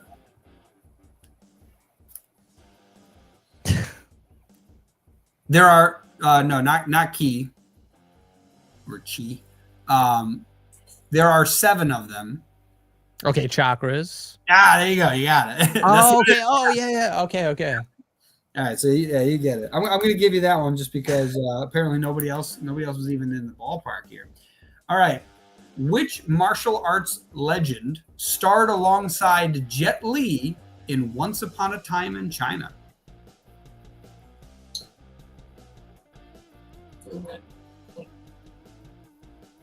Maybe. Wait a second, did I accidentally even say it? Oh yeah. No, I'm making sure.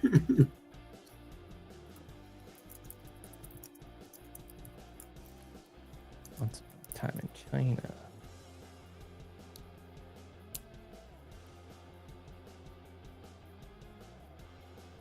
My guess for that would be Chow Yun Fat. Nope. It's funny. I feel like I should have said the other guy's name because it's probably the less likely you'd recognize. I'm trying to think of what else he's in to maybe help with that because he's in both movies. The other actor. Is it the grandpa from Three Ninjas? The grandpa from Three Ninjas. I don't know. Did you not see Three Ninjas? No, I don't think so. All right, so yeah, it is the same guy I was thinking of. It is. He has a very famous role as the master of Bruce Lee, although that's not. He doesn't play that. Like he is the person who is Bruce Lee's master in Wing Chun. Do you know who that is? Yeah, I think someone said it in the comments. No. Oh yeah. No, you got it. Donnie Yen. Oh, sorry, I didn't even look. Sorry, I was waiting because I thought Greg was looking at it. Yes, that is absolutely correct. That is Donnie Yen. That is Ip Man. Yes, but yes, he played alongside Jet Li in the film Once Upon a Time in China. So that is awesome. So yeah, Roman's getting ahead now. We're almost done though. Where are we at here? Yes. All right. Last question. Oh, here we go. In the series Cobra Kai, what is the name of Johnny Lawrence's revived dojo?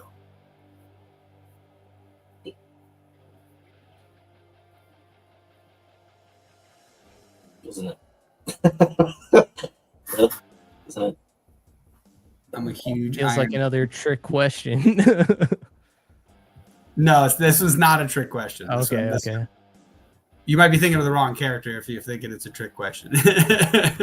Johnny Lawrence is like when he first started the show, or like later on. No, revived. His revived one. Oh, he hasn't watched. I'll just take a guess that it's Miyagi's dojo. No.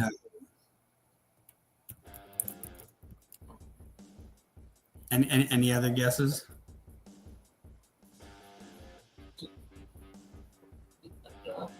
I didn't finish that. Maybe no one's gotten that far. Okay, so I'll make the question easier then. Yeah, what's the name of the first dojo that he reopens up? Cobra Kai. Yeah, Cobra Kai. Oh, that's what I thought. So later, if you don't remember, what's his name? Oh man, John Kreese, the original owner, comes back and takes over. Right, so he ends up opening a different school.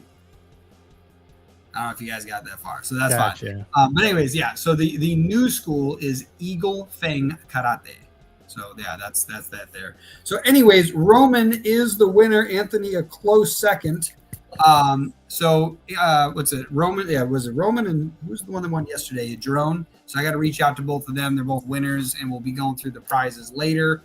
And what time is it? Where's the thing? Blah blah blah blah blah. I see Jesse coming in, so I wonder if we went over the intermission time and maybe we'll play. That's at 4:30. Oh, okay, cool, awesome. Then start the intermission window video, and we'll see you guys back after intermission. And Jesse will be a little bit of delay because we started intermission a little late. But Greg and I need to go to the bathroom and walk away for 10 seconds and catch our breath. So we've got a nice intermission video. Thank you, Anthony, for joining us. That was very fun. Thanks for having me. Yeah.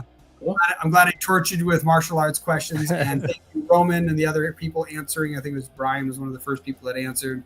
It was awesome to see everybody here, and we will see you back shortly.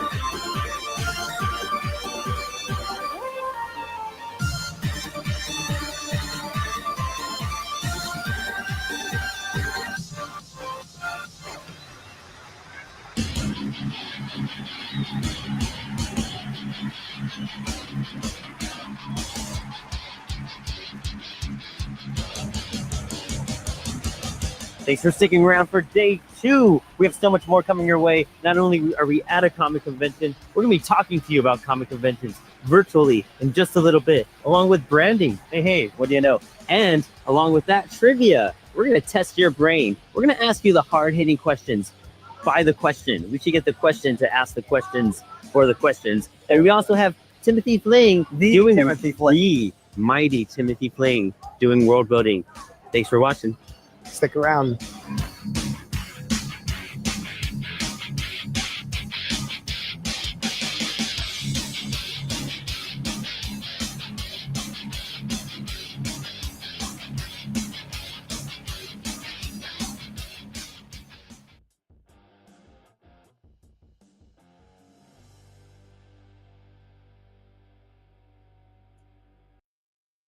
Muted. You're muted. Yeah, I was muting the audio too. There's music going on in the background. Welcome back to Sierra Nova Comic Con 2025 Virtual Expo. Also, Greg, your screen, yeah, it was still in there. That was a good break for Greg and I to catch some Z's. Since we don't sleep, we got a couple in there, which is great. Also, I found some candy my wife hid, and now it's my candy, so that was exciting. So yeah, it's been some fun stuff. Awesome stuff going on. That last couple of panels we had were awesome. We got to talk about comic script writing. We skipped over one panel entirely because the script writing one went so well. We just kept going with it, which is awesome. And eventually we were in the crowdfunding corner. We got to see all these new projects coming out, including our own, which is very fun. So yes, excited to be here, happy to be here, and excited to bring up the next panel, which is Indie Comic Evolution from Idea to Shelf. And this is all about everything from, like the words say, from the idea of even conceiving of a story for a comic book all the way to getting this thing on a shelf where your readers can buy it. So we're going to start bringing some people up so they can talk and describe who they are, and then we'll get the panel started. And first up, we have Joel Rodriguez. Oh my God, there's an echo. Oh no. Okay, can you hear me? Yep, we can hear you. Who are you and what do you do? Not Greg.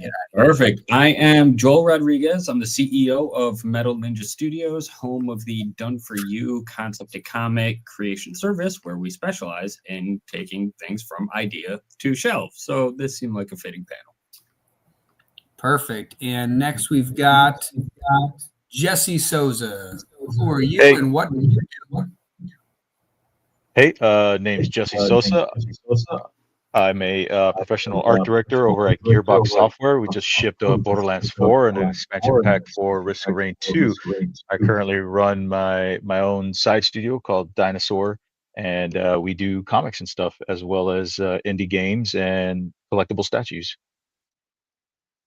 Awesome. And next we've got, if I can click on it, there we go. We've got Anna Peterson. Who are you and what do you do? And thanks for coming back.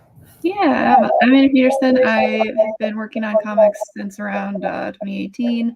I had my first original comic debut last year through Lesser Known Comics, and I'm working on the next issue for that series.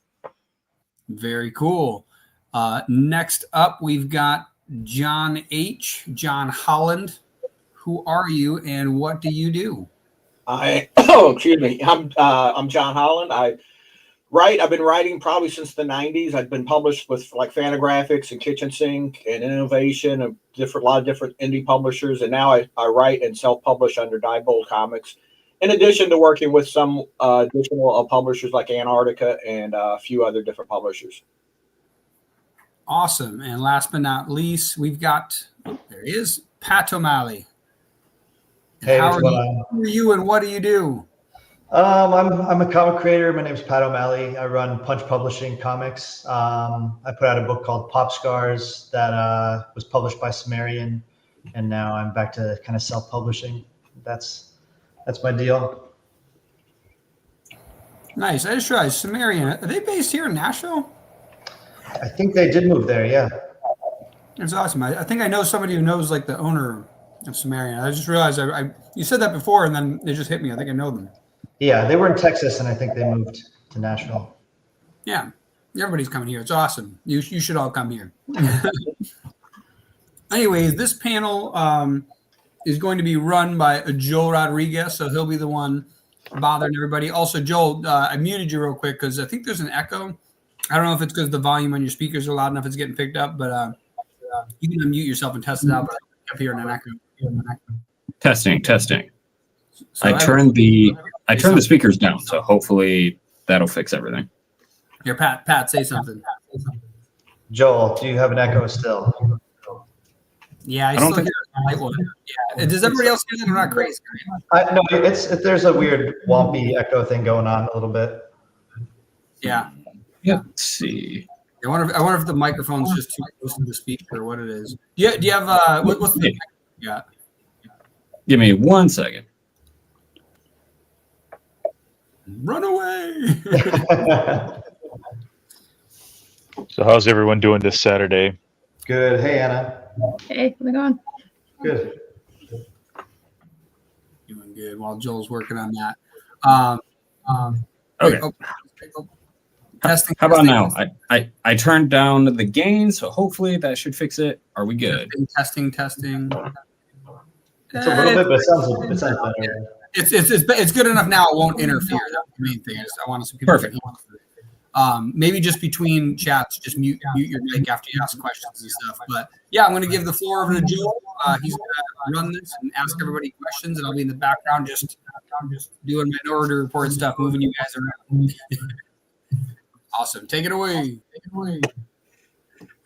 All right. So how's everyone doing? Hopefully you're having a great weekend, great con. Hopefully you got plenty of sleep after the turkey comas.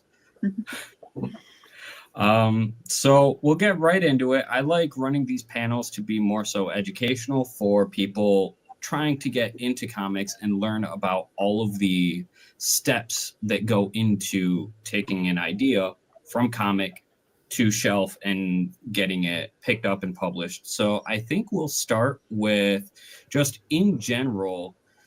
John, we'll go to you. When you first started, what do you think was the biggest hurdle to taking your idea and turning it into a comic? Well, when I first started, we're talking quite a few years ago. My biggest hurdle at that time was finding an artist to work with. This was before the internet. This was before Facebook. Before, basically, I found artists. There was a magazine called Comic Scene, and there used to be a newspaper called Comic Buyer's Guide, and I ran. And they had like ads in the back of the newspaper, and I ran ads in the back of the newspaper looking for artists to work with. So it was a little more limited to how you could find artists at the time. Since the internet started, I've used the Facebook and a lot of other sites, and it's become a lot easier to find artists. But at that time, my biggest hurdle, I think, was just finding somebody to collaborate with. That's a really good point, talking about the evolution. So, Anna, when you first got started, do you think that art was a big issue figuring out how to find that artist? I guess what I'm trying to ask is, did the problem go away with the advent of the internet, or just shifted? So I actually do most of my own writing and art for most of the series that I have. So I haven't really had to look for artists, but I have had artists reach out to me asking for working on collaborations or projects. I think it's just being really aware of like going into it that you should kind of both be on the same page. A lot of times you're not going to meet this person in person because they're probably most likely not going to live anywhere near you. So I think the internet's definitely been awesome for helping get stuff out there and helping work with people, but definitely also comes with the side of you got to kind of do your research, making sure you're not getting scammed online. I've known a lot of fake job postings for artists end up just kind of wanting to take your money. So just kind of being careful with that. But yeah, I think I think it's just kind of, if you are interested in working with a writer, or if you're interested in working with somebody, like any creative field, there's going to be a lot of rejections or people that never get back to you. But I think it's definitely been easier the last few years, reaching out, finding people for sure. And Jesse, gonna bring this one over to you. As an art director, what would you recommend as kind of best practices for an aspiring writer or a creator trying to connect with artists? So as an art director, my whole job is basically bringing a team together of just a bunch of random artists and making them speak the same language. And a large part of that is having to sell them on the idea that, hey, we're going on this journey together, right? This is the type of art style we're going to be doing. This is the best practices and everything. And a lot of it is very motivational in terms of trying to keep people motivated, right? You're dealing with several different people, different types of egos, and not everyone is excited for your idea, right? So you have to have the soft skills in order to sell your idea to people who may not, who have their own visions in their own heads. That's always a really difficult thing to do. So a large part of it is identifying who you want to work with, having casual talks with them. In my experience, that always works the best. Like, just bring them on, hey, cool, what kind of comics do you like, and do all that. Get to know them on a personal level, because then you get to know exactly how and what they enjoy, right? Because as an art director, the artists are your tools, and they're your crayons, and you got to like harness their creativity and their rendering talents and all that. So by getting to know people personally, I think that's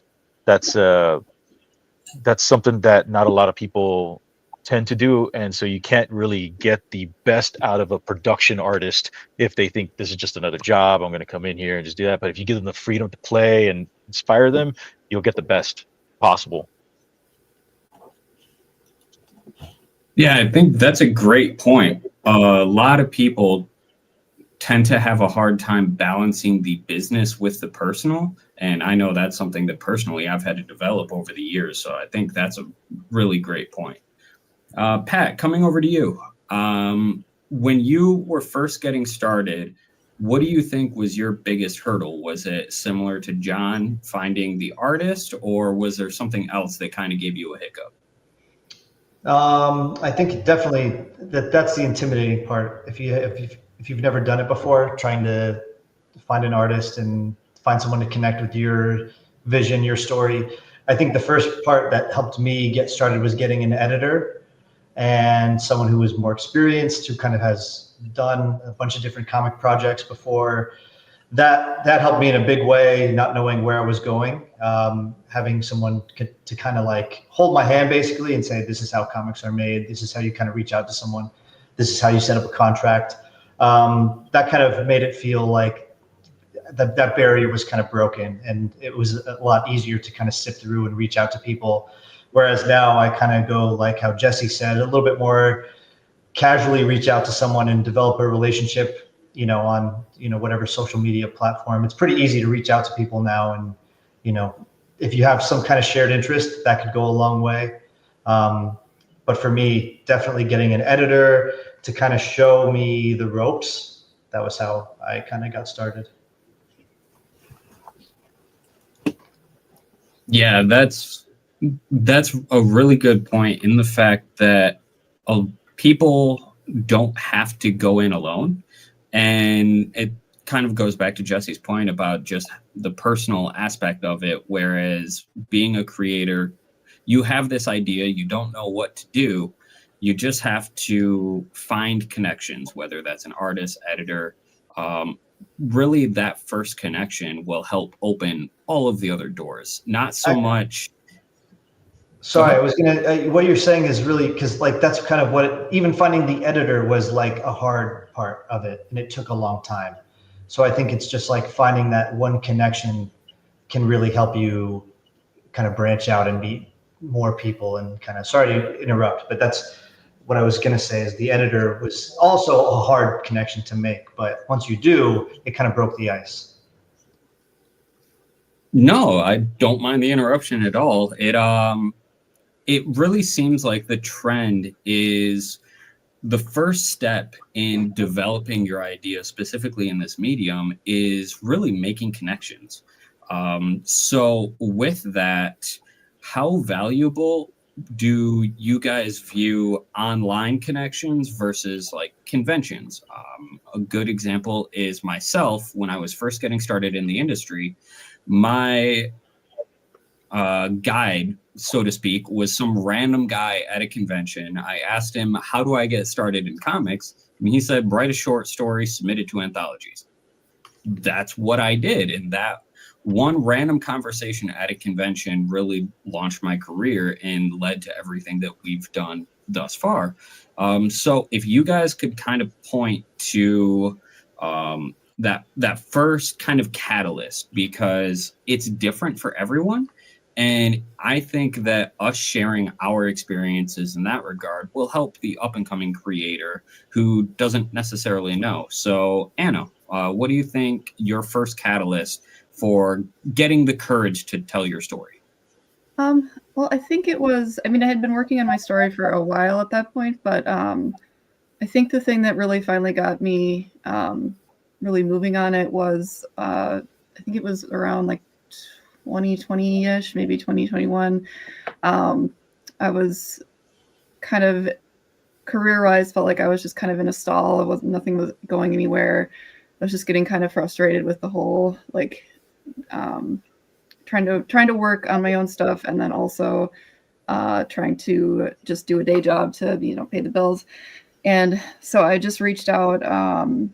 There was a studio in town that had a bunch of well-established comic artists, and I didn't think I had any shot, but I just sent them an email one day being like, hey, is anybody looking for an assistant? Is anybody looking for anything? I'll literally take anything. I'll do it for free if I have to. Like, can somebody just help me out? And I actually got a response back, and they're like, yeah, we are looking for an internship this summer. And that's how I got kind of my first real paying gig. And I was working for, I got to work for Cullen Bunn, which was really cool because I read a bunch of stuff by him, and that was awesome. And yeah, I think that kind of just sort of cold call is kind of rare to get an actual response that leads to anything, but you never know. You miss all the shots you don't take. So.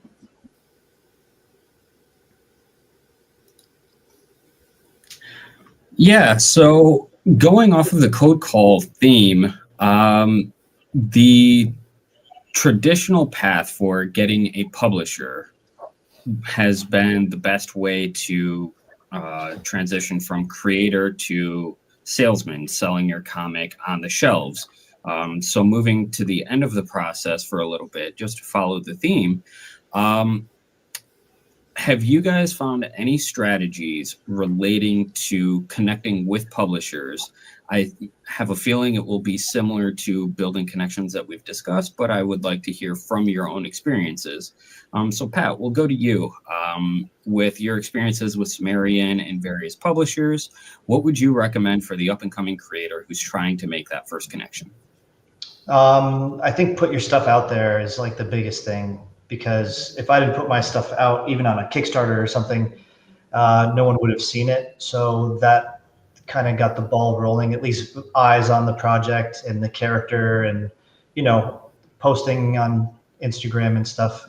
Eventually it got me someone interested, where they were like, oh, what are you doing with this book? Are you publishing it? Are you self-publishing it? Are you interested in putting it out?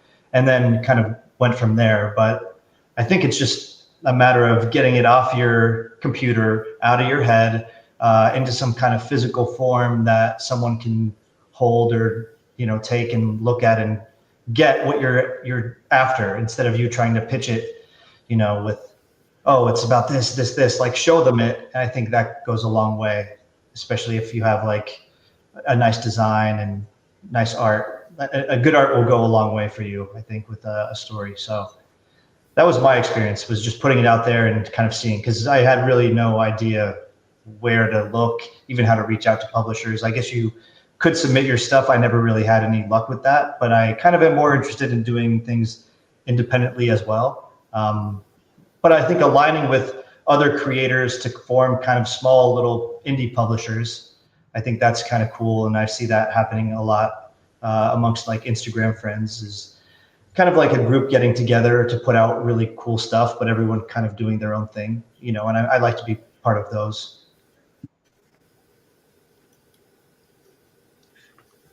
So Jesse, with what we've been discussing, your role is relatively unique, being an established art director for a game development company. So when you're trying to find artists, do artists come to you, or do you seek them out? Because I think your role is comparatively similar to an independent comic creator trying to find a publisher, whereas it's a matter of perspective and how you approach these companies that you're trying to get into. So one of the things that I do at Gearbox is I do talent acquisition as well. You know, I do a lot of art outsource management. So it's my job to fly around the world and visit studios and recruit the best artists in the world to come work on Borderlands and any of the other projects that we do. That also includes being online, just perpetually online. I mean, that's what I do. It means going out and networking in all different various forms. So I go on Facebook, I go on ArtStation, I go DeviantArt, you know, Tumblr, wherever, Reddit, wherever I can see art to find the best art that matches the project. Now, with that, yes, it is you have to be very proactive about it. If you are just a writer or just an artist, or anyone honestly out there looking for art, you do have to be careful. Like Anna said, there's a lot of scams out there, and so there's a lot of tools that you can use, you know, reverse image searches and all these things that you really need to look at in order to prevent yourself or to be proactive, I guess, and keep yourself from getting scammed. But the way I do it is I just cold call. You know, I'll just go out there and I'll just see something cool and I just send a message, because you just never know. Doesn't matter what their LinkedIn says or whatever. You just cold call them. You know, you may never get a message back, or you might, and they might be like, hey, you know what? I was looking to do something on the side. You know, and let's work on something together. The other thing too is, oh man, that thought left my mind actually. But yeah, going to conventions is another really great thing. Usually when I go to conventions, I just go table to table and I look at every single person's art and I'll give them a card. It's just being proactive, like getting out there. Oh yeah, and the one thing that Facebook has done recently that I think is key for this, it'll keep you a bit sane, is they allow you to post anonymously now in groups. So if you decide to look for something, post anonymously, because the people who are the most serious will actually post their artwork. The scammers will, oh, check my DM. I DM you, you know, I'll DM, check your DMs. And they'll never want to do that. So posting anonymously keeps a layer between you and everyone else, and allows you to control what's coming at you.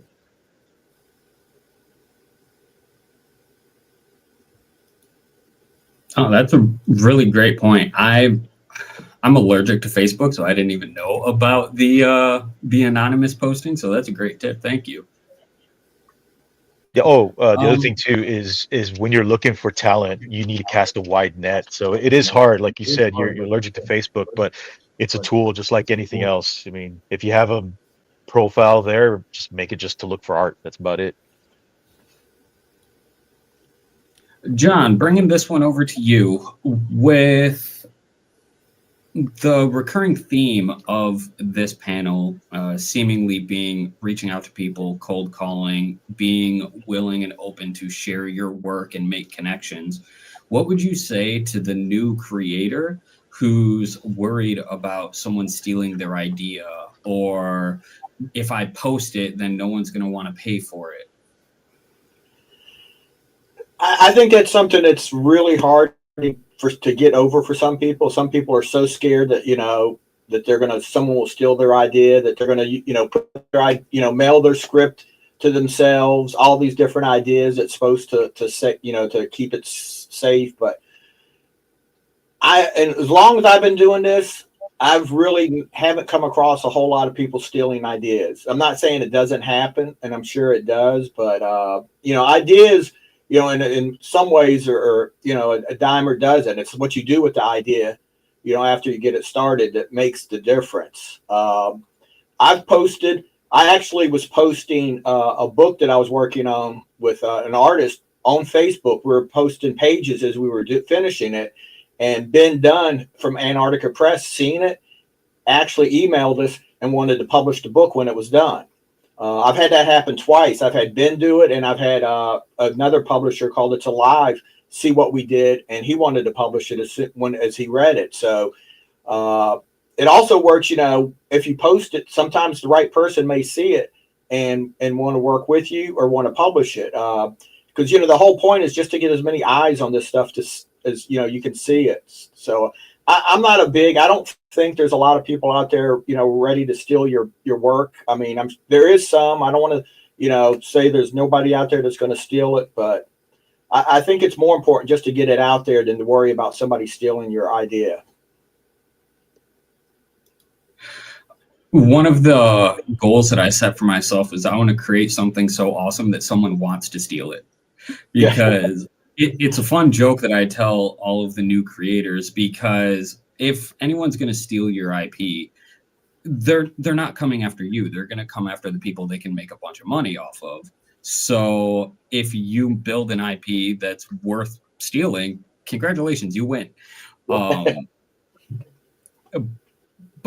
a good point to that is some of my favorite novel series I actually got for free. Like they gave away the first volume of their novel series, and I went back and bought everything else. So if I were to give any personal advice to up and coming creators, it's share it all as much as you can, because like everyone on this panel has said, the more eyes you can get on it, the faster you'll be able to grow. And none of that will happen if you're too afraid to show any of it. So with that, I think we're going to be coming to the end. So I would like to give everyone an opportunity to talk a little bit personally about what you're working on, how people can find you. Never mind. We got about 20 minutes left. Okay. So with that, let's pivot back, and we're going to go to Pat. With you, Pat, what do you think would be your favorite story of taking a comic from beginning to end? Everyone has a story that they didn't expect to happen. They didn't expect to make it big, but because of a crazy random happenstance, something happened. A good example was John talking about how Ben Dunn saw his story on Facebook and reached out. What was a similar situation that you've experienced in your career? I think for Pop Scars, that's like really my main comic. So I didn't really have anything happen with any of my other projects. But for Pop Scars, it started as a short film, maybe in 2012. And I worked on that short film for 6 years without even thinking about it as a comic book. And as it came like closer to wrapping up, I realized there was more I wanted to tell with it, but I was done with the short film. I just like couldn't make that anymore. So kind of towards the end, I started writing a comic version that would kind of spin off and include some characters from the short, but then some new characters. And then I was able to kind of stretch a little bit because making a short film like guerrilla indie style with no budget, you can only do so much. So I could finally like have some fun and do some things that I was unable to do with like just me and a camera and like some actors. So I kind of got to push the limits of storytelling a little bit. But the short was a nice way to like kind of set myself up to keep, like tell a new story. But I already had like the foundation and the world built and very visual. So it was easy to kind of share and say, this is where we're going to live. And then just working on this book, Pop Scars, for 5 years. It's cool to finally get it published and then hear that it's like, oh, it was in Amsterdam or Australia or like Florida. Like it was just really interesting to see that part of it where, you know, everything does kind of line up and work and your book does get out there and it does end up on comic shelves. So that part was really trippy, but rewarding and cool to see something that I just kind of like pulled out of my brain, like get some reach. So I'm trying to work on more of that, but it's, you know, comics take a long time to make, at least in my experience. I feel like I'm with a project for a very long time and I'm not doing a ton of them.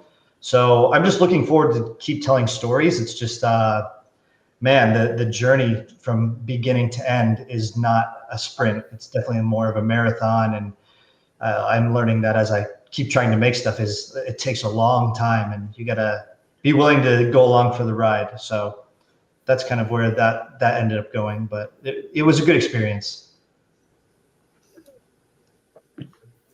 Yeah, it definitely is a marathon. With that, Anna, you mentioned that you started in, I believe, 2018, and you just recently finished your own story. So with that, what do you think was the best lesson that you learned in bringing that story to market from beginning to end? I mean, I had kind of a similar projection where mine also started as kind of like it started as a short film and then realized it was going to be way too long for that. And then decided to kind of go into sort of a more of a mini series and just sort of realized that as I was trying to make it, how incredibly far out of my budget it was. And so, but I really enjoyed working on it. And I had kind of, the few years leading up to that point, before I started doing conventions, I had been getting really into comics and into manga and just kind of realized that I liked that story format a little bit better than what I had been doing previously. But yeah, it was a lot of trial and error because I spent a really long time working on it as a film project. So the transfer over to comics at first just felt like, oh, I've sunk so much time into making this as a film. I feel like, do I want to try to do it as a comic? But I think I learned so many lessons trying to make it as a film that it really brought a lot to my project. Because there's a lot that's kind of transferable from the film process of, you know, knowing how to get a shot set up and like understanding how to sort of work with the different elements of like grading it like you would be grading a film with color and pacing and timing. So I think it was just kind of all the lessons I learned doing the film first, I think did really make my project a lot stronger in the long run for sure. No, that's great. And okay, with the next one, I kind of want to open it up to the panel, and whoever would like to chip in first, by all means. I would like to talk about the shift in distribution as we're seeing it in comics. So everyone knows the troubles that Diamond has been going through. So while this panel focuses on idea to shelf, I think it would be worthwhile to talk about what does shelf mean and what does distribution look like going forward. I believe that there are benefits to Kickstarter as well as direct market distribution through various outlets. So what would you recommend to new creators who are trying to figure out what's the best way to release your story? Is it digital? Is it crowdfunding? Is it trying to get into a massive indies or get into these direct market distribution platforms? So with that, I'll open it up. What would you recommend to a new creator? Well, I think all of them. Every idea that you can, every way you can get them into, the more you can get your book out, the better. It's a lot harder to get into a comic shop. That's going to be one of the hardest ways to get into. And most of my work has been through, either Kickstarter or through conventions or through mail order, things like that. I have had, working with, Ben at Antarctica, that one book that he picked up has turned into a few more books. So, I've been getting more work showing up that way. And then it's the other publisher I worked with, It's Alive. Back when I first started, I was working with a lot of indie publishers like Fantagraphics and those that all were on the getting through, into the comic shops at the time. But it's, like I said, right now, most of what I deal with is through Kickstarter and through mail order. And Kickstarter has been really good because it, one, it finances your book and it gets, a lot of books out there too. Yeah, I agree. I was going to say the same thing as John, all of them. Yeah, just any which way you can get your book in front of somebody, whether it's Kickstarter, a publisher, a convention, I think they all, well, somebody said, I don't know who, but like make it once, sell it forever kind of thing. That's how I think about comics, is like make this book once, I can reprint it as many times as I want, but sell it any which way possible. I think that's probably the hardest part for me. Is I like the pre-production, the production, but then once it comes to distributing it, I kind of am like, what do I do with this? This is like, that feels like the hard part. And even with film, I felt like I would get to that point and that would be like, okay, now what do I do? So I think as a creator, you probably don't think about that part as much, about the distribution part, but I think that's everything. The marketing and the distribution is just as important as how good the coloring is and how good the character designs are. And I think that's the part that most new creators will probably overlook and not think about. You just want to get the book done and out the door, but what's out the door, and I think that's what you have to really plan and really consider the marketing piece and the distribution piece as being just as big a part of, if you're going to do the book, that has to be part of the whole pie, And speaking of things that creators overlook, a lot of creators overlook the fact that while getting into comics, there's a large project management aspect of it, managing your entire creative team and managing marketing, all of these different elements while hitting timelines, especially once you hit direct market distribution. So we're going to start with Jesse and then move through the panel as everyone would like to contribute. My next question is, what software tips, tricks would you recommend to creators to make the project management side easier? Oh yeah, I actually showed this in one of the yesterday's podcast, but personally I use a piece of software called Miro. Here, just sharing my screen real quick. So you can see like Miro is a virtual whiteboard where you can jump in and you can do all kinds of things. So I work with all my artists here on concepting. We use this in the game industry as well, but we kind of go through here and go through all the iterations for everything possible. You know, my artists post it all up here. I give my feedback. We go through. I leave notes, and just like this is just fantastic piece of software. It's collaborative. You can put all you can like write story notes. You can connect it up to all different APIs like Google Docs and everything. You can actually draw straight in there, so you can see I was doing some real fast direction with my artist, just talking about like what I want to see when it comes to this character's evolution. Oh shit, there's actually some new stuff. I gotta review that. But then I take it all the way through because I have several artists that are working on my upcoming book here. I come through and I'll do these graphic design things, upload the PNGs. My penciler inker will come in here and grab them, download them, and include them. We do all our storyboard treatments in here.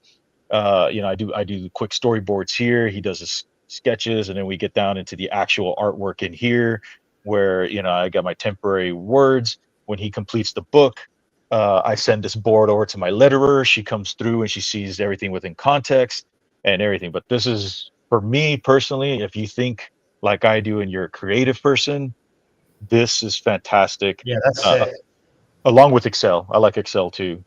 I think with both sides of the brain, but this is an amazing thing. It's free. Anyone can sign up for it. It's awesome. Check it out. Miro. I know of Miro and I use it, but I've never seen it used like that, and I love it. Yeah, that was rad. Thanks for sharing that. No problem. Okay, Pat, coming over to you. What advice would you have to creators to make the project management aspects easier? I don't know. I'm not really good with the management. I'm still learning that part. I like what Jesse's doing. I just kind of make sure that the page numbers are organized and right. I mean, as far as like sharing art direction, I've never done anything on that scale. You know, sometimes I'll bake in like links in the script, but that feels like kind of amateurish versus this whole like layout like that. That's pretty impressive, actually. I like that. So I don't have a good answer. I think Jesse's was way better. And I'm probably going to steal that and start doing it that way. Anytime, man. That's what I'm here for. All right, don't worry, Anna. I'm not going to make you compete with Jesse. I've learned that's not a fight anyone wants. So with that, we're down to the 8-minute mark. So now we'll start doing the roundup. So with that, Anna, we'll start with you. Go ahead and tell people what you're working on, where they can find you, and what you've got coming next. Yeah, for sure. So you can find me. Instagram is usually the best way to find me. I've got my first issue of Book of Rifters out, and I'm hoping to have an announcement on the second issue. It was supposed to be out by now, but it got delayed a little bit. So yeah, I'll be definitely for sure posting on my Instagram first if you follow me.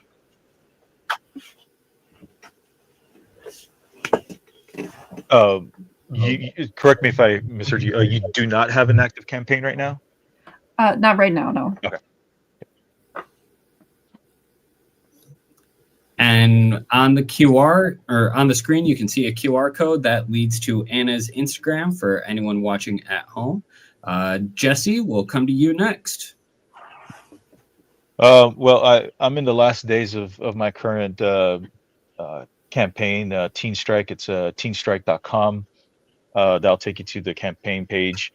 That's just a story, very personal story of mine about growing up in South Texas, and it's a story that we wrote back in high school about growing up in South Texas and having superpowers. And unfortunately, we didn't do anything with it until one of my friends passed away that used to help us write it. And so now I'm just trying to have one last adventure with him and my other friends and finish up the story. So it's a little cliche, a little tropey, but it's raw and it's sincere. And so, just trying to honor my friends. That's basically it. Teenstrike.com if you want to go check it out. Definitely checking that out. That's awesome. Pat, coming over to you. I'm Punch Publishing on Instagram and punchpublishing.com. You can purchase my graphic novel Pop Scars. I'm running these for $20 right now. They're 174 pages, so you get like 6 issues plus cover gallery with like 20 different artists. So yeah, just Punch Publishing on Instagram, and that's me operating it. So hit me up. I'd like to message with different creators and stuff. Thanks for having me on too. Of course. And John, where can people find you? You can find me. I have a Substack at jholland.substack.com. From that Substack, you can order books, and through Diebold Publishing, I've published about 25 comics so far. Plus on Facebook, Instagram, Blue Sky, you can find me under Diebold Comics. I don't have anything right this moment. We're working on the sequels. That you can't see this very well because of the glare. But 2 Tons of Fury, this will probably be coming out in a Kickstarter, the next issue, and probably about January. And we're working on the second issue of Alma, which this is What If Buffy Was a 72-Year-Old Grandmother. The second issue of that has been written, and the artist is going to start working on that. And I've got a few other things that I'm working on, other comics at the time. At the moment, I've got no active Kickstarter or anything, but hopefully that's all going to start at the beginning of the year. What was the line for Alma? It kind of cut out a little bit. What if Buffy was a 72-year-old grandmother? Awesome. All right, awesome. And I'm Joe Rodriguez. You can find me at Metal Ninja Studios. And we just launched the Concept to Comic Academy, which is our educational platform that is dedicated to teaching not only the creative side of comics, but also the business side, so that people can have an easier time making comics and making money making comics. You can find that at metalninjastudios.com/academy, and we are debuting the Capital of Comics Masterclass podcast tonight after the live stream at 8:00 p.m. at that same URL. That's metalninjastudios.com/academy. It's free to everyone, so I hope to see you there. Awesome, exciting. No, we're good. It's the first time I came in not muted. Where's Greg? Greg's missing. Greg's AWOL. What am I supposed to do? That's okay. That was awesome. I was enjoying, again, playing Keanu Reeves back. It was Keanu Reeves? No, Tom Cruise, the Minority Report, moving everything around. I just everybody knows I got a touch screen, so as I'm moving you guys around, for whatever reason, the mouse click is actually slower. Like it doesn't register all the time. So I'm just like literally like going like this, trying to move you guys around while you guys are talking. So it's super fun. Yeah, super exciting. That was very cool to hear all of that. And hopefully we will see you all back here for future cons and panels. I don't know if any of you have more panels that you guys are on later today or on tomorrow, but grateful to have you here. Joel, John, Pat, Anna, Jesse. Super fun. So I'm going to boot you guys all out, and we're going to start up the next panel, which is comic conventions behind the scenes. So again, ciao, everybody. Thank you. Nice talking to you guys. Great meeting y'all. You gals. Have a good one. Glad to be here. Oh, wait. Oh, no, go away. Go away. Bloop. No. Oh my gosh. There we go. They were all leaving as I was clicking on them to go. So it was that was hectic. Anyways, like I said, Greg's not here, so I get to be full screen in the darkness. And also I've got my pet Patty here, which is my pet fancy rat, but she's tired, so she's just laying there. So I'll have to get her later, but it'll be fun. So anyways, like I said, this is the next panel. We have comic conventions behind the scenes, and I'm going to bring everybody up with starting with, go away. There we go. Starting with our host, Brandon Blocksdorf. If I can click on, there he is. Boom. Howdy. Who are you? What do you do? Oh, hello. I didn't see you there. Good to see you guys. Nice to have you enter my realm right now. I am Brandon Blocksdorf. I'm the brand and community director at Comics Wellspring. I host all of our shows. I connect with the people. We have print on demand coming. We have crazy announcements. So please inquire all you want. I'm hyped to talk about conventions, where I table as CWS, but I also table as Apollo City Comics, my publishing imprint. I am a writer and creator. I guess I'm an artist. I'm drawing literally right now. I need to start calling myself an artist. I'm really bad at that. But Apollo City Comics, check it out. All your cool, awesome punk rock stuff. We actually have This Comic Kills Fascists digital for free. I don't know how to do this. Digitally for free right now. Go check out our Instagram. There's a code. I think it might even do it on checkout. So go get a free digital book on this Black Friday weekend. I am hyped to talk about conning with some amazing people, such as I didn't prime you for that. I'm sorry. I should have. John H. back. Didn't even leave his seat from Diebold Comics. Hello, sir. I'm so hyped to meet you and talk to you. You want to give us a little shout out on who you are and what you do as well? Yeah, I'm John Holland. I'm a writer. I started writing back in probably the 90s. I was published by Fantagraphics, Innovation, Malibu, a whole bunch of different publishers at the time. I took a little break for a little while and came back, and I've been writing, self-publishing under Diebold Comics.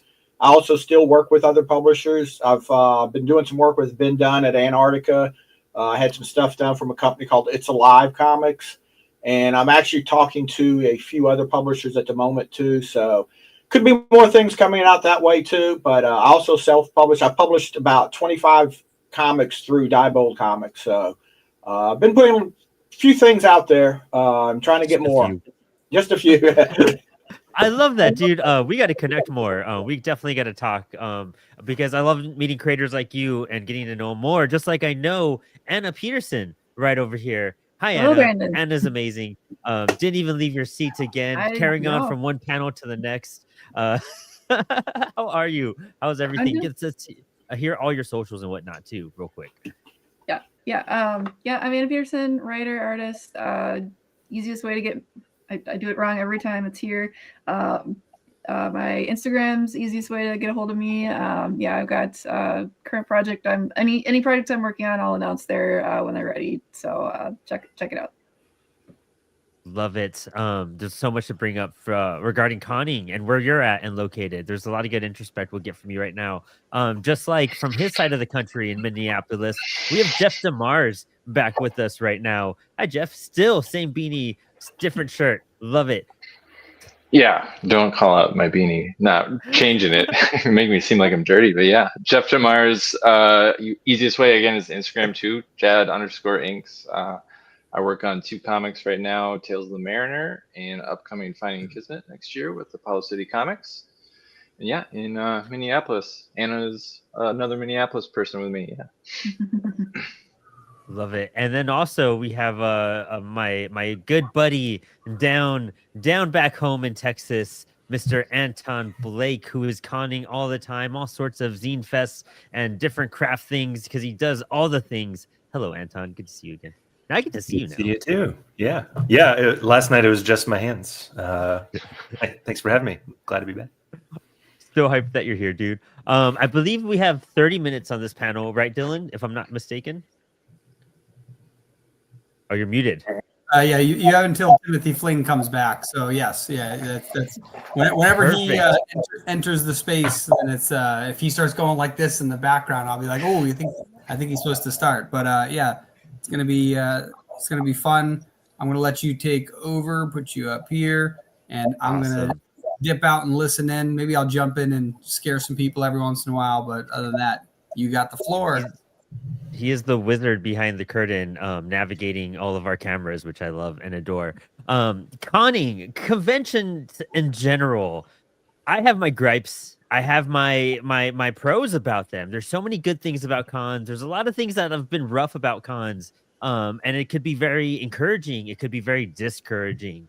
And so there's a kind of a weird balance in where you have to find where you fit within your centerpiece of conventioning, you know? And when you first start, you're kind of just throwing darts at the wall all the time. You're kind of always throwing darts at the wall as a creator, I feel. But especially when you're just like, is this worth it? Is it worth the travel? Is it worth the hotel? Is it worth the food? Is it worth... And then you honestly learn about a lot of that too while you're conning, and you don't realize how much food you need and how much supplies and all the mishaps that could happen. And you always forget one thing, and it's always your portable charger. And then it's just rough for a little bit. But conventions in general, hey, Roman, we'll go a little around the room. And since Anton is up here right now, we'll start with Anton. What are some of your best, like your for sure things that you need to like have ready for your for any conning? You know what I mean? How do you mentally prepare? How do you prepare your your boxes and what you're going to take and you're going to sell, because this is your own pop-up shop. This is where you get to represent yourself,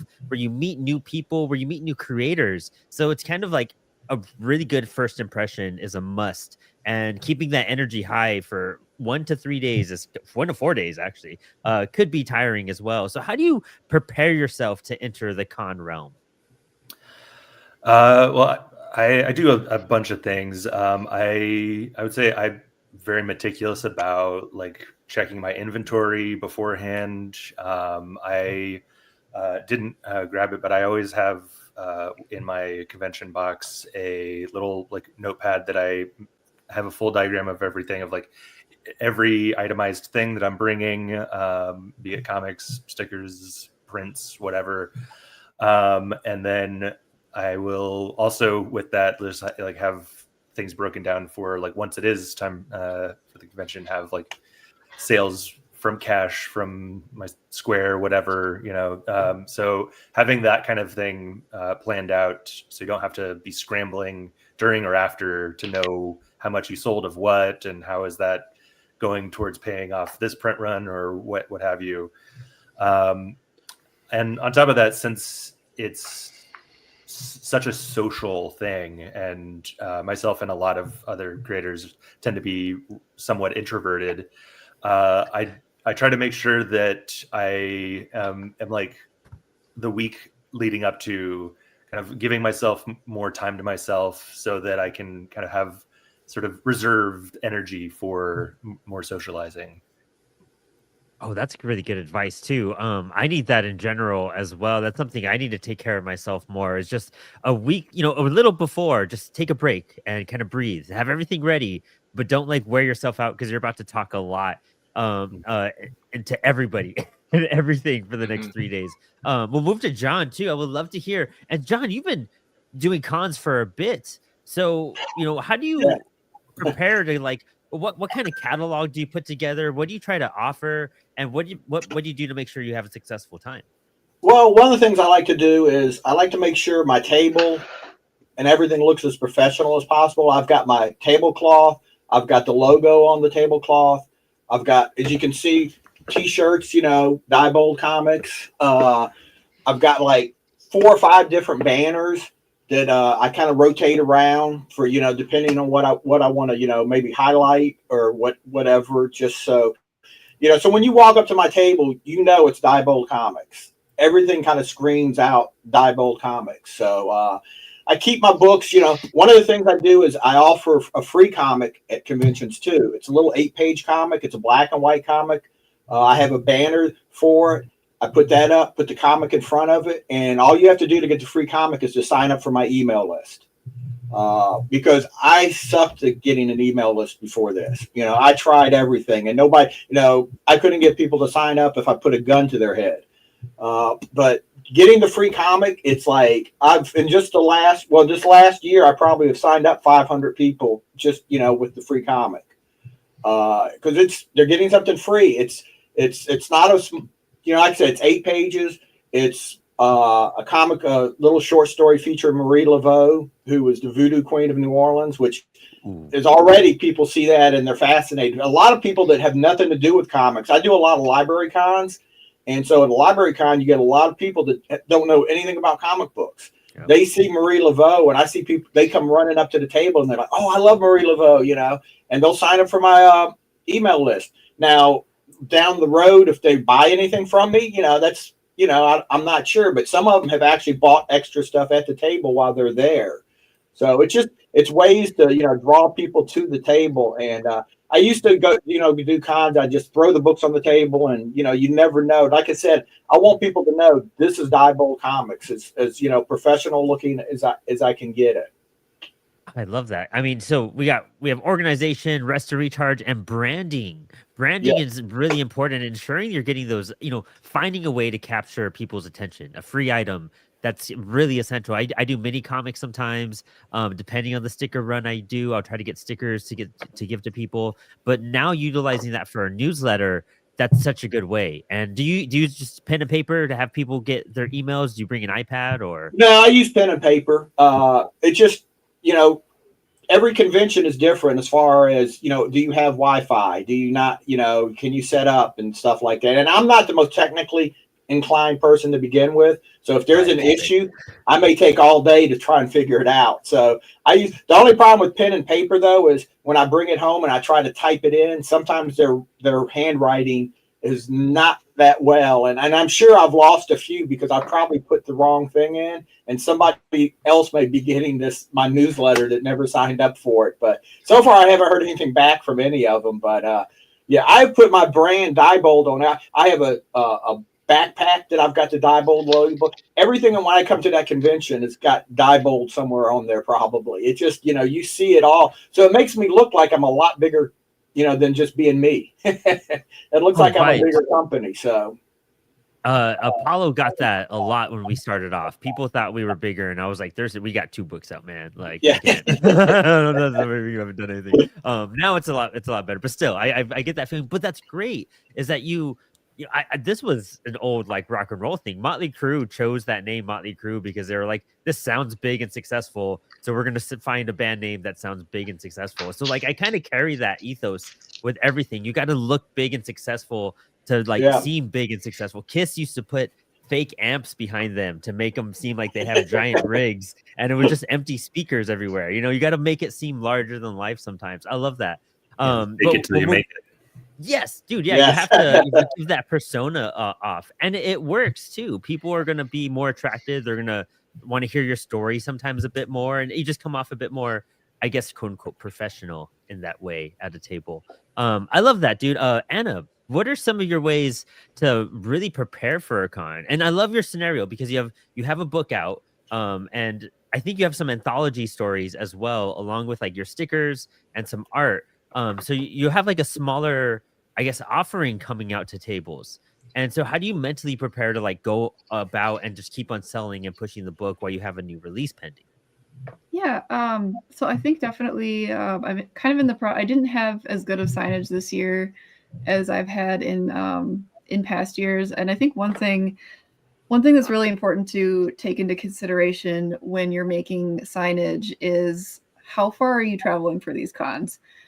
Because like even just my basic sign that, you know, would sit behind you at a convention, I don't remember how tall they are, but basically if I get on an airplane, I have to check it. And I've realized that it would be cheaper for me to, in a lot of cases, like basically order a new one to be shipped to the convention and leave it there, then take it back and forth. Like that's how expensive some of the shipping is.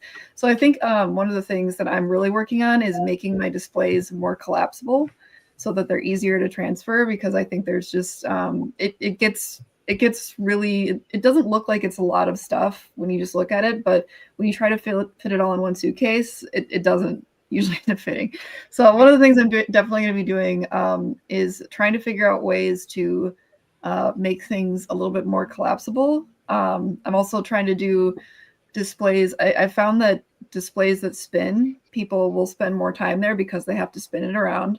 And I've also found, you know, with books, getting people excited in them, having synopsis that they can read as they're standing there without me having to explain every single book has helped a lot too, because I think comics are a lot harder to sell comics and books, like when you're selling them at conventions, all people are going to see is just that cover.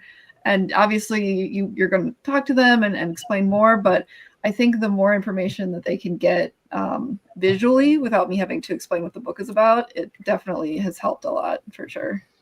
That's smart. You know, signage is one of those things I think a lot of us forget. I forget my wham stands like pretty often when I table too. And that's one that just hurts, you know what I mean? But any type of signage to indicate of what you're offering and being clear and not like overbearing about it too. We tried to experiment with that on a con, and it helped a lot because when you're at a busy con and you have people walking by and you have a crowded area, it gives them a moment to read something. Kind of like the newsletter thing. When you have them writing out their email, it's smart because you have a moment with them and you kind of get to like talk, and they're kind of like taking, you know, they're writing something. So you get a bit longer to kind of dive into some stuff.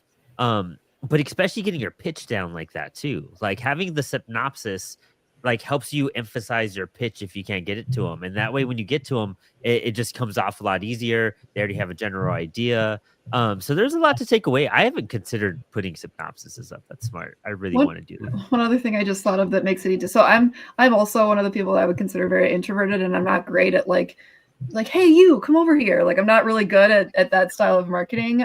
But one of the things I found that's, really effective is when you're going to these conventions, just if you see people, dressing up for conventions, being like, oh my God, I love your outfit. Like I love it from that show. And even if you don't sell anything, they leave with a positive impression that definitely has helped a lot when you're like, if you have something in common that you like with the person that you're like, oh, I like that show. I like this thing. Like that definitely makes it a lot easier to then start talking about your stuff rather than kind of just being like, hey, you come here. Like I'm not very good at that at all. So I mean, that leads to things too, because if you could get them to even come to you for a moment and just talk for briefly, even a compliment, or like they'll be like, oh, thank you so much, and they'll check out your work, they're being nice back in that sense, But also if they take a card, if they take a free sticker, if they sign up for your newsletter, like all of that is a lead. And so that you gain a follower on Instagram or something, like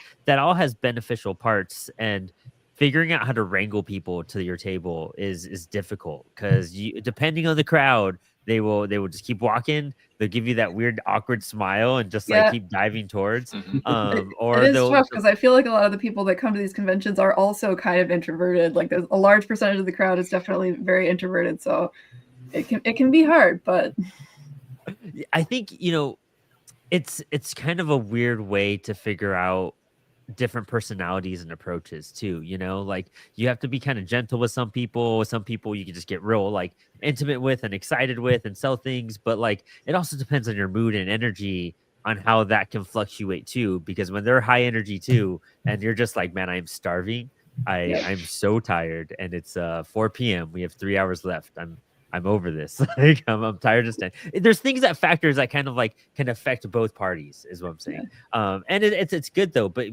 having that signage, having ways to recognize what you're doing, saves you a lot of that strife in a big way too. Let's bounce over to Jeff here. And Jeff, being an artist, you have 2 books, 1 book for sure. I think you have another one and some like smaller things. But like, what do you put together for your offerings for a table now that you're expanding more of your catalog as well? Yeah, and I think that's actually one of the things I've struggled with a lot of focus on, is it's very hard to only have like one thing on the table, because you can very easily lose somebody if they walk up, you manage to get them there, and they see the one thing you have, and then they just move on because they don't have another thing to kind of move to. So yeah, having a lot of kind of priority on expanding the offerings for me personally, since I'm kind of new back in the game, has been a big deal. Whether that's, I did the short for an anthology and I just printed that up and I can sell that for relatively cheap, but that adds something to the table that I can, move people on. If what I have with Tales of the Mariners and their thing, I got another little thing that's coming more down the line that they can kind of take in and consume. And I think with people who have less at the table, one of the bigger things that I found success with is bringing, if you do traditional art, bringing that art with you and having it there. There's a lot of people who don't know what goes into making a comic book, and they find that exceptionally interesting, and they can find it also kind of endearing to you and what you're offering, and buy it just simply because they've seen how much work you put into it. So having some art there, original art that they can page through just to see kind of the process, and talking through the process can also be really, really helpful to keep people's attention. And I'm also going to echo the free stickers that was mentioned. I have a great sticker vendor, so hit me up on Instagram. You can get a lot for cheap. And I learned this from Brandon DePillis, another Minneapolis creator. Nobody will say no to a free sticker. It's one of the craziest things I've ever seen in my life. And if you have a practice pitch, you got that 10 seconds for them walking up and flipping through your stickers. And you can get a lot of sales that way. And I know that only really gets really easy with practice. Saying, hey, do you like stickers is hard enough. But if you don't have your pitch down in your head, you're going to lose that moment too when you actually have their attention. So Dude, yeah, I think, having that one book, but also having it being in anthologies, and, you're in the horror anthology. And so it's one of those things, like, I recognized that when I first started making comics, and we started with the punk anthology, and then we did Cybersync, we did Shadow. And I realized real quickly that it helped creators out who already had a book out. And that just gave them another little free offering to help boost or like what they're displaying. And then if you do those little anthologies and you dip into a couple of them, you go from having like your one solo book or one, collaborative book to having like 4 or 5 books at your table now you can offer with different stories. And so the anthology route, I think that's something more people need to chase. And I mean, Cosmic Lion, I'm forgetting the name. I'm messing it up. Lion Cosmique. Lion Cosmique. I was right there at the tip. My tongue just went twist around to it. Lion Cosmique is a perfect one for people to jump onto when they're making, I think, their 3rd issue or 2nd issue, 3rd now, I think, taking submissions. And so stuff like that is just really beneficial. This Comic Goes Fascist still has a month left to take submissions as well. 1 to 4 pages. Anywho, but what you're doing with original art too, I think that's pinnacle. Do you ever prep little small pieces or like sketch cards or things like that? Yeah, and I talked about this a bit in another panel on making comics with a budget, but things with kind of high profit margins are going to be your original art. I have the other kind of added benefit of bringing the original art is it is for sale too, and if I can sell a page of the comic I inked, that is a lot more profit than the actual comic book itself. So having original art available is, me specifically, I always count that as just pure profit because, the cost of paper and the items I use to make it is not a lot compared to the printing cost of the comic. So making sure I have offerings with that, also bundling them. So yeah, I do have some sketch cards that, if I get somebody with a sale and they're really, really interested, I could say, well, you can bump up for like $10 more and you get like an actual piece of original art with it too. And that's just sitting right there next to the comic. So it's kind of easy for them to move on and move up if they're interested. That's always good. Finding a way to give some offerings and finding bundles, especially for sharing a table. I was doing that with a friend, Doug Knight, at a con, and we started doing bundles, and the bundles were selling, and that way we were all making money. I tabled once with John O'Burke and our buddy Jeff as well. And what we did, I think, was all of our number ones we gave for like $15, and they saved like $5 that way. And we all moved a book. We all got a little piece, and it helps. It works. And that goes to my next question, and we'll bounce back to Anton for this round. You do a lot of cons. You table pretty frequently, and so finding the cons that are worth it, or not even the cons that are worth it, but expanding outside of that. With Apollo, we went and did some, like, I forget their name, DC. It's a bunch of cool, awesome DC activists that were around this summer. That This Comic Goes Fascist and our punk anthology did great. We did the Cannabis Festival earlier in April because we have our book one hitters with the High Adventures of Weed Wizard and Bong Boy and stuff like that. And so like those, and plus some library cons, really, I realized you get so much more introspect. And so like you get so many more curious people, kind of more respectful people in weird ways, because it's a different crowd. People are excited to see a comic there.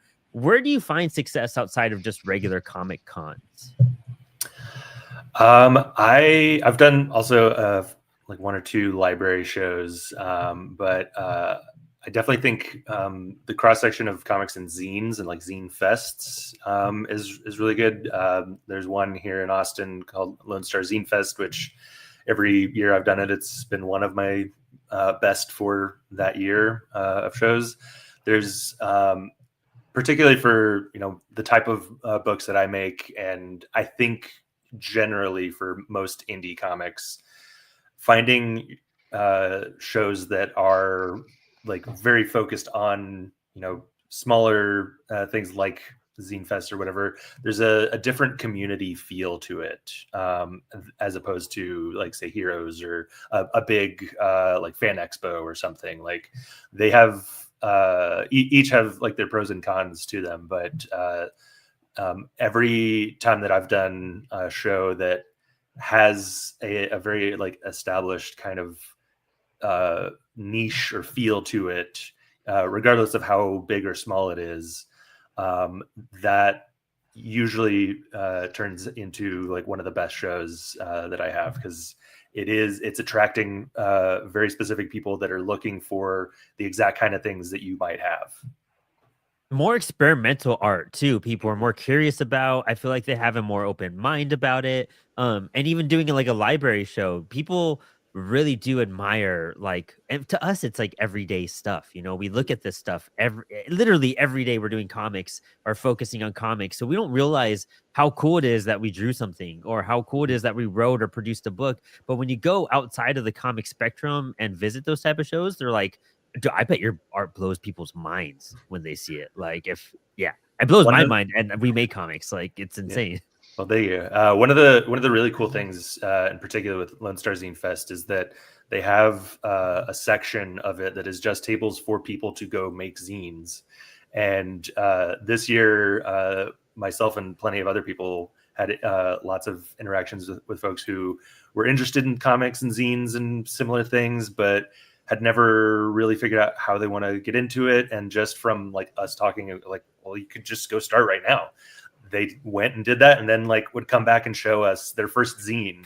And it just had like such a great positive energy that then like further like energizes you to keep going with the show, and them to like eventually start sharing their own thing. And that's something that I'm very big on, is just like trying to get more people to like express themselves through art in some way, shape, or form, because I think that's good for the soul. So like if there's something like that at a show, like I think that's a great sign that you're somewhere good.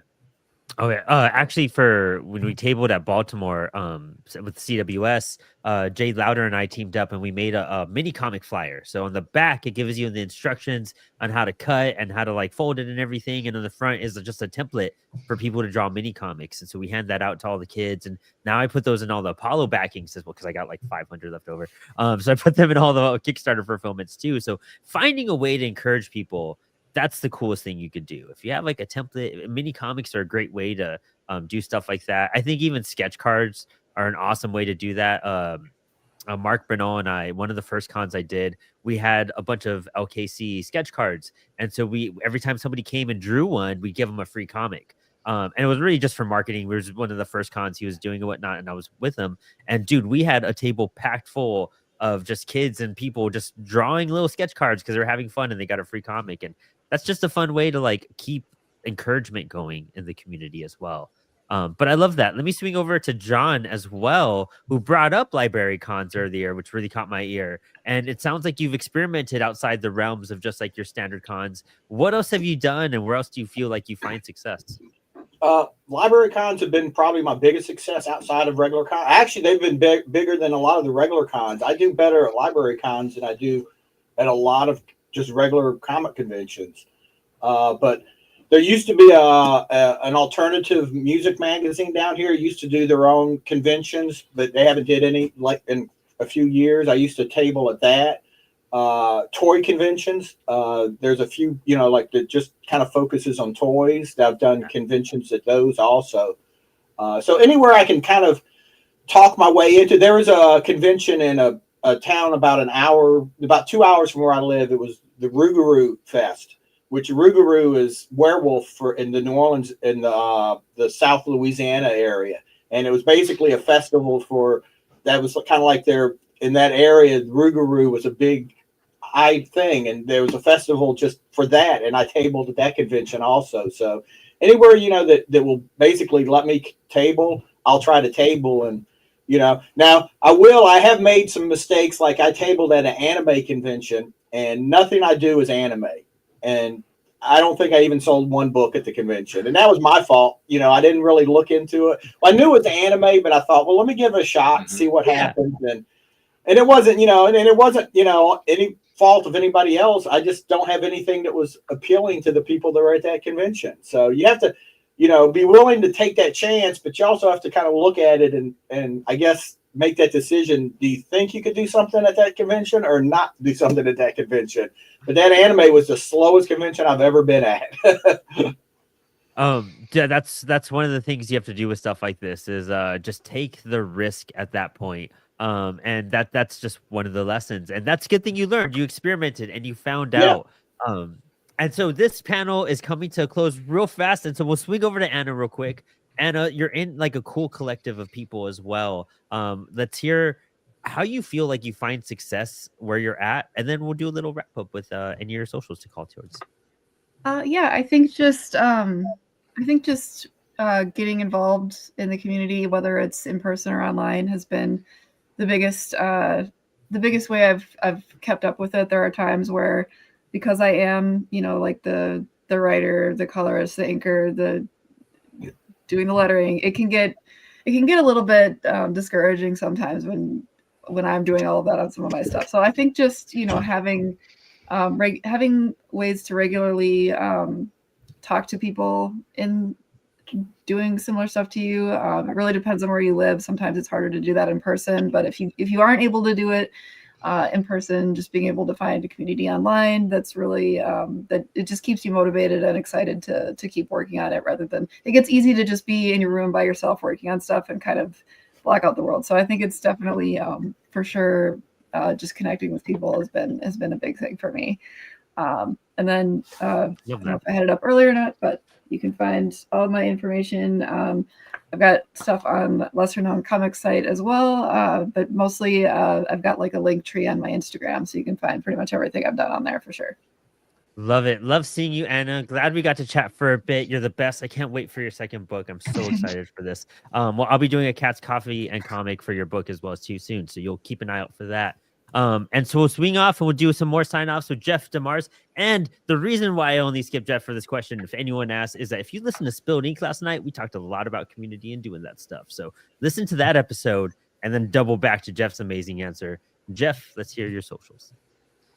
Yeah, Jeff DeMars, best place to catch me is on Instagram, Jad_Inks. I am also on Blue Sky, can be reached out there. I currently have Tales of the Mariner available now, issue 1, and the creator is actually watching this. So shout out to Chris Gronke, who created this, and he drew the cover, as well as the editor on that book. So wanted to embarrass him a little bit. Then I'm also working on Finding Kismet, so I have a full issue coming out next year with Apollo City Comics. Yeah, hyped. Jeff, you're the best. It's always good seeing you, my dude. And John, you sign off here with anything you want us to know and promote. I don't have any active Kickstarters, but come the first of the year, we're going to do a sequel to 2 Tons of Fury. This is a book that we self-published and then been done from Antarctica Press, picked up for us. And we've worked a couple things with that. We actually had a 2 Tons of Fury versus Tomorrow Girl, one of his characters. We've got that coming up. I'm working on the second issue of Alma, which is what if Buffy was a 72-year-old grandmother. The script for that one's done, and the artist is working on that. So hopefully that will be coming up the first of the year. I'm working with a few other artists on a few other projects that are in various stages of completion. So hopefully they'll all be coming out within the first half of next year. You can find me at jhollandsubstack.com. Pretty much on Facebook, Blue Sky, Twitter, all of those you can find. If you look under Diebold Comics, I'm on there under Diebold Comics too. So awesome. Love it, John. We got to connect outside the con. There's so much stuff I want to still ask you. So yes, glad we got to meet. And Anton, my dude, so hyped. Love seeing you. So thank you for today. And let's hear your shout outs.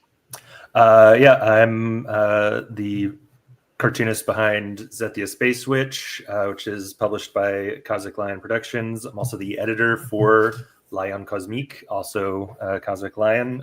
We are taking submissions. We're about to be starting on issue 3. My Instagram is mighty_peculiar. And you can also find some self-published stuff over through my website, AntonWBlake.com. Love it. Anton, thank you guys so much. Thank you all so much for hanging out and being at this panel. I know it was short. I know it was fast, just like a regular convention. And, that's just how it happens. But thank you guys all. I think that's it for me for panels for tonight. Check out Capital of Comics. I will be there with our amazing, curators for this show, Joel Rodriguez and Dylan. So check us out at 8 p.m. where we're going to be talking a lot for about 2 hours, I think, when that airs. So thank you guys for this tonight. Dylan's going to hop in. They're going to bring in Timothy Fling, our boy. I'm so glad he's here. He's the greatest dude ever. I'm super hyped to see what he has to say. Dylan, take it away.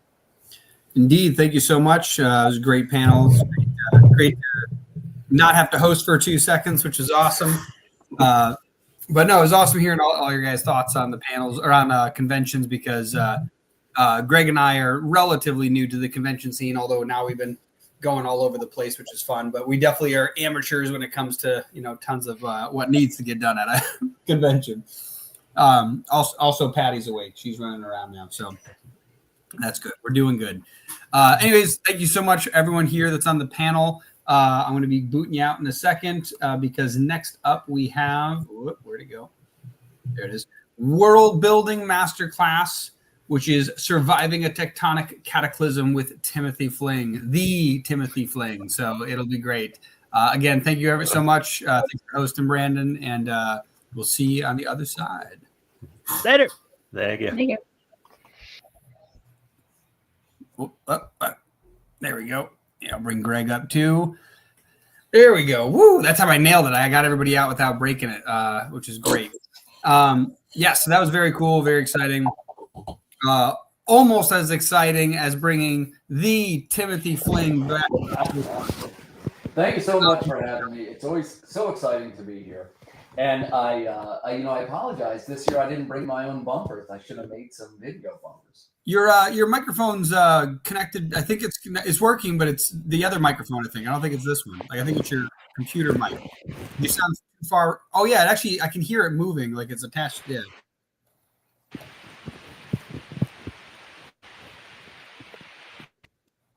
How about that? Oh, now it's crystal clear. Look at that. There's the gorgeous voice. Okay, good. So to pair my phone. I don't know why. Oh, interesting. Anyways, real quick, who are you and what do you do? My name is Timothy Fling. I'm a writer and musician from York, Pennsylvania. We're going to talk a little bit tonight about world building. I'm primarily a sci-fi writer with a big interest in lore and world building of all kinds, really.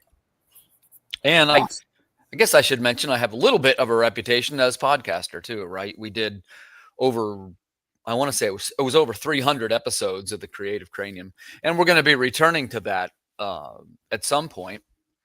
But that's one of the things I wanted to talk to you guys about. I'm trying to figure out what the next move is for podcasting and what is my next move? Some of it is this trivia thing, right? Which we had. You see what I mean? We did it this morning for a couple minutes, and I did bring some more questions in case you guys want to play a little more. That's fine with me, because we only did. We got interested in talking about music, which is my other passion. Yeah, we actually have a one more panel after this, but after that we have one more trivia to close out the night. So if you want to come back for that, definitely. As well as the next panel if you're interested. But I'm going to bring up the other guests we've got. Missed him. I'm not adding them. There we go. Got him. There we go. Anton, who are you? Long time no see. Right. And what do you do? I'm Anton W. Blake. I'm a cartoonist, editor for Lion Cosmique anthology, and occasionally on the side, I'm also a TTRPG designer. Nice. And also, is that cosmique or is it cosmic? And you're just saying it fun? It is cosmique. Okay. I've seen like Cosmic Lion. That's why I was curious. And now it says Lion Cosmique. So yeah, it is. The publisher is Cosmic Lion. And okay. All right. Just making sure. It sounded familiar. So I was making sure. Awesome. And next up, we have Jonathan Medici, right? Medici? Close enough. It's all good. Medici? You can call me whatever you want. Okay, so Medici. It's like it almost sounds like any of the Latin languages where you say each of the syllables evenly, like Medici. Yeah, Medici. That'll work. Yeah. Sure. We got it. Awesome. Who are you? What do you do? I'm the writer-creator of Eric, which is my first graphic novel that exists in a much larger world of Avalon or universe of Avalon. I write a lot of sci-fi, animated stuff, screenwriter, and I've been a screenwriting professor at a top film school in Los Angeles for about a decade. So I teach that stuff also. Awesome. And have you ever met Timothy Fling? I have not. Oh my God, that's terrible news. Well, now you get to meet him, so now you get to both be up there. It's an absolute pleasure. in the sci-fi realm. So yeah, that's an awesome connection. But I got a little bit of an animating background too. I always love to mention that. Buckle up, nerds, because we're going sci-fi creating right now. Oh yeah, and so this is this panel is basically just Timothy Fling's panel. We're just here out of his kindness. Which, we basically make this 3-day convention just so that he can have this one panel, which is awesome. It's just a trick to get people here to listen to him. So yeah, definitely, take it away.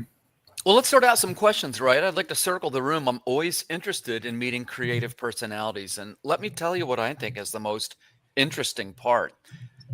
What I call the why. Why are we doing this? Why are you doing this? Most of us did not happen to stumble across being creative because we heard there was a lot of money in it. There's some other reason, right? Typically. Hey, and for some people it is the money, and that's fine too. But you find a lot of times that's not the case, right? So my question is, let's start with Jonathan. Jonathan, why did you become a creative? Oh man, okay. I could tell the story, but I might actually like start to cry a little bit. I was actually, I've always loved like movies, comics as a kid. I collected Marvel Masterpiece cards. I had a paper route just so I could buy that stuff. What's your hold on before you go too far? We did this morning. Collectible items. What's your favorite collectible that you have? Could be a comic, a card, anything. Ooh. The gifts. Got to pick one. I'm holding a gun on you. You got to pick one. The thank you cards from people I've worked with. That's my number one. That's my number one collectible for sure. It's not even close.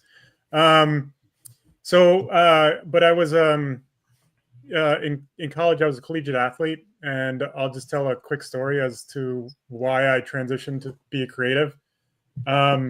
I got hurt. I had 10 surgeries, ended my career. I had 6 shoulder surgeries, an elbow surgery, both my hips operated on, blew out my ankle. When people ask me if, my career didn't end because I couldn't keep going, it was because of injuries. So when people ask me, what do I miss most about it? I give this story, and this is exactly why I transitioned to be a creative. I live in Los Angeles, played at UCLA. And back in the day, if you guys know about the 405, there used to be a batting cage. It's not there anymore, but there used to be a batting cage on the 405 that, like, literally when I hit the ball, sometimes it would go through the net onto the freeway. And I'm like, yeah, someone's going to die. That's probably why it's not there anymore. But I went down there. This is just an example of one of these stories. But I went down there on like a 12 o'clock noon, like a Wednesday, to try to just get a little extra batting practice in. And I knew the owner, so he would crank the machine up, and it could throw about 100 miles per hour, whatever it was. So a car pulls up, and this little 4-year-old kid gets out with a helmet that doesn't fit, and he has a baseball bat, and he's flopping it around, and he's running. And then his dad gets out in a suit. So his dad either took a half day just to spend some time with his son, or was on a lunch hour just to catch a minute with his son. And his son ran over to the batting cage, and he said, Dad, that's the angel from the game last night. And I wasn't an angel at the time. I was an athlete. I was a collegiate athlete, but I just kept hitting and hitting. I didn't really but the dad came out and said, like, no. And so the transition as to why I became a creative, and sorry, this always gets me, but it wasn't playing the sport. It was entertaining people and bringing them together. So I was able to make a little kid happy just by the actions that I was doing. And he didn't care who I was. He was eager to tell his dad. And his dad was just there to be with his son, to have a fun little afternoon. So in that, I could just make somebody happy and bring some joy to people. That's what I missed most from my athletic career. And I ended up writing my first script when I was post-op, stuck in bed.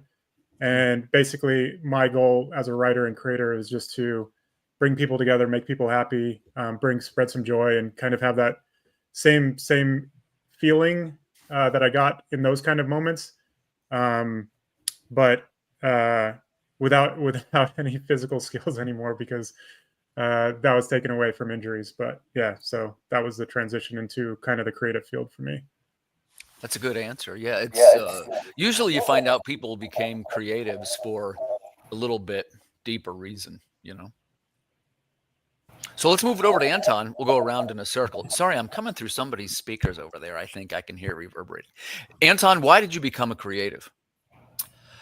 I don't really think there was any other option for me, really. For as long as I can remember, I've felt at least some sort of drive to create something. I was always drawing on every surface I could, and I was surrounded by art and creative things. Both of my parents were musicians. They were in the original Austin punk scene in the 70s, and they both did visual art to some degree as well. So I was just always steeped in that kind of thing, and they would buy me comics before I could even read.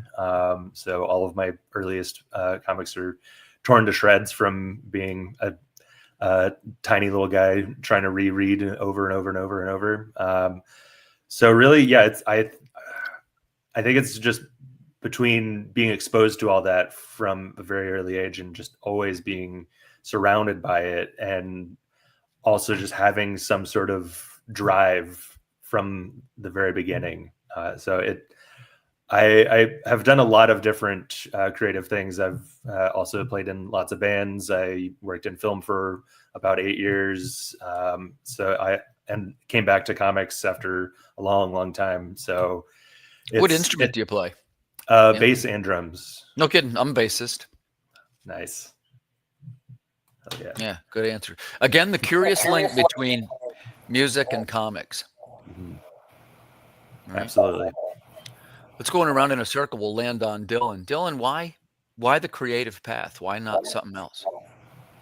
I feel like I had just a very random path, but I also had kind of the entertainment arts background as well. Well, it's one of those things where I kind of didn't really pay attention to it. It just kind of existed. When I was even in grammar school, I intentionally chose drums so that I could play the least amount of instruments. And then later I joined a drum corps and got really good at it. So it was one of those things where I kind of just dabbled with it. Then, it became part of some of the stuff that I did. But yeah, I did theater as a kid. I drew pretty decently as a kid, although I do not draw comics. I work on our logos now, which is fun in the sense of drawing them out. I have to draw 2 more out actually for some of the new stuff we're working on. And maybe I'll get that done for tomorrow, Greg, or I'll fall asleep. By the way, get it done. But yeah, and when it comes to specifically comics, the main reason I even had any interest in that was my dad liked comics, but it's not like he had a collection at home. He basically had. What do you mean by he liked comics? He enjoyed Batman, Superman, all the stuff. We watched the TV series as a kid. I remember watching the Lou Ferrigno, Hulk. Watching reruns of the Adam West stuff. Things like that. Whereas I was watching that, at my grandfather's house. And then my real introduction to physical comics was actually my barber. So I used to. Was it Mike Bissell? There we go. I get his name. And he, Bill Bissell. It's Mike's cut and shave. That's what it is. But he has a barbershop in Waterville, New York, and he had this bookshelf. And on the top of the bookshelf, it was filled with comics, just like laying on top. And he used to just swap them out all the time because he had a large collection. And so I used to keep my hair rather short, despite what you see now. And because of that, I get my hair cut every other week. And every other week I got my hair cut, I would check out some new comics. And I kind of did that for a few years. And it kind of, again, just sat in the background. And then I went off to college, never really thought about it. Ended up working in engineering, actually. So that's my degree, mechanical engineering. And while I was there, I got bored and I decided to build a marketing company. And while I'm looking for clients, I'm on Craigslist because I found a couple people on there and someone's like, oh, I need a graphic designer. And that's where I ran into Greg, who didn't know that graphic designers don't make comic books. Those are comic book illustrators. And so I was like, hey, buddy, I think you're looking for an illustrator, but I can make you a logo since that's what I was there for, to find clients. And so, yeah, I ended up meeting Greg. We became friends first, and then eventually we started the company. I eventually attended New York Comic-Con. I got to meet some really cool people there. And I was kind of like, dang, this is a whole new world of people. And just over the years, met tons of people, got sucked into it. And now you guys won't let me go. So I'm trapped in my box. Welcome to the box. Welcome to the box. Glad to have you. That's a good answer. Thank you, Dylan, for sharing that. So let's see. I will go to. I didn't hear from Greg yet. So Greg, same thing, right? And add in here too. Are you a musician also? So in middle school, I was learning to play like bass. So So a little bit. But did you ever play in bands or anything like that? I was trying to make a band the entire time, middle school into high school, and I wrote songs, but that never happened. Okay.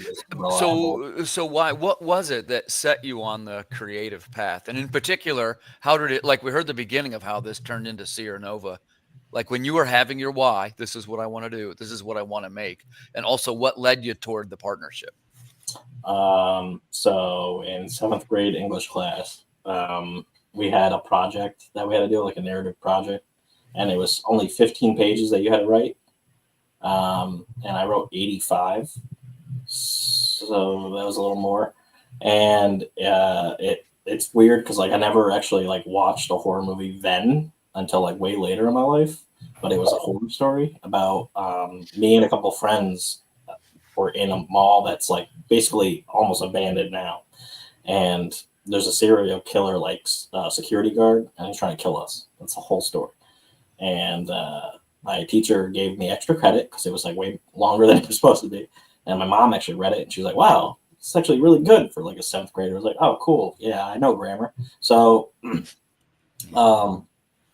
that happened, and then I was like, "Oh, I like writing." So then I just kept writing and writing, and then like I put it away for a while, and then like 2014, I started writing again because I was like, "Oh, I remember I like doing that," and then I started writing this like 1,200 page story called the Seer Chronicles, and then that blossomed into all of the Sierra Nova stuff.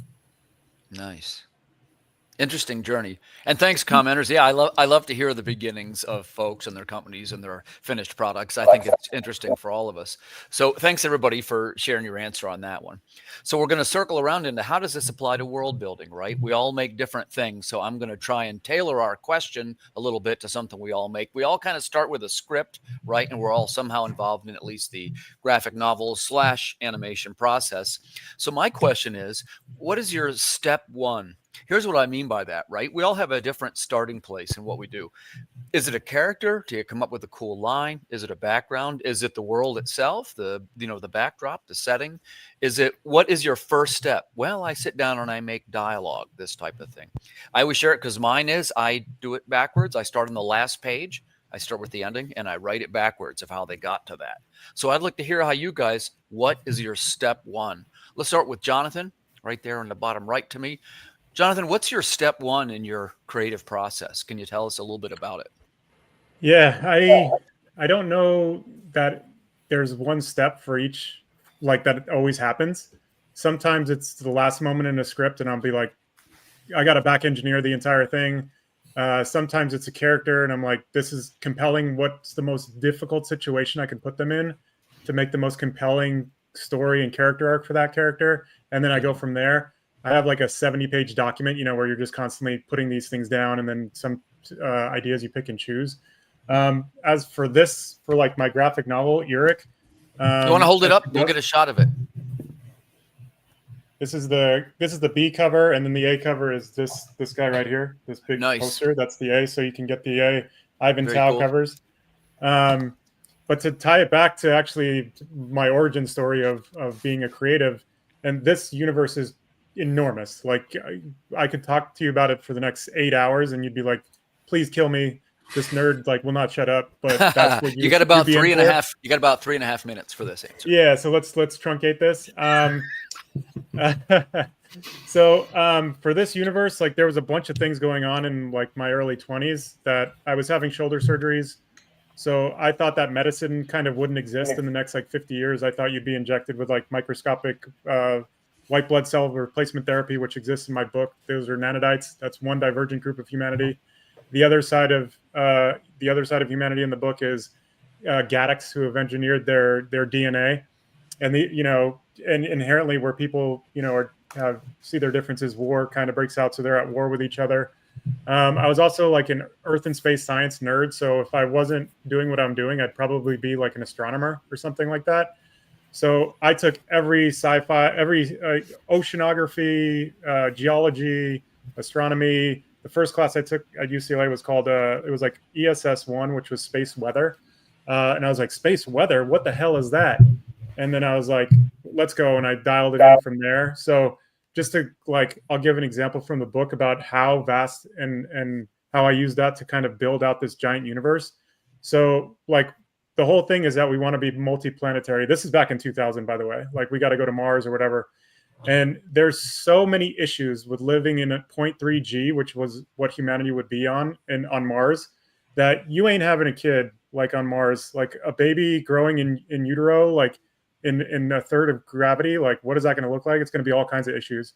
But we do have a sister planet in our solar system that is a hellscape. It's, you know, you can't live there, and we couldn't even travel there, which is Venus.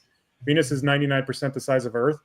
So how do we terraform Venus instead of going to Mars? And this is actually in my book, but we can use Kuiper belt objects and Jupiter as kind of an anchor, and actually orbit Kuiper belt objects around the terrestrial planets of our solar system and move them. So we could move Mercury, Venus, and Mars closer to Earth and put them in the habitable zone to make them 4 potential planets for humanity to expand to. So in our book, we use Kuiper belt objects, and I could show you the panel, in a figure 8 pattern using Jupiter as a gravitational anchor, and we pull them out or push them in. And then, okay, so we've gotten Venus out closer to Earth, but it's still a hellscape. How do we fix that? So Europa is an ice moon of Jupiter, which is actually the exact same size as our moon, but it has more ice on it than Earth has liquid water. So we have Venus, that's a hellscape. It has a solid core. So the reason why the Earth has a magnetosphere is because when you spin iron, it creates a magnetic field. So that's the aurora borealis when you see that like in the northern lights. So how do we get Venus to get its solid iron core liquid again? We use Kuiper belt objects to move Europa to Venus. Then we orbited it elliptically around Venus, which stretched and squeezed the planet, which liquefies the iron core, which kickstarts plate tectonics. And as you're orbiting Venus around it elliptically, Europa around Venus elliptically, the gravity is so intense that as it orbits closely around Venus, all the water ice on Europa gets yanked onto Venus and turns it into a second Earth. There's more steps that are in. This isn't even in the book. This is just all my nerd to the Right, 3,000th degree. Admittedly, a very detailed subject, and like I say, that does seem very interesting. This is one panel. This is one panel. We'll save that section of the answer. Yeah, I told you to cut me off. We're also in a second going to talk about conflict, but let's keep so everybody can get an answer here. Let's move it over to Greg. Hey man, when you start making your things and you've got your script going or whatever you're working on next, what is your step one? And like I see, and this is a good exercise to show us, everybody will have a very different approach, right, as to what they create. And it can be something very simple, like Jonathan was saying, can actually illustrate something very complex. Greg, how do you do it? What is your first? Do you do the ending? Do you do a script? Do you do dialogue? What is your step one? So Venus, no.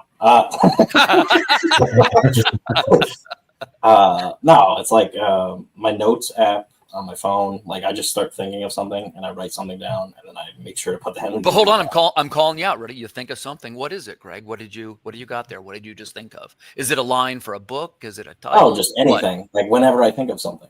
That like it could be a like recipe for orange. For a story, a character, you know, and then I expand on that. So then I do bullet points on like in a Google Doc, and then I'm like, okay, now this has to turn into a story. So then I start making a plot line, and then then I start making a script that's kind of coherent, and then Dylan looks at it, he's like, that's trash, and then he goes through it and then makes it better. So you start out with kind of like an outline before you start writing the script. Yep. How long is your outline typically? Like depends on how many pages the comic's gonna be. So like I do it in sequences. So like every couple pages is like a different sequence. So like ink, like issue 1, it'd be like nightmare scene, tattoo shop, journey, and so it'd like be broken down in like a couple different pages. Stuff like that. Good. And like I say, guys, I love talking about these things. I'm a big super nerd too. I keep a pad by the bed for the middle of the night to make my notes. How about if we're going around in a circle, my circle changed, but I got Anton I didn't hear from yet. Same thing, Anton, if it's you're a graphic novel guy, right? Yeah, graphic novels, serialized comics as well. Whatever you'd like to start with, but like, how do you do your step one? Where does Anton start? Is it a script? Is it dialogue? What is your step one? The funny thing is, it changes per project. Every single time it's been different. So say with my main series, Zethia Space Witch, it started with that title popped into my head one day, and just I was going to say, you have great titles. Was Cosmique you too? Yeah, Lion Cosmique. Yeah. Yeah, they're cool titles, man. Thank you. Yeah, that title and just the basic idea of a young witch traveling through space, having weird adventures, that popped in my head and just kind of sat and gestated for probably a year and a half or so before I started to get going. And that each issue for that, my process is ever shifting. I have like my outlines that I'll work on, but as I'm figuring out like a script, did you say you're illustrator too? Yeah. Okay, so do you care if I work a little character design into this question? Mm-mm. So you have your characters figured out. Do you ever like sit up in the middle of the night and sketch a character out? Like, I'll never remember this in the morning, because like I'll wake up and I'll jot down just a quick couple of notes. They generally don't make a whole lot of sense the next day, but at the time I think it's genius, right? Do you ever come up with a visual character and be like, this is great, I got to write this down right now?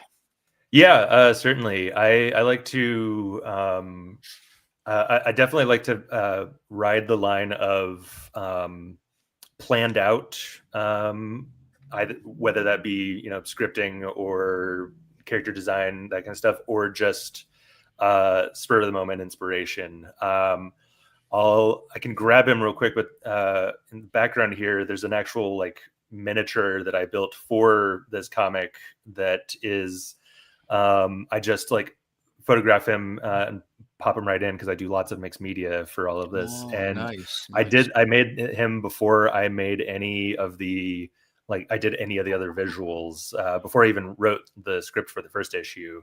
And it's all just out of trash that I had, and it was just a slow but surely like, how does this look? Is this thing gonna work? I'll grab it real quick just so you get a better view.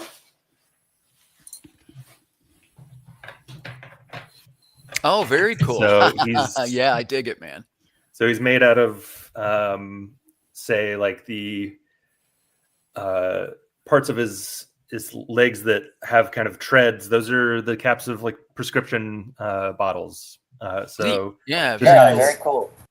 Things like that. So just kind of trying to let myself be inspired by whatever random things I can find. And similar kind of process with other parts of Zethia. Like I'll start writing the script, and if I feel stuck on writing the next scene, I'll just pivot over to thumbnails, or maybe I'll have the hold on, save this one. I have a question about how to get unstuck if you're stuck on plot. So save that one until the next one. I think we did not hear, thank you for sharing that answer. I love to hear people's different processes, but I don't think we heard Dylan yet, right? So Dylan, if you're making a script or a logo, whatever you feel like talking about here for creative process, what's the first thing that you do? How do you get started? So a lot of the stories I work with Greg, he's the one that's originating the idea. But there has been some stuff that I have shared with Greg that we will be working on for one of our future imprints.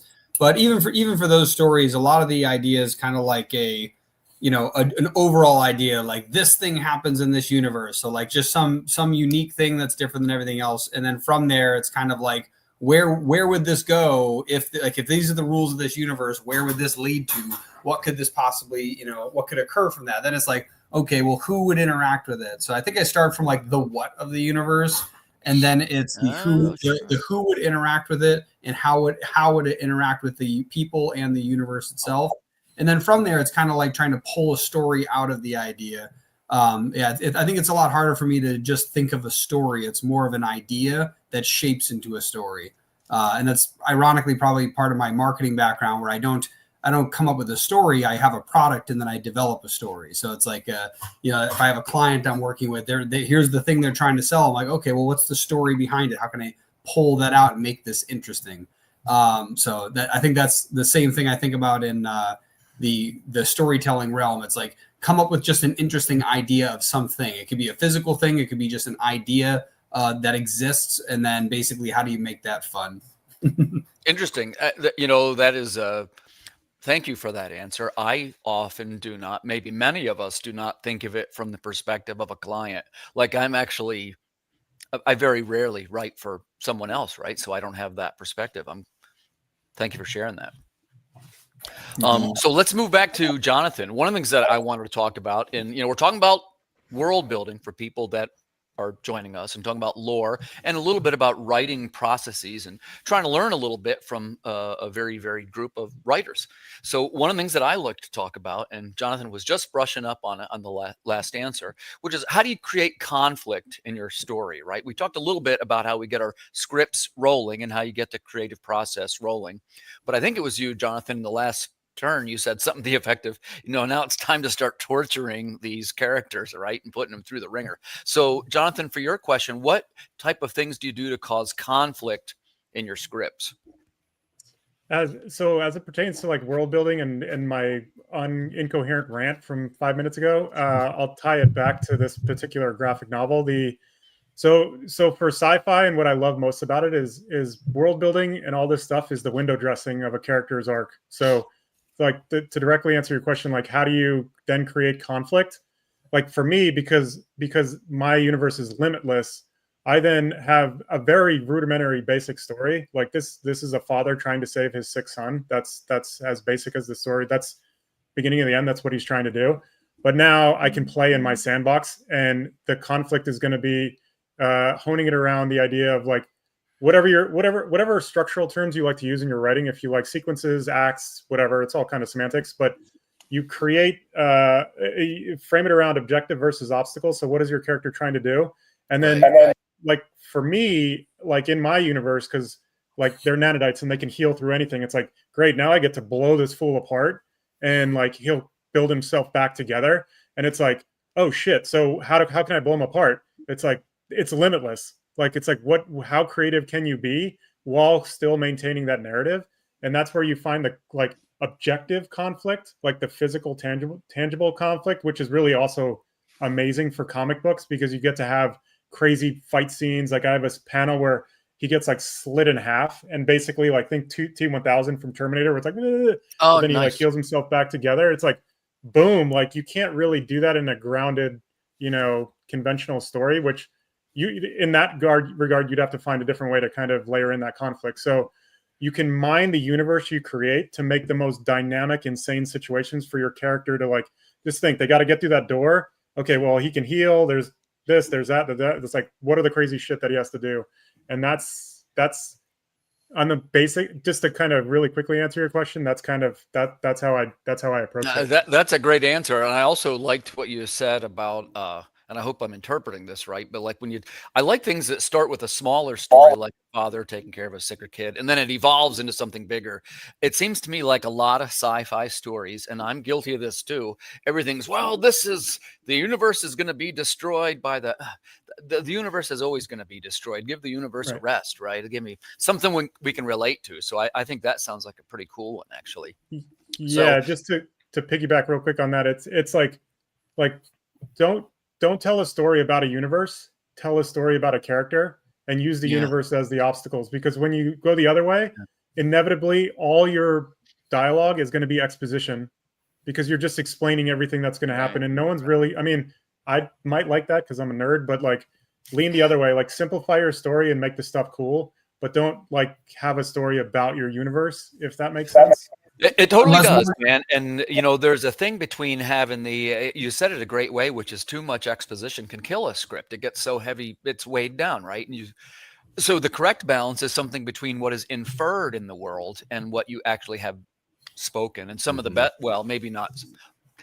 This is up for debate, but I kind of prefer if a lot of things are left to be inferred and they don't quite explain what everything is. Like a good example, in the sci-fi, like Cormac McCarthy's The Road. Like they don't really say very much about what caused this apocalyptic setting, but it's still interesting and compelling. Maybe more so because of that, right? So I don't always know the balance. That's why I try to get on podcasts and I ask smart people what the answers are. So let's move this one over to Dylan. Dylan, ready? So the same question for you. You got your script going and you're trying to create conflict. What's your go-to to create conflict in your script?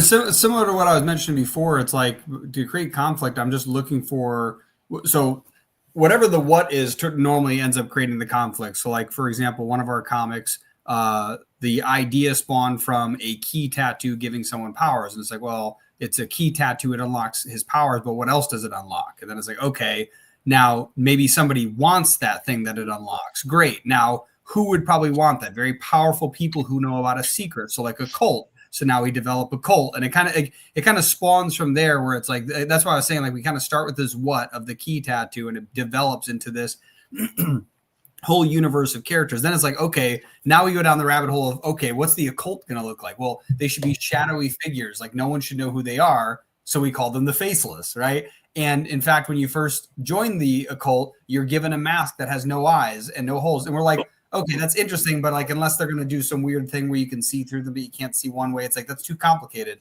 But I do like the idea. So then we decided maybe there's ranks. Maybe when you first join, you have a faceless mask and you're only brought around to hear what's going on, but you can't see anything. So you can't be a witness to anything. So you're not part of it. You're just a recruit.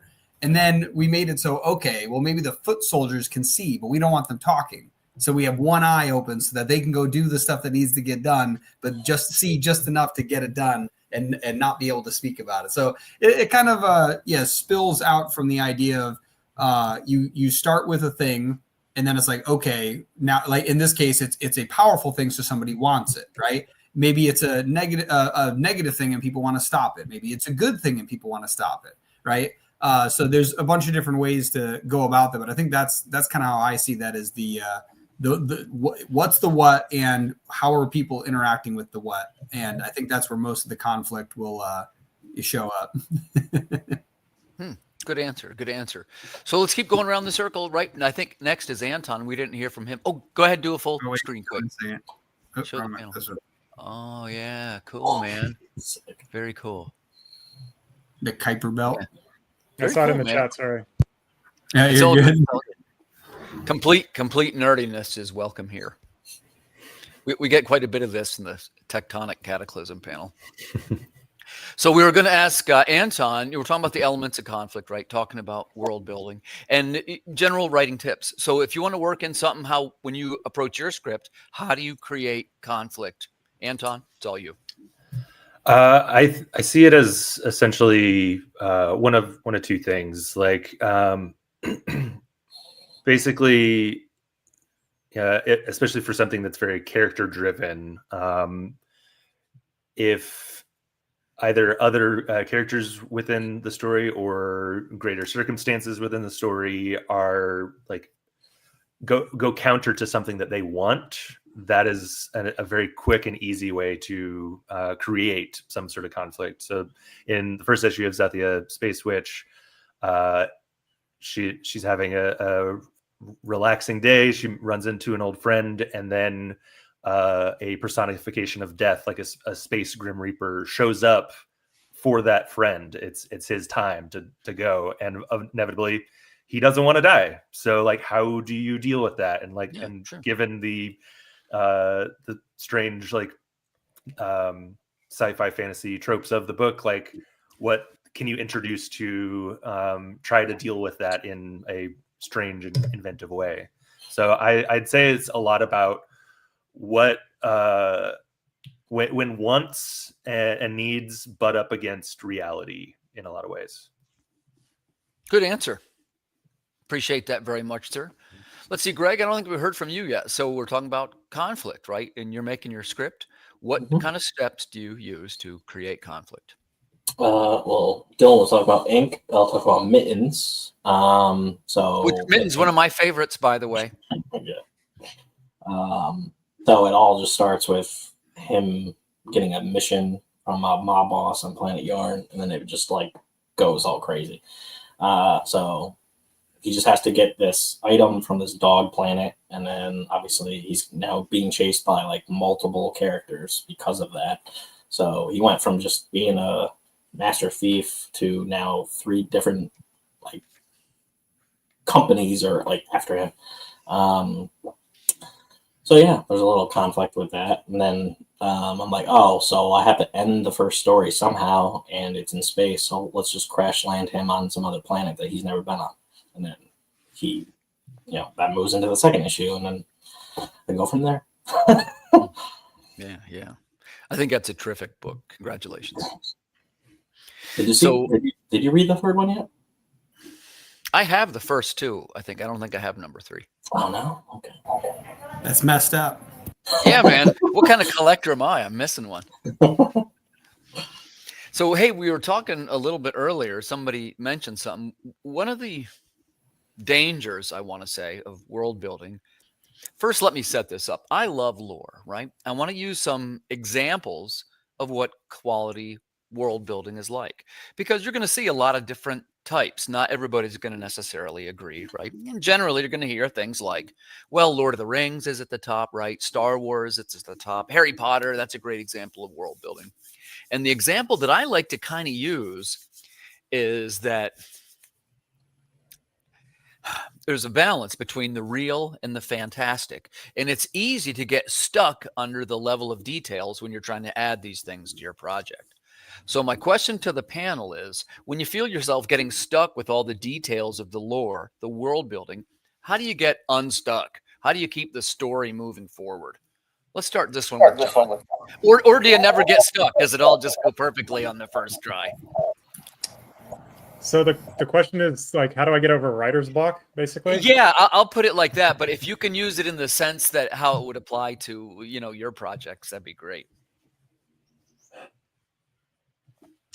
For me, I mean, I kind of feel like it's sometimes an excuse that creatives lean into too aggressively to be lazy, because in actuality, like, you can just start throwing shit down, and when you'll find something that can work for your story. But the excuse is like, I have writer's block, so I'm going to sit on my ass or play a video game or something. It's like, I don't know.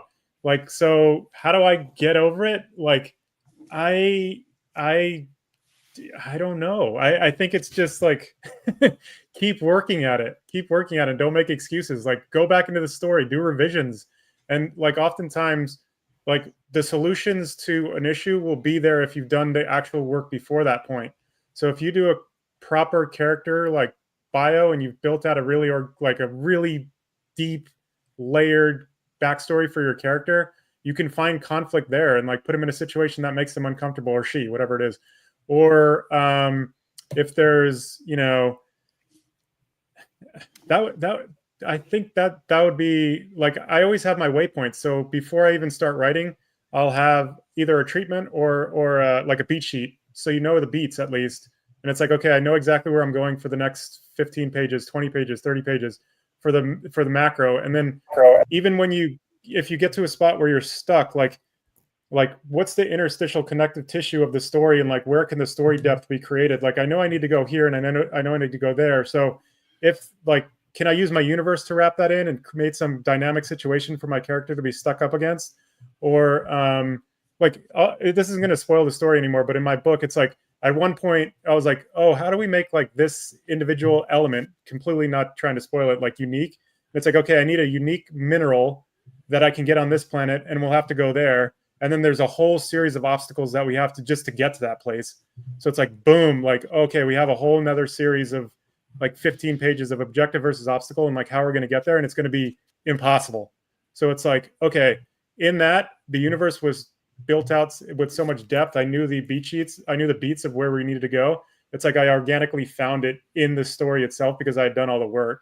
So that's not a great answer. No, that actually is, because here's what I took away from your answer, Jonathan, that you have a process that is probably a little bit more organized than some.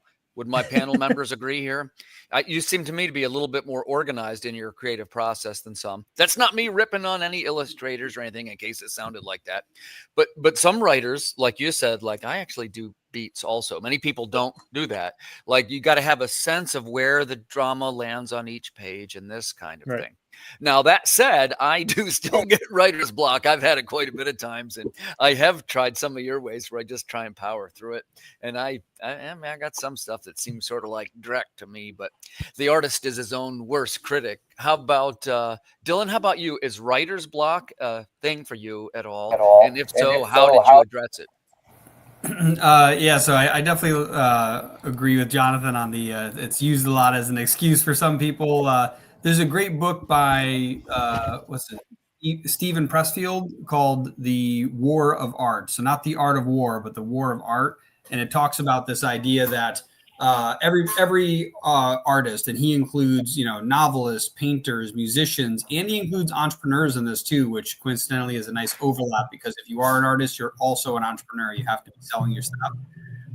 And one of the things that he discusses in there is everyone faces what he calls the resistance, and it's basically just something that you're always fighting against. And what you should be doing is making sure you have a scheduled, like I'm going to write every day from 6 a.m. to 10 a.m., whatever it is, and you have this time block, because the idea is that sometimes you're struck with a muse, and the muse appears whenever they want to appear. But if you're in the same place at the same time every day, it's more likely you two are going to run into each other, right? So that's kind of the idea. And so one of the big things that when I'm trying to basically break past like an idea that we're stuck in is kind of like what Jonathan said, but after I'm already stuck, we just do it then. So like, let's say, for example, Greg and I had a story arc where we were stuck at one point. We're like, how are these guys landing here? We know they have to get here, but why, right? This guy we figured out, but why are these guys landing here? And so by building out the character a little bit more, we figured out a way to get them to this point. And so I think that the character development, I definitely agree, is one of the best ways to get past development. It's those who, what, when, where, why. Just ask questions. And I don't remember if Jonathan, if it was you that was saying that earlier, the therapist, how does that make you feel? Like it's a good question to be like, how is this character feeling now? What would they do if they felt that way? And it's pretty easy to move past things when you do that. So I think that every once in a while, we'll get slowed down, but I don't think we ever stop when it comes to storytelling because, when we're writing, it's like, okay, so what would happen next? I don't know what would happen next. Well, what would the character do next? I don't know. What would the character do next? Okay, what do I not know about the character that if I knew this would help me figure out what they would do next? And I think I mentioned this on an earlier panel, was the idea that like one of our characters lived in this neighborhood and had family there, and that answered the question, right? So I think that that's one of those things that by asking what is it? It's not the answer you're looking for. It's the correct question to ask. And I think that's where people with writer's block get stuck, is they forget to ask questions. They think that their magical gift is just going to come out of their head and then right to the paper. And it's like, no, like you kind of have to pull it out of yourself. So I think that's an easy way to not get hit with that, is just ask more questions. Pretty good answers here. I hope this is useful for some people. I like a couple of these. Let's see, Greg, how about you? Do you experience writer's block at all? Or do you ever have the sensation of being stuck in a script? No, I have the opposite. I have too many stories and Dylan says stop. Like Mittens, it was originally just 3 issues. And then as I was writing up to the 3rd issue, I was like, oh, well, now this panda bounty hunter needs like his own story. Oh, well, now these guys need their own story. So like that's not stopping anytime soon. And then all this other superhero stuff. So yeah, now Dylan's like, hey, we have to stop. Like we now have to like actually like try to monetize this business. I was like, oh yeah. So yeah, I don't have that problem. Well, that's a good answer. The takeaway seems to be that the fortune favors the prepared mind. Let's jump over to Anton. Anton, same thing. Any kind of writer's block, an issue for you? And if so, how did you overcome it? Yeah, I think certainly for me, and I imagine it's some case for a lot of folks, when you think that you are having like writer's block, whatever it is, I often think it's most likely that you're burnt out. So like at least getting some rest is a good first step. Having a little bit of grace for yourself when you can, to step back, catch your breath, and then come back to it is a great thing to start with. But also when I do feel stuck or like unsure about like which direction to go with a certain like plot point or something, I'll often try to think about one, like I know I don't have to have like the whole world defined or all of the lore defined. Like as great as Tolkien was, like it's did kind of a disservice to a lot of us to make us all think that, oh, we've got to have 1,000 years of lore for my fantasy world. Right, a or little whatever bit of an beforehand. overblown example, a little bit Exactly. of Yeah. You know, if I guess we'd say we'll grade this on a curve, right? Yeah, and you would exactly. say, on the one hand, because these guys know I like to talk out of both sides of my mouth. Just a couple of minutes ago, I said, "Hey, it's nice if the lore is inferred and they don't explain everything." Well, I think you and I could fill an entire hour of just talking about that specific little thing. yeah, like what is the balance? And I guess I'll tie this to the next question. Let's see, did I get everybody that question? I did. Yeah, I think the biggest thing too then is like I will sometimes go back to the types of things that inspired me to make the story in the first place, and then like as I'm kind of looking at that, like think about like, okay, how do I shake it up and make it like the flavor of this book that I'm making? Well, hold on, that's a great approach. So what, can you be a little more specific when you say shake it up? What does that mean? Dialogue? All sorts of things. I think like I'm particularly a big fan of like weird fiction, like that cross section between sci-fi, fantasy, horror, like same here. And any of that kind of thing. And like with that, you can take or leave any of the tropes of all of those. And I think something about that, and as well as looking at as a very diverse type of like media for inspirations, can be really helpful, because it is like you're essentially cherry picking like the little aspects here and there of each of those and then filtering it through yourself, and that creates something new. Like it's a new spin on all of that sort of stuff. And so like you don't necessarily have to worry about all of the cliches if you're filtering all of that at once. But even if you are doing something more kind of straight ahead standard sci-fi or fantasy, whatever, like you can still like, you could go back to some of those cliches, but also like think about it as a new perspective. Say like Dungeon Mesh here, Delicious in Dungeon, the manga and anime, like it has all the typical fantasy species and everything, and they're going in dungeons and stuff, but it's focused on cooking and ecosystems, that kind of stuff, rather than just the slay the big bad evil guy, So I think trying to just find new ways of looking at let's take that and run with it, because I like your answer here. So you're talking about new ways to frame things. The answer is, or I should say the question is, especially as it comes to world building and lore, there's a real danger of ending up super derivative, right? And to be specific, you don't really want to say, well, it's exactly like Game of Thrones, or it's it's too easy to fall into the path of, I make sci-fi, so everything's like Star Wars. So let's try this. What are the steps in the world building, or what kind of things to keep it original?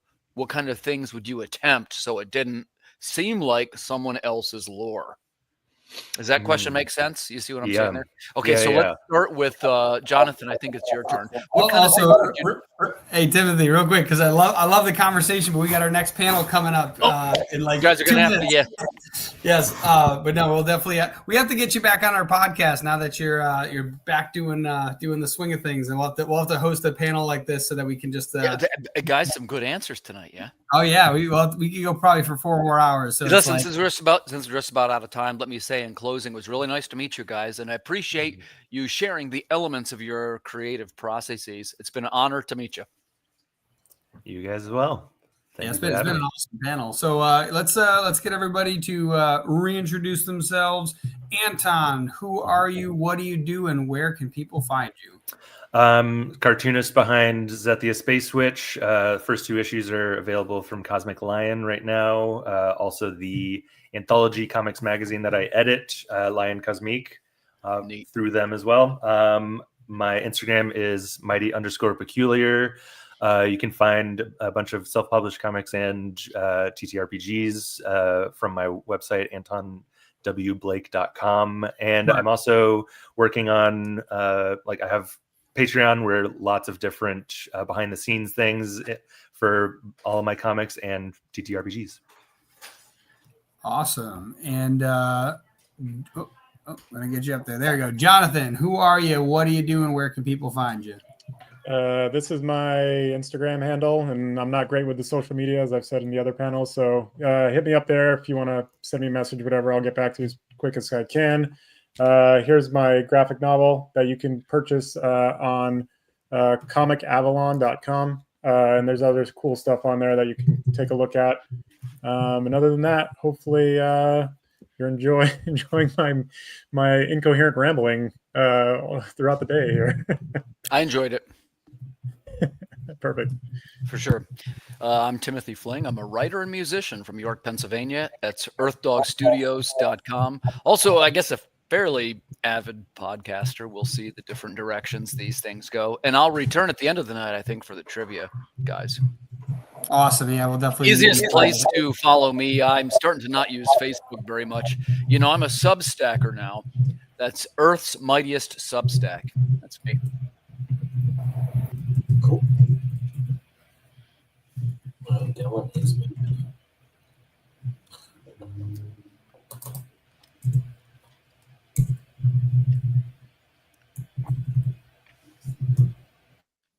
Something's going on with this mic. Can you guys hear me? Yeah. Anton had something in his microphone like reverberating, so I had to mute him real quick. Oh, okay. Anyways, you're good. So, that was an exciting panel. Glad to have everybody here. Again, that was the name World Building Masterclass, and with Timothy Fling. Thank you everyone else for coming. Up next, we have Building and Expanding Your Brand, Marketing for Indie Creators. So that's going to be very exciting. So I'm going to boot everybody out of here, and then I'm going to re-bring everybody back up that's here for the next panel. So, ciao. Nice to meet you guys. You too. Thanks. Boom, boom, boom. There we go. Hi, Greg. I see the private chat. Anybody? Oh, there we go. Yes, that was very fun.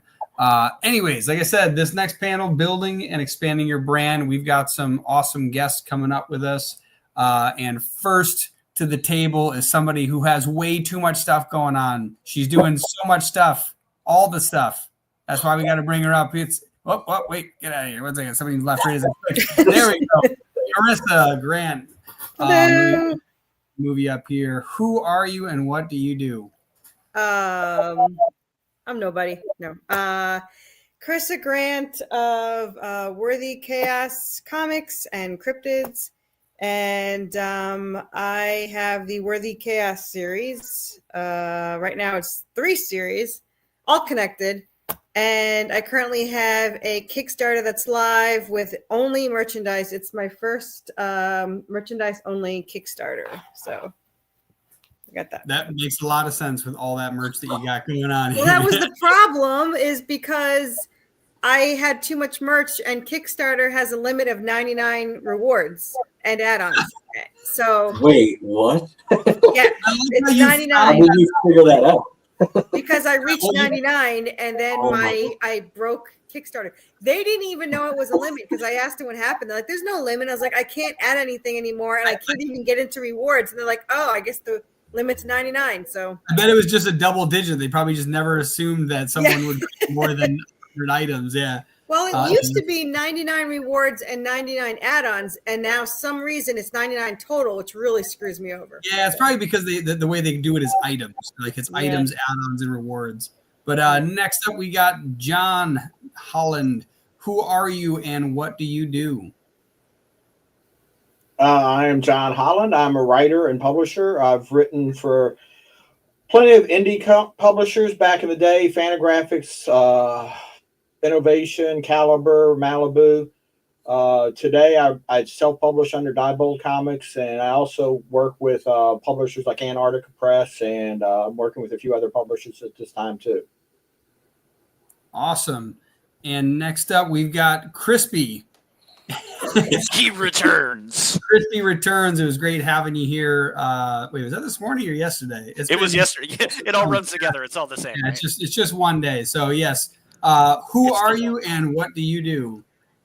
My name is Chris Poirier. I am the new marketing director at Comics Wellspring. So I do the interwebs and all associated marketing and all of that wonderful stuff where we can help creators bring their things to life in print and across the world and all that stuff. You've been hearing about that through yesterday and through today.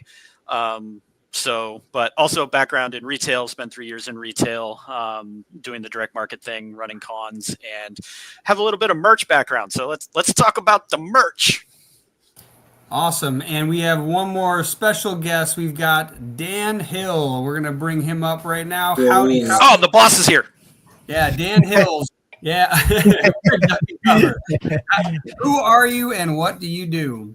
I am, as you said, Dan Hills. I'm the CEO of Comics Wellspring, and I run Comics Wellspring. He's like, I do stuff, and I think I do a lot of things, and I like what I do, and it's fun. No, that's awesome. So exciting, so exciting. So yeah, it's been a fun, crazy day. For anybody who hasn't seen the scroller on the bottom or heard it announced like 27 times today, Comics Wellspring is a sponsor of Sierra Nova Comic Con this year, and very excited to have them involved. And so, yes, glad to have you guys here. We've got a bunch of different people who are different levels of expert in marketing and branding from all different realms, which is awesome. So it's really cool to just be able to pick everybody's brains here. So I guess my first question, when it comes to independent comic creators specifically, right? Because obviously you can brand different things. We're looking at the freelancer who decided to make their own comic, right? Maybe they don't even have an LLC yet. They're getting their name out there. They want to know what's going on. How do I actually build brand recognition and grow my personal brand? So if you're going to give advice to a brand new creator, what would the first piece of advice you would give be? And Dan, since you're up here, you could take first. Yeah, I mean, I think it's pretty obvious. The low-hanging fruit is how fast can you curate a community, your closest people. Always less work for the low-hanging fruit. So I think just really curating your direct community is absolutely most important. And that once you get traction there, as long as you're delivering a great product and something people continuously want to engage with, then you really lean into allowing them to help you expand. But I don't think there's really a turnkey way to do it. Just really focus on the product itself, make sure it's good and to the right audience. But like I said, I think it really just stems from the people around you, your inner circle right at the beginning. I think a lot of people miss out on that, and they try to just cast way out there. But I think it's right in front of you. And if you can find your people and your tribe and you can lean into them, I think from there, it's all about just feedback loops and creating better products and better stories and whatnot. That'd be my 2 cents. Definitely, I agree. There's what's his name? Grant Cardone. He mentions, what is it? The power, what do they call it? The power 10 or something like that. It's those people that are right next to you, your friends and family. Yeah. Really, like just get the power base. That's the word he uses. Yeah. But like, it's just the people that are local to you. Like it is. I mean, if you're just starting out, don't expect to like go to a stranger and win them over. I mean, come buy my stuff. Not that you couldn't. Some people definitely can. But if you're just starting out, you need a couple wins in your self-confidence, back pocket. And I think easy wins would really allow you to gain traction pretty fast. And Carissa, what are your thoughts? What are you telling that brand new creator? They want to get their feet wet with the brand building. They want some recognition. What are you going to tell them? Oh, you're muted. I tell everyone the same thing. It's just 400 podcasts or so should do it. So I did 355 podcasts my first 2 years. And mostly it was the hosts that bought it, but still after 355. But yeah, podcast was the only way I got my name out, doing the shows, doing my own show, doing whatever. That's it. And then going to cons, doing the same cons every year got me people to look for me. So that helps, especially Nashville. Every year they come looking for the last 4 years to see what I have new. And of course, I always have something new. In 3 years, we just passed our 3-year in comics, and I've had 30 issues made. So just doing a couple things. Yeah, most people pretty much heard of me that are in this little family community thing. But yeah, that's it. I mean, and then they ask me which podcasts, and I have to be like, you gotta search podcasts. I don't know what to tell you. But that was the best way to get my name out. You know, my first entire year, people only backed me because I was over hyper on all of the podcasts. So they would just like to shut her up. We're going to just back her Kickstarter. And fortunately they liked the story and it kind of went through there. So, but yeah, that was the best way that I thought to do it. So. Awesome. And what about you, Mr. Crispy? So one of the biggest things for me, and this is going to sound really novel, is be yourself. As long as yourself is personable and lovable and all of those things. If you're the other thing, maybe leave that person at home. But in all seriousness, I feel like I have met some creators that you can tell like the salesman is there and not them. And I get it. Like our culture has taught us to always be closing, do the hard sell of the take my book. But honestly, for me, personality is a lot of it, but you already own the thing, right? You took the time to write it, to draw it, any combination of the things and breathe it into existence. Selling it's the easy part for you. So just be the person that created that thing in front of other human beings. Like, I know that sounds like it's like, okay, Chris, easy. But seriously, what's your advice? And no, seriously, that's my advice, is that I think our culture has taught us to try to be someone else when we are who we are. And I just find when I walk in Artist Alley and I see somebody that is passionately flipping through their book and pointing to stuff and going, this is why I did this, or this is my neighbor's dog that I included on panel 42 of page 17. It does work. Right. It's because people want to be part of somebody else's experience and story. So for me, it really is that simple thing of be who you are and sell you. Because you're not just selling that one book. Hopefully you are going to be 30 issues down the road at some point. And people are coming back because you're you. And they know what they're getting from you. And so whenever I go through Artist Alley, it's because I've made friends with so many different people that I just love as human beings. And I usually go up to their table and I'm like, cool, what are you selling? Because it could be completely opposite from what I bought last time, but I know that they're just a really cool creator and they're going to passionately give me the elevator pitch right then and there. So be you. Own the thing. Yeah, I was going to say, I think that be you is important, but also if yourself is very quiet and sits down behind your table, maybe stand up at least and then be you. But yeah, that could be the next part. Is the learning to be passionate, even if you're that person, because I get it. I know a ton of creators they're like, I did this. I've never been called quiet, so I don't have that problem. No, I mean, I feel a lot of us that have gravitated into this space as creatives generally are the type A, and we will chase you like into the food court because you didn't buy 17 copies of my book. But I think for the quiet folks, it's also giving them a second to gather themselves and then start telling the story. Like, that's the other thing is for us as fans is let the creator tell the story. Like, don't hit every table expecting the 15-second pitch so you can just hit and move on. Like, or in my case, 15 hours, but yeah. It's like, don't leave. I haven't told you about the other issue yet. Yeah.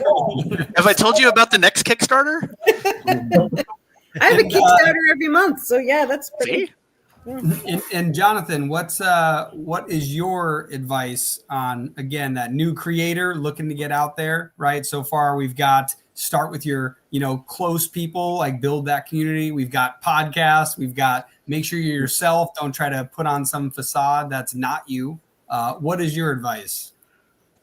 Well, I just tried to create a brand. I've got Diebold Comics, and when I do a convention, that is all like, I've got on my tablecloth that says Diebold Comics. I've got banners that have Diebold Comics. I've got bags. I've made shopping bags with my logo on it.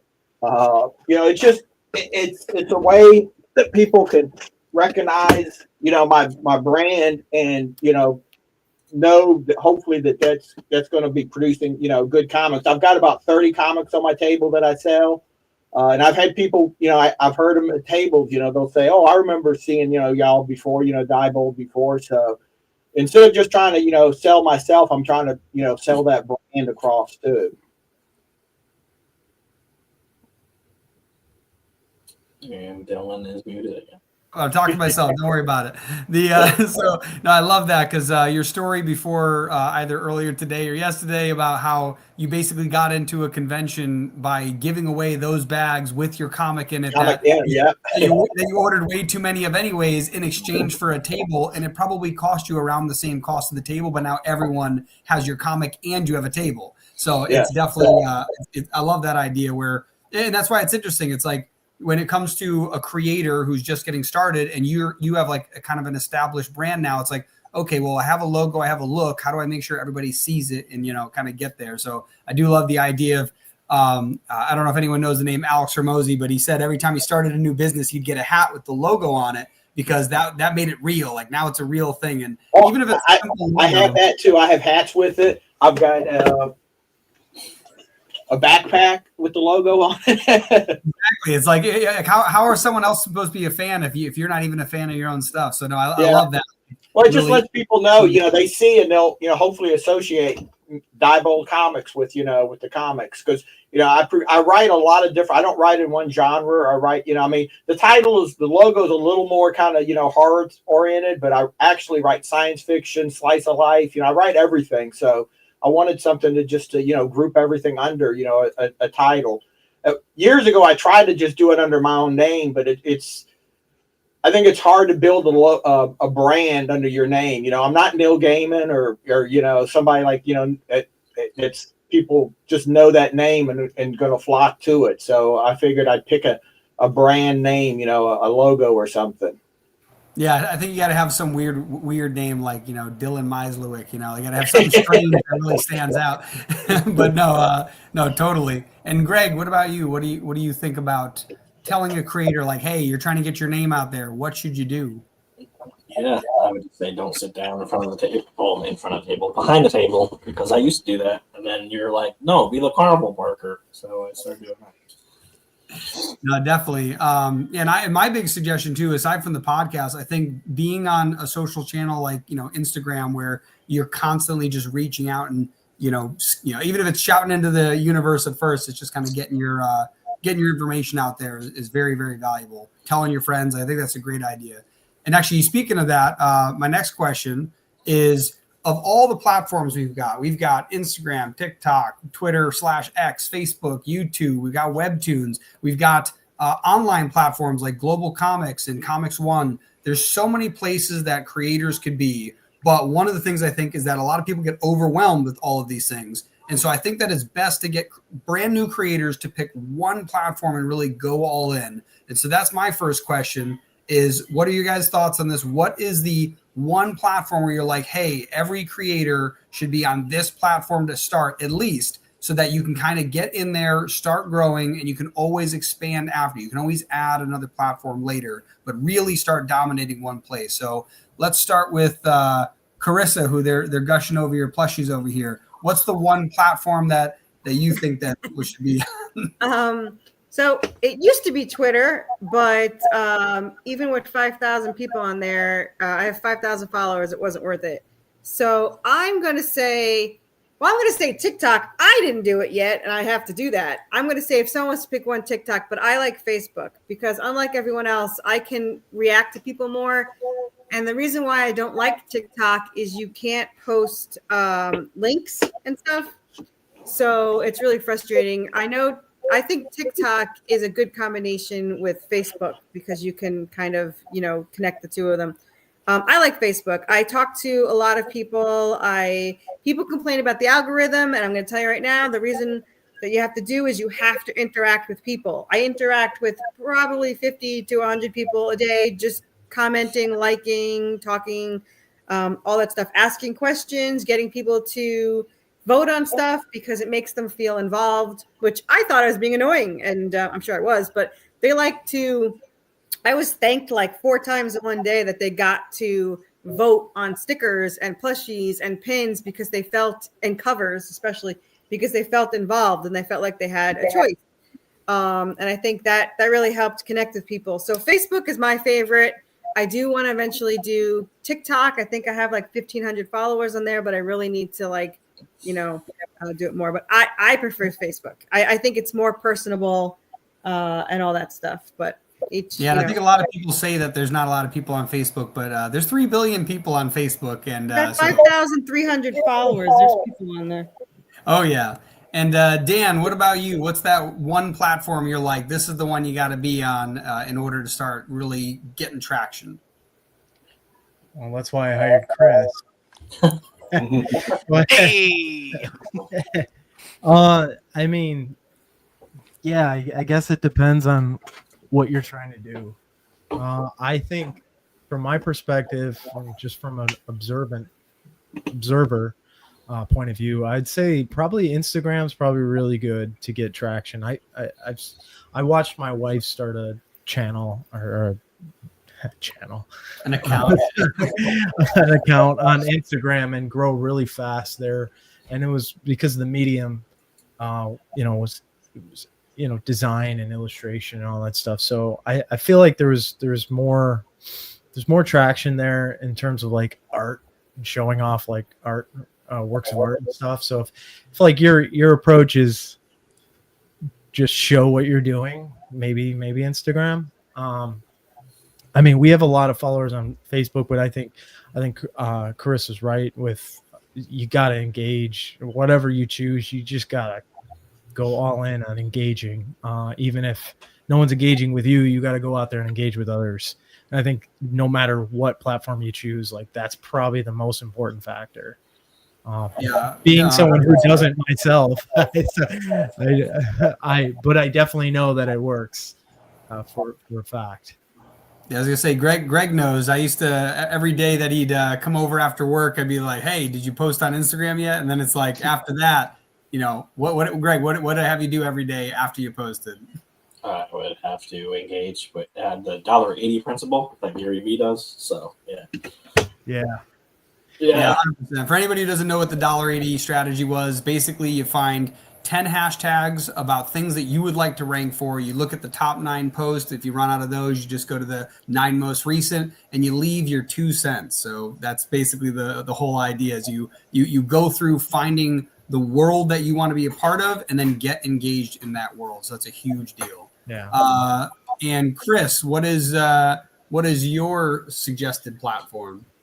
So I have to give the long answer because of the title that's down there. But the short version of the long answer, though, is what are you selling, for lack of a better word, matters. If you're the illustrator, Instagram and TikTok all day, because that's where creatives live. If you're a writer, an editor, or a publisher, I'm actually going to tell you, you should be over at Facebook. And I'm going to say the word that hasn't been uttered tonight and might not again. You should be on LinkedIn, hammering that to death, because if you are underappreciating LinkedIn as a comic book professional at this point, you are missing out. If you use LinkedIn like you use Facebook, I will tell you, you will be just as successful in engaging other professionals and other publishers and other creatives, because they live over there now, because they got tired of X and a lot of other stuff. So they're like, well, where do I go to talk about this? And it's not me just screaming into the void. So I know that probably sounds crazy, but I'll take my geriatric millennial self and I'll say you should be on LinkedIn talking about comics, because all of the rest of your friends are over there talking about the business of comics. But 100%, if you are in a creative medium that is visual, Instagram all day long, and TikTok if you have any wonderful ability with a camera, then go for it. Same thing, if you want to do long form, then throw that stuff on YouTube. Someone mentioned that in the chat earlier, and I agree that if you're an illustrator, throwing the camera up at the weird angle and just sitting there and drawing for 3 hours actually is worth something. People will love that and watch that. Oh, yeah. No, definitely. I've accidentally got caught up looking at those. We're like, oh, that's fascinating. It's like, oh my God, it's been 20 minutes. What am I doing with my life? And John, what about you? What's the platform you're telling people to hop onto? I'm going to say Facebook was the one that I started with, and I think I still stay on a lot. But I also agree with Chris. I've really just started getting into LinkedIn, and there's a lot of traction on LinkedIn with comic people.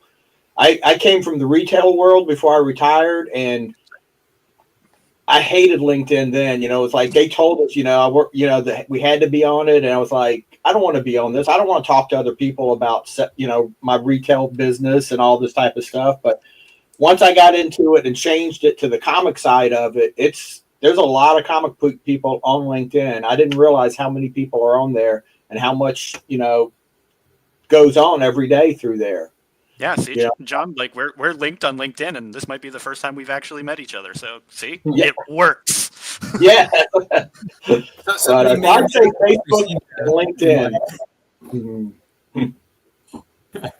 No, that's awesome. Did I miss anybody on this one?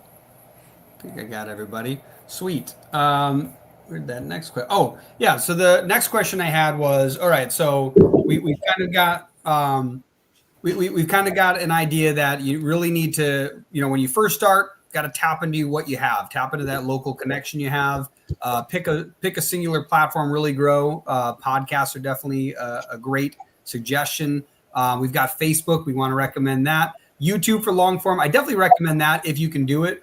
It's definitely harder to do because you got to sit there and do it longer. And also, if it's poor quality, you waste a lot more time than if you mess up a couple times on Instagram post. But yeah, LinkedIn is also definitely underrated. I am on LinkedIn all the time because they trick me with their little games, and I play them every day. And I will crush anyone in here who tries to beat me because I am like that. But anyways, so we've already heard podcasts, we've heard social platforms, even LinkedIn. I don't know if you consider that a social platform or just business networking. But in general, if somebody just released their first comic series, right? They've got either a single floppy graphic novel, they're all ready to get out in the world and really promote this. What is the most effective ways that you guys have found to promote your comics? This can be online or in person or any other medium in which I'm missing with those two broad categories. But I think that's kind of that's the place that most people get stuck. I've got this thing. Where do I go? And I'm pretty sure Carissa has an answer for this already. So I'm going to bring Carissa to the table. I'm just going to keep saying podcast, because podcast and, like I said on Facebook, interacting, because the more you interact with people, the more you get in their algorithm and the more they're in your algorithm. So by the time you go back and forth, then when you do post something about a Kickstarter or a product or something, they see it. And that's how you get on other people's feed. That's why I see more of their feeds and they see more of my feeds. Like I got yelled at by somebody that I don't do any updating on Kickstarters. And I don't, because I find it annoying to get all these stupid updates for nothing. You got nothing to tell me. So it bothers me. And I was told, oh, you don't talk to your followers. And that's BS, because I talk to them all day long. And a lot of the people, like one of the other guys said, you have to sell yourself. And that's pretty much why people originally started backing me, because they liked me. And I guilt tripped them, I guess, into pledging. But pretty much people liked me and they gave my product a chance because of it. So really networking, but also it's not, don't make it about your product, make it about connecting. You know, when I ask people what cover they like, they feel included. And then it makes them invested in the product, and then they makes them want to get it because they decided on that product. So you can't just make it all about the person that yelled about it. All they ever did was post about their product. They never posted anything friendly or other. I'm not gonna say personal. I don't do a lot of Come personal. buy my stuff. But yeah, that's all they did nonstop. So they yelled at me, "Oh, you're not friendly enough with your followers." I know my followers more than they do. And I'm very lucky to have people message me that they love my story and they want to kill me for the cliffhangers and all that fun stuff. But it's mostly getting to know your followers, and you'll get readers, you know, on your own too. But I think it was connecting with my followers that made them want to back my Kickstarters, my many Kickstarters. So. Definitely. And John, I know that you may have overprinted your first batch of comics, but how would you suggest independent creators, they got that first series, that first graphic novel, they're ready to get out in the world. How do they get it into the hands of readers? How do they market and promote themselves? I think podcasts are a good way to do it. I haven't did 300 and something podcasts like Carissa, but when I was doing a Kickstarter, I was probably doing multiple podcasts every day. Facebook, besides just posting on my Facebook account, you know, go into the Facebook groups. There's a lot of Facebook groups about comics, and go into I'd go into those groups and post about it. And then conventions. You know, conventions are a good spot to get out there and you know, meet people and to push the book and to talk to people. When I'm in the middle of conventions, you know, sometimes I'll be doing, you know, a couple of conventions a month. So it can get tiring, but I think that's a good way to get the word out for your book also.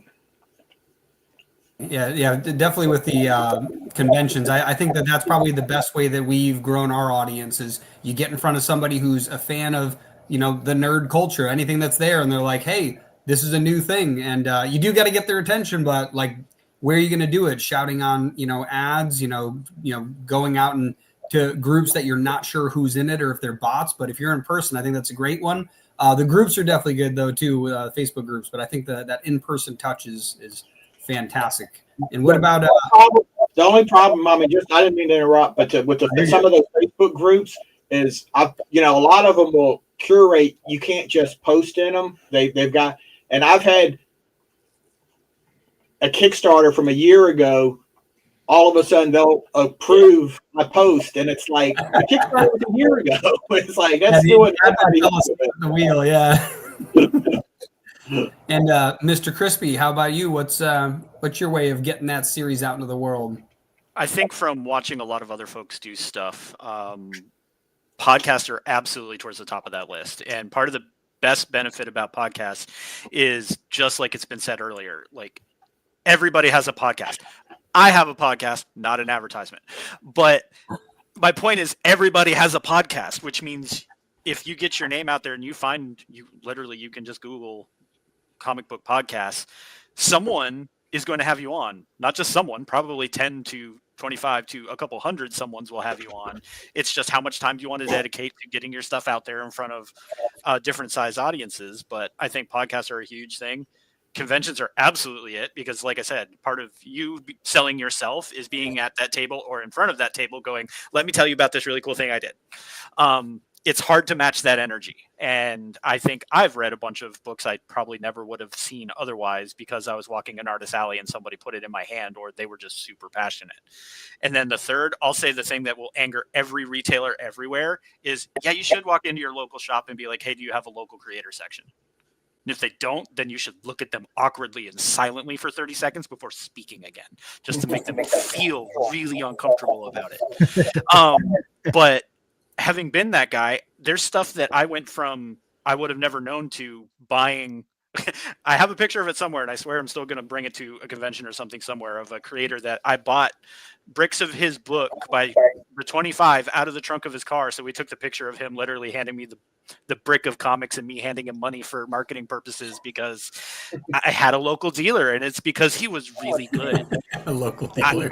And so he was in Atlanta, Georgia, and I was in Raleigh, North Carolina, and he drove to us every couple months with his next issue because we were selling it and I was selling out of it. So I'm not saying that's going to happen every time, but it does happen. And if you don't take the chance to do it and sell yourself, worst case, when you walk in to do that sale, other people will hear you and somebody might go, "Oh, you're a creator? What do you got?" Because fans of comics, even if the owner doesn't want to deal with it or the manager doesn't want to deal with it, if someone heard and they caught a little bit of the art, then you get to do what you do at conventions. 100%. I think that's a big thing at conventions where, Greg and I will be tabling, someone kind of looking, and I go, "That's the writer," and they're like, "Whoa!" Like all of a sudden, it's like, what did you think? There's only like 10 comics. We're not a comic shop. You know what I mean? Like, so no, 100%. And Greg, what are your thoughts? What are you telling a creator? They just got their first comic out there. It's done by a good artist, so it's done and it's not incomplete and broken like our first comic. But they got their first comic. How are they getting it out to the public? I would say podcasts. And if you can get into a Comic-Con, then Comic-Cons, because I really like Comic-Cons. And that's basically it. Short and succinct. And now that all of the ideas have been taken, Dan, how are you telling these new creators? Yeah, I think they were all spot on. I think after the fact, that all sounds great. I will add one important thing. Before they start pushing that comic, they should have loaded up their funnel. So I'm going to go back to my original statement about the curating the closest, lowest hanging fruit. I mean, you should be constantly working on your inner circle communication lines by the time you get that first comic done. So and that should go for your second and third, and everything should be sequential but succinct at the same time. So you should be building up your audience. But you know what the most unappreciated thing is that I've seen in this space is no one really cares as much as they should about email marketing, and not Kickstarter updates, but email marketing, the ones that people give you their email to say, "Hey, you can annoy me a little bit," and that's great. And I think it's so underappreciated in our space. So I think my advice is work on that email list so you have a direct line to a small community.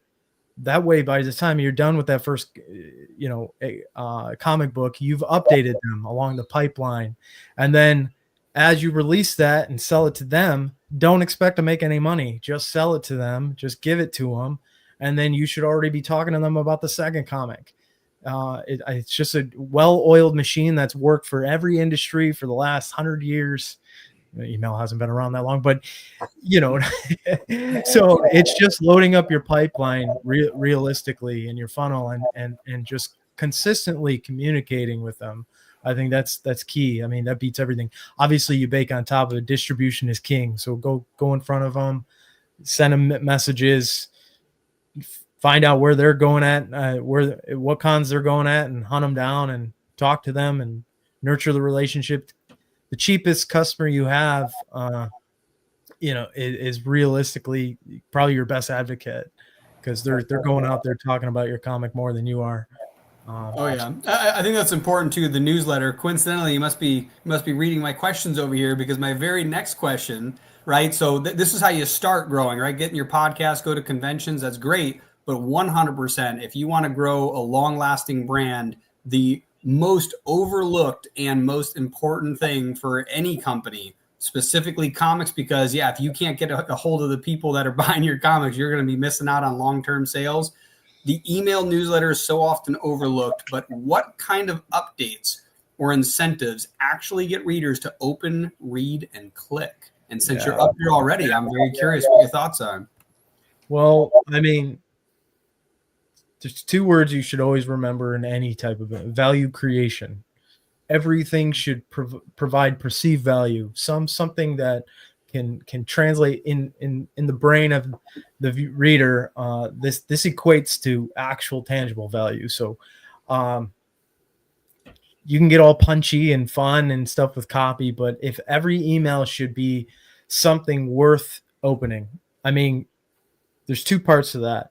Knowing who you're emailing. So obviously, like, you can't just have a bunch of emails on the list and think that anything works. It's like, if you have a relationship with the people in your email list where you understand, you understand kind of their language and stuff, then, it should always, have some level of value that relates to them. And it should just open up with value. What kind of value are you creating in this email every time? Updates are great. Giving them a picture of the update is better. Giving them finite, tangible details and when they can see the next comic, or when they can see this comic come to fruition, like, those are actual values. If you're just bothering them saying, yeah, we're still working on page 1, page 24 or whatever, and that's it, after the first 23 emails about that is just gonna kind of like fall on deaf ears. So it's really just create value in every email. And you got to test the subject lines. You got to test all that stuff to see what really people want to open up to. But it's just, how can you create value? Every single email you send, why would you open that email if someone sent it to you? That's all I would ask myself. Probably not most of the time. That's a great question. I do feel like a lot of independent creators of any type, comics, music, books, film, they're very much like, buy my stuff, buy my stuff, buy my stuff, which, don't get me wrong, you got to ask. But if you keep asking and you're never giving any value, it's going to be pretty hard to build a long list of emails where people are like, yes, I'm so excited to get that next email. I'm like, where's the email with the new plushie or whatever it is, the thing that they're excited about for your stuff. So I think that's huge. People are excited. People will be excited about what you do, but no one's going to care about it as much as you. So you got to figure out a way to translate it to make them excited as you are. But just, I think that's another thing, you got to swallow. They're not going to be as in love with everything. So like, some things that it's called just cognitive bias. Like, you can have something, you could create an email or a headline or some sort of, and you think it's value driven. Test it with someone. Just go out there and test your emails. Test it. Is this worth it to you? And find those. It's not, people don't care to ask those questions. Surveys happen all the time. Yeah, I think that's important to know too, is that you also don't know what people are going to like. I don't remember who said this, but I like the idea. Marketing is telling the truth, but making it fascinating, right? It's like, so yeah, when you send that email out, you kind of really got to be like, and Greg knows from the conventions, we had our best convention last weekend, and I was jumping around like a madman, like, look at this. Mittens, space pilot, right? Yeah, like Greg done it. I can't tell you how many people stopped by and goes, how much? And then bought it within 20 seconds and then walked away. It was crazy. And so, like, it is one of those things where, yeah, people want to be entertained. Like, you're selling entertainment. So if you send me an email that's like, update, page 4, complete, right? And you don't even share the picture, right? Like, oh my God, what's going on? So I've gotten a lot of those updates. So yeah, I definitely agree that I think people need to see that. Another thing too that I think goes underlooked, probably because most creators have a small email list, is segmenting your email list. So most email marketing platforms, they allow you to add tags or create segmented lists. So it's very important that eventually, if you're getting people buying your comics from Kickstarter versus conventions versus like you just know them, it would be very important to separate those, because they might individually be interested in hearing about your stuff in a totally different way. I feel like Kickstarter, they're way more interested in the process of it coming to life. The people that are seeing your stuff at a convention, they might be more interested in the fact that you just added a line of plushies, and now you have maybe now they're interested in the fact that you have a Kickstarter that's selling all 150 of your plushies. Who sells plushies? That's stupid. Yeah, so I 100% agree. You have to make it interesting. So I'll bring that over to Carissa, since she's got plushies everywhere. How are you getting people to open your emails? what's that captivating subject line, or what are you writing in there to get them to click that button, come to your store, and buy all of your things? I am not the person to ask. I wrote 125 issues, but I don't write emails. So I don't. I hate every email I've ever received. I don't read anything. So I myself don't write them at all. I send out, when I have a Kickstarter go live, I say, these are the new things. These are the new covers. Buy it if you want. And that's it. I myself hate all emails from all people. Sorry, I never open them. I never read them. I unsubscribe daily from everybody. If I want to read your stuff, I'll find it. I just want to know when it's available to buy or when the Kickstarter's live. So I am the wrong person to ask. I just can't find anything interesting. I hate it. I hate everything about it. I think that I think the best thing that really that's an example of is how terrible people are at emails, because for the most part, most newsletters are garbage. Most newsletters are terrible. They're all I don't even open them. Buy my stuff. So yeah, it's funny. But that's the thing, is emails still to this day are the number one. In fact, Instagram, when it sold to Facebook for $1 billion, people are like, whoa, they way overpaid. Not even close. That was such a discount, because they got so many emails and contact information that it took their list to a whole other level. And then by the time WhatsApp was purchased, I think it was 19 million or billion that they bought it for, because they realized, oh my God, the user base is so much more important than any software. Same in our industry. It doesn't matter how cool your IP is. If you've got a crazy email list, if 8 billion people know about your IP, it doesn't matter how bad it is. Somebody's going to give you money. That's a lot of people. So yeah, I just cannot find. I don't know how I became a writer. I don't know. I don't write emails. I send pictures, and if they like it, they buy it.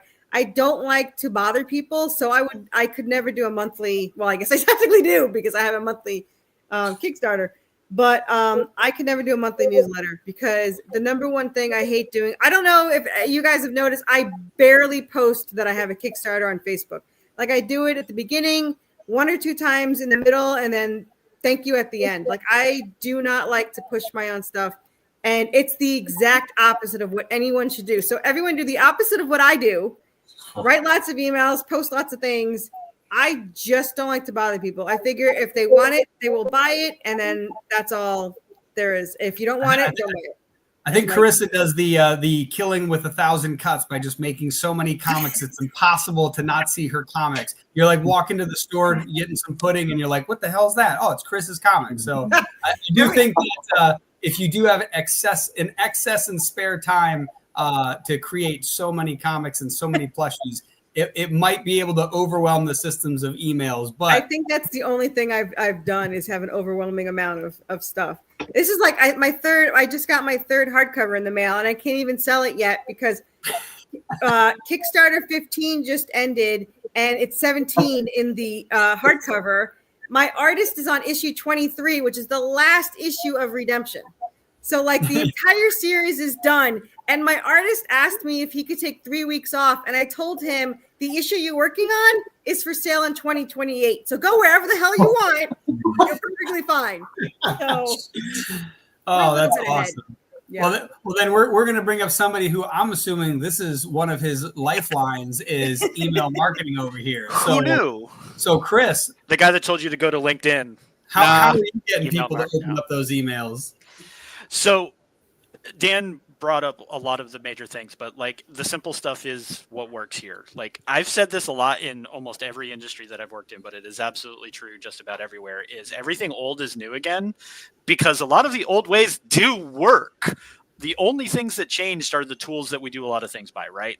So that's why I'm like, you should be networking with other business people on LinkedIn. This isn't a new concept. We've had B2B forever. But news lists work. Just like Dan said, it's because you should be curating that list from every show, every con you go to, every customer you have. Like, you've got that baked in, and you should have all of your closest family members as well, because they should be the first ones that are signing up for your stuff, because they're going to share it with other people most likely. And then you'll get more signups. That it's a thing of organic that just stuff clings to. But how do you get people to read it? Well, that's the magic 8 ball and the voodoo that is the internet, and it just takes time. And Dan's over there like, what did I pay this guy for? And I was like, it's because I have a magic 8 ball there and some tarot cards on the other side. And somewhere between the two, reality exists. But 100%, I do agree. And that's kind of the point of this, is that I think that people think there's some magic text that will get people to open, but in reality, first off, the one thing is value, but you also don't know what's valuable to your audience until you test it. Until you I think find that out. all of advertising, all of marketing is testing, figuring out and analyzing. That's all it is, until you go, wow, now I know what my audience likes. And once you get that, it's honing in on it, and it's going, hey, this is the only thing we're going to talk about because this is the thing that you guys like. But then at the same time, there is such thing as too much. And that's where more testing comes in. Right. And that's going to be it's like, okay, I've told you to buy the thing 17,000 times and you did it 16,999 and you didn't the last time, which means I went too far. And how long is it going to take me to re-engage that audience? Right. All the way over the shark. But pictures are good. Video is better. CTA, your call to actions at the top work more often than not. Like, if you've got your core buy something call to action at the bottom of your email, I bet you're seeing lower engagement on that than if you had it at the top. And it's really frightening. You can sell the same thing over and over again as a primary product, and your call to action at the top is, hey, remember us? We do this. Click here to see what's going on. People click it and they usually buy stuff. It's wild. It's almost like that's why they signed up for your newsletter to begin with. You don't have to you don't have to oversell. And I think that's the thing that a lot of us marketers get into our own self is I'm amazing at copy and being personable through email. No, a pretty picture at the top that says buy the thing that you already buy from us is probably going to work. Yeah, I think that that's the one thing I'll say is definitely different about entertainment. When it comes to selling other products, maybe really expensive B2B products, yeah, you kind of got to spin a narrative. You got to be like, hey, this is this interesting thing. It'll save you tons of time. It'll make you be able to make your staff more efficient, double the income of your company. And here's a story about somebody else who did it, and it was awesome, and it was cool. And look what they said. They said it was awesome, and they said it was cool. But when it comes to entertainment, ironically, the whole point of entertainment is to escape from my problems. I just want to see something interesting. That's why people who bust on what the heck's his name? Oh my God, explosions. Michael Bay, right? People bust on Michael Bay. He knows what the people want. There's a reason it works. People love explosions. They're like, how is there a Fast and Furious 9? It's like, because people just want to go fast, right? People don't want to burn the mental calories solving, Michael Bay knows exactly what he is. 100%. It's like, you gotta be able to, get people what they want. And that's why certain movie franchises can last forever, because that's what the people want. And people are so confused by it. And other people are like, they think that that's the case. And then they just start going off on tangents and ruining Star Wars. But, there's other things like that. Sorry, did I say that? True story. So I think the only other thing is CTA, but for like us, for Dan and I, it's not just printing comics. We are trying to create an environment where creators are being elevated. So a lot of where I'm trying to lean is we can do kind of the B2B thing, but try to show people either other stuff that would interest them, how to do things that might not necessarily be printing, but is important to them bringing a thing to print.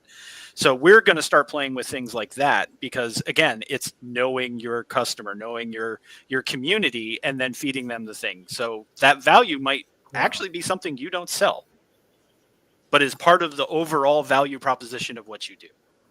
100%. And I'm going to do one last question. We're going to go around with everybody, and then we're going to. I think we're going to sign. I think look at the time. I think the next panel will be coming up in a second. And actually, technically, it's the end of the convention, and then we're going to the after hours. But speaking of email lists, like we mentioned, I think it's the lifeblood. We're talking about how to get people to open, how to get people to take action. That's super important.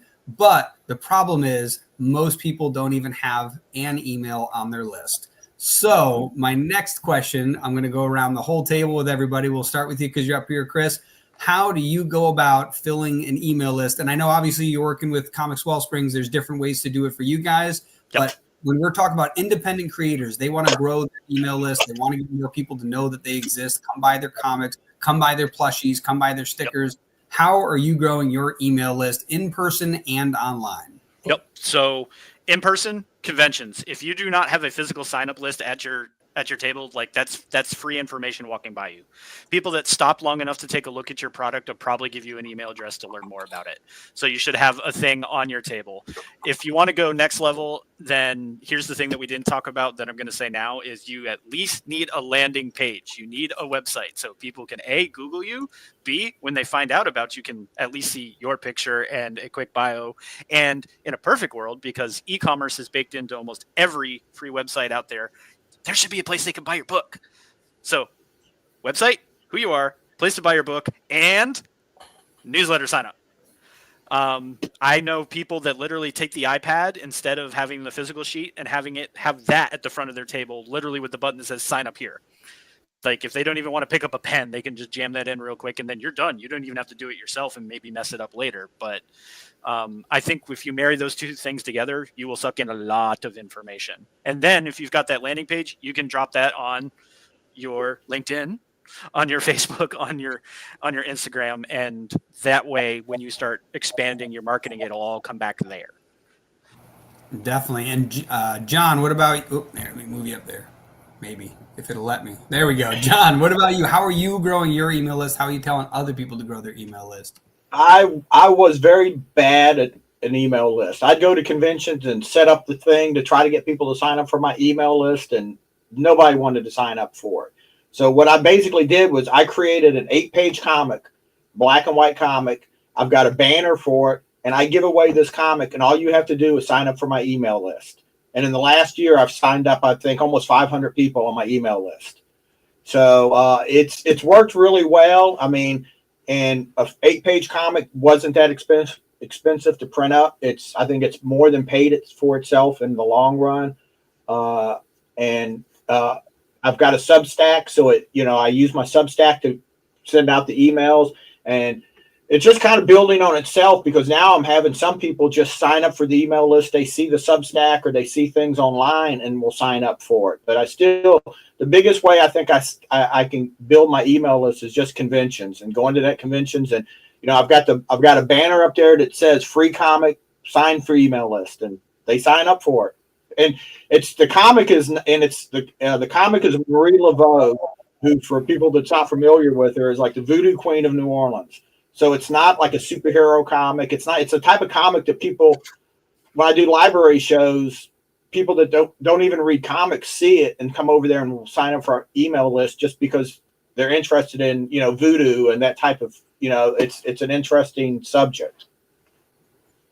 No, definitely. And I think that's important. The freebie, the lead magnet is huge. Yeah. And definitely agree. And like you said, same with Chris, you got to have some place people can sign up on your site so they can just stumble across it as well. So that's hugely important. Yeah. Chris, how are you growing your email list? I don't know. I have 711, but they're all from Kickstarters. So I use BackerKit a lot. Mostly, BackerKit is perfect for me because I don't like bothering people, especially once they already pledged, which is why I don't do updates because you're already pledged. But BackerKit only sends it to people that haven't pledged.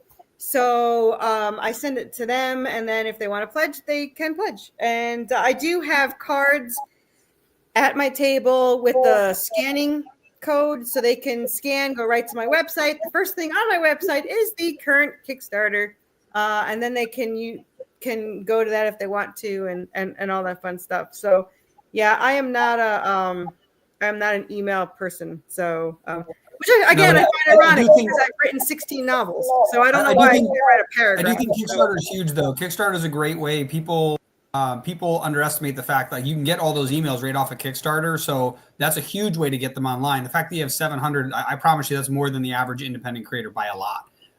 And so that's a huge thing for people that don't know. You can take those email lists, and if you ever want to run ads one day, you're really starting to get, feisty. You can take that whole email list, run that through Facebook ads, LinkedIn ads, Google. Actually, I don't know if you can do it with Google, but you definitely do it with Facebook, Meta, and Instagram.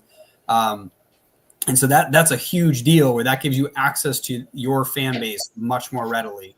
I do tell you, I will tell you that one of the things that I've done since the very first podcast is I always tell people to search Worthy Chaos on Kickstarter and Google, because links get lost and people forget them. But if you search Worthy Chaos on Kickstarter, granted, now I think we're on our 28th Kickstarter, but the Kickstarter pops up. And then you don't have to remember anything but Worthy Chaos. And now I'm all on Google. I have to do search Worthy Chaos and we pop up and my website pops up. So having something that people can easily search, I think helps a lot. Yeah, 100%. SEO definitely helps go a long way. And actually, we're getting real close because we have after hours and we're supposed to do trivia. I got to figure out if we can do trivia. I'm talking to Joel right now to see if what's going on. But does anybody else have any quick last minute ideas on how you're growing that email list? We've already got Kickstarter. We've got in person at conventions, having a place on your website that people can fill it out, having a landing page, which is super helpful. Any other ideas for the creators out there? That was bribe great. them. give them cash. Actually, one of the things that also helped my brain, but it doesn't work for new people. But when I got to around issue 10 in my first year, I give the PDFs for 1 and 2 to free to almost everybody. And I've been yelled at by people to do that because they're like, "Oh, you're giving away something free." I was like, either you're gonna read it and love it and buy the rest of the 29 that I have, or you're not gonna like it and you didn't want to waste your time anyway. So I would do that when you get to that point. Obviously, you can't do that with your first one. But. I do think that's a really important thing to consider. Is that if you have a lot of if you've got a lot of creations out there, giving away some for free to get the people's attention is a huge deal. Like that's the reason why Global Comics, right? We're working with them as well, one of our sponsors. Putting your comics on there digitally and then going, hey, the first comics for free in this issues, this. I think I have 144,000 views on there. What was that? I got 144,000 views on Globex.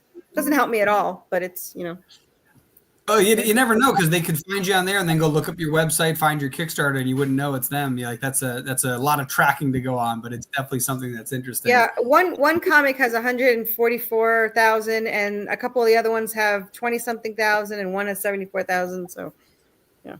Yes.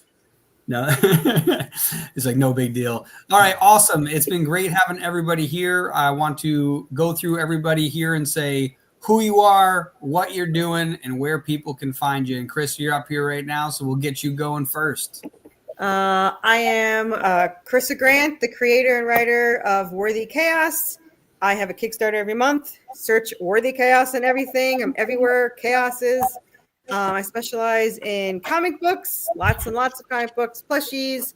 I do have a comic book. I have a comic books and the add-ons that are right now live on the Cryptid Kickstarter. I also have a Cryptid coloring book, which was printed by Wells Springs over there.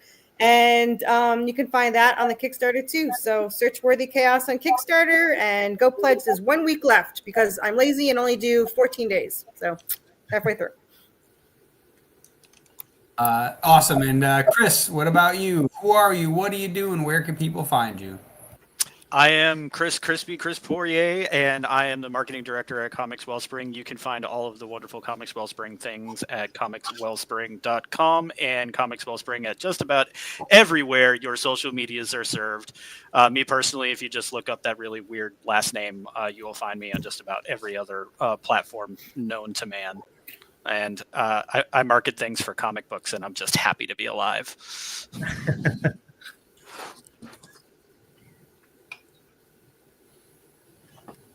I am John Holland, and you can find me on my Substack, jholland@substack.com.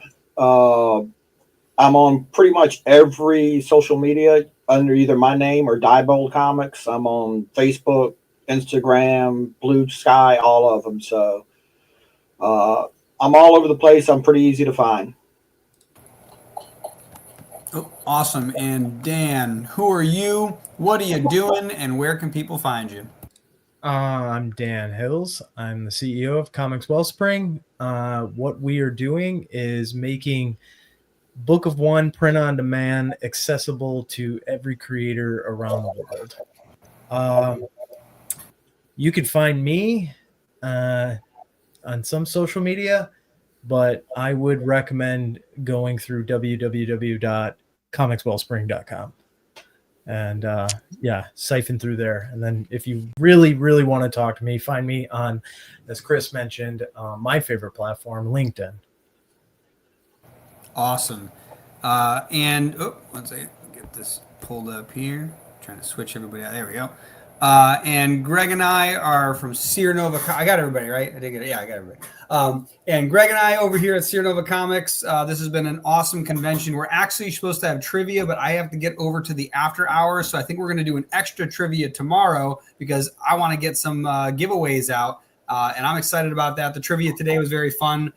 Tomorrow, maybe I'll extend them a little more since we don't have after hours. Maybe I'll even do one at the end and do some extra fun giveaways because I'm very excited about that. But it has been an awesome panel. I'm so excited that all of you were able to join us here. Definitely hope we can have you here next year. And we got one more day tomorrow. But like I said, you're going to be going over to after hours shortly. This feed is going to be ending. So we want you to head to metalninjastudios.com/academy. I can't remember if do we have a QR code for that? Man, we got so many QR codes. I've lost track. But anyways, yeah, we're gonna be putting links everywhere on our website and on our events page and a bunch of other stuff. So definitely come check us out. It's gonna be myself, Brandon, and Joel over there on that podcast. It's gonna be super exciting. So again, thank you everybody for coming. Thank you to all our guests down here and all the rest of the guests today. It's been awesome. Thank you to our sponsors. Thanks for Comics Wellsprings, Global Comics, Metal Ninja Studios, Apollo City Comics, Blick Art Material, and missing one. Oh my God, Blue Rock Media, who made all these awesome videos. Speaking of which, that's going to be the outro coming up in a second. But yes, stay tuned. We're gonna be heading over to, like I said, metalninjastudios.com/academy. So we'll see you there. Ciao.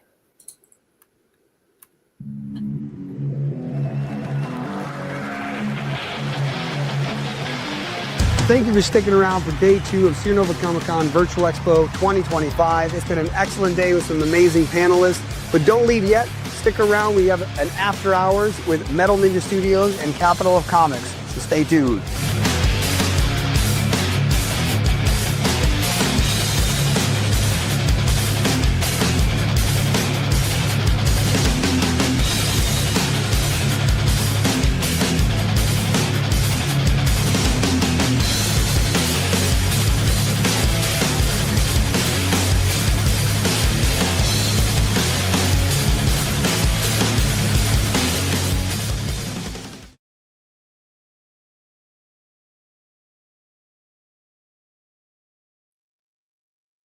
Good night, everybody. All right, Greg, I got to head over there. But yes, if you're still linked.